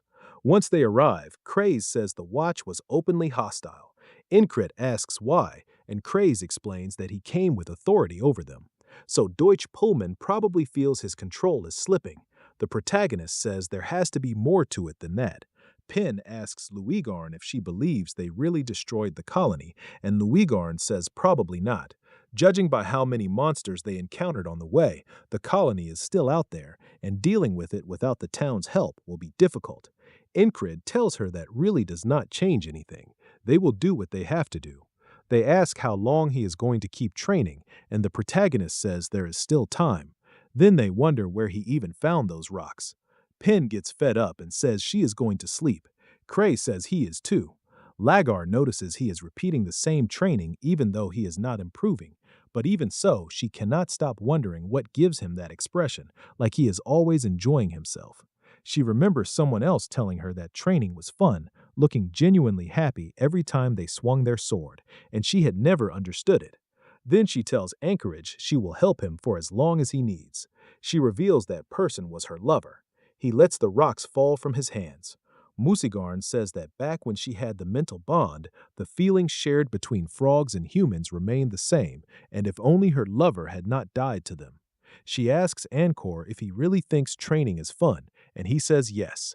Of course, that answer makes her sink into memories of her dead lover. Elsewhere in town, the leader calls out to Deutsch Pullman, saying they have beaten back the beast horde again and again, but there are still too many and they need to accept help. Deutsch Pullman is clearly furious, saying that is out of the question. This is their town. Everyone here had fled from corrupt nobles and built this place from nothing with their own hands. If they let outsiders step in over a few monsters, those city people will take over. He tells the leader not to worry. His men can handle it, and even now his trusted watchmen are guarding the walls.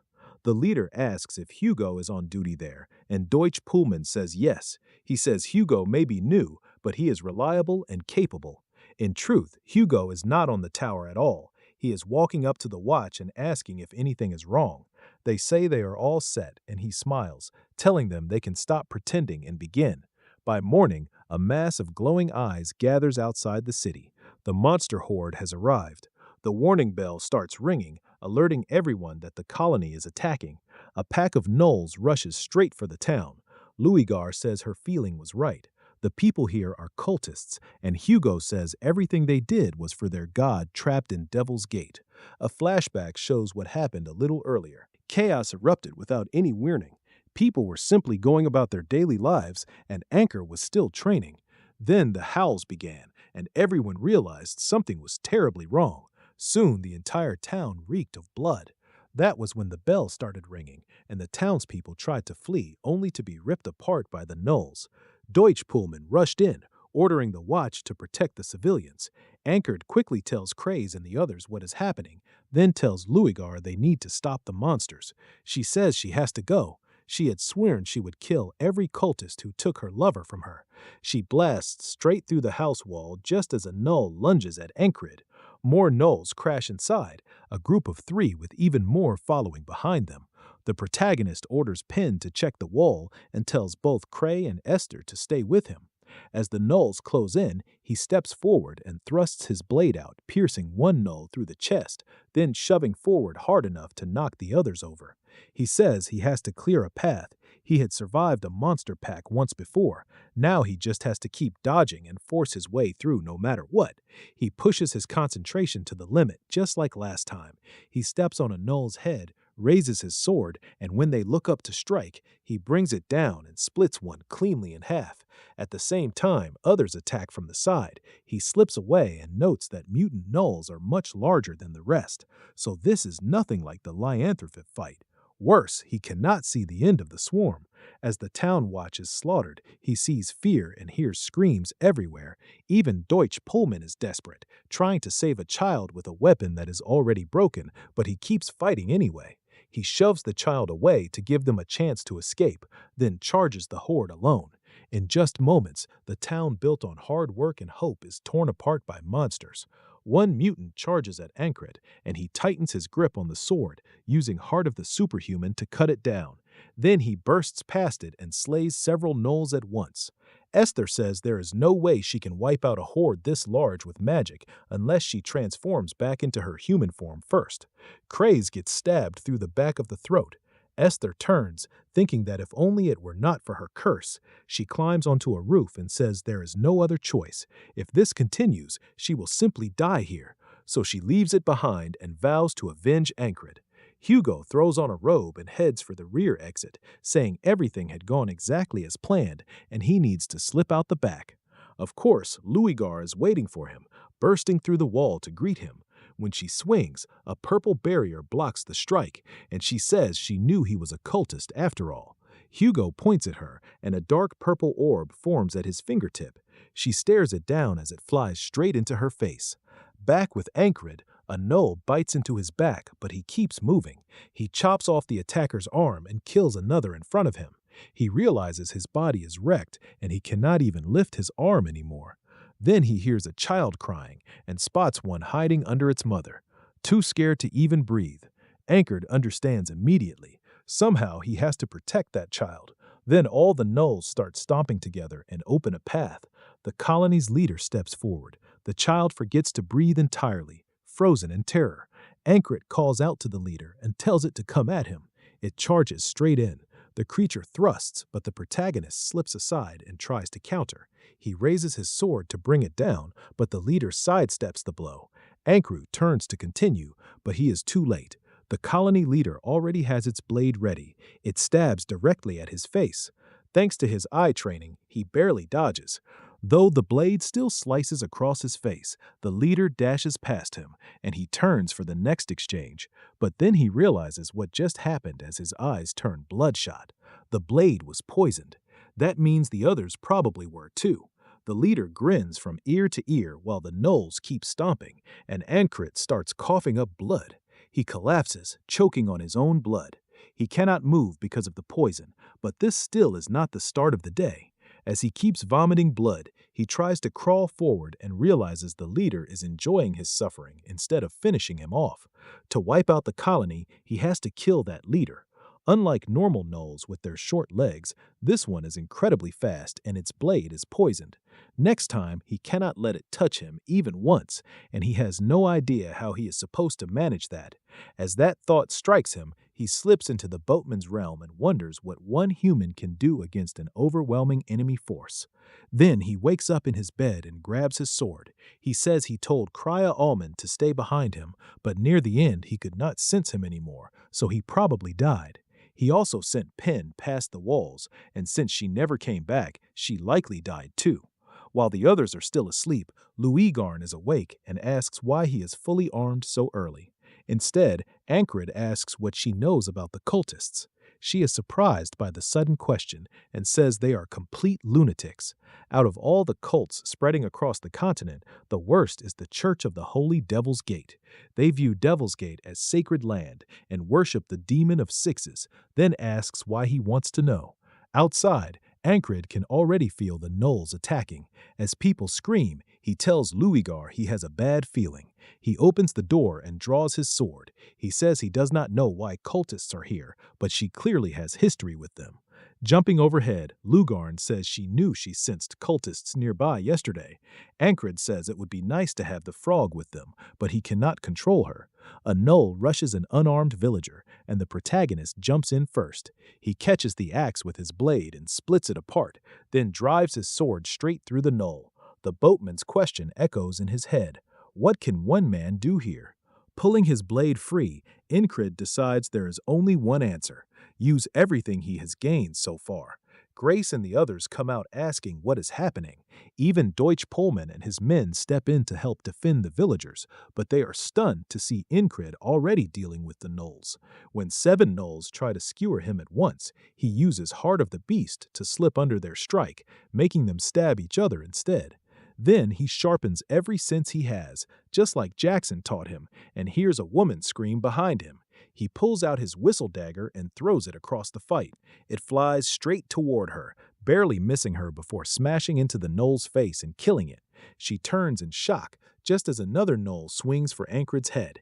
He ducks under it and focuses hard, meeting the strike at one exact point to block it cleanly and draw the other gnoll's attention, pulling them away from the villagers and onto himself. Without breaking focus, he mixes in hand-to-hand combat as well, kicking one gnoll back and cutting it in half while it is still airborne. He keeps going, tearing through them like a machine.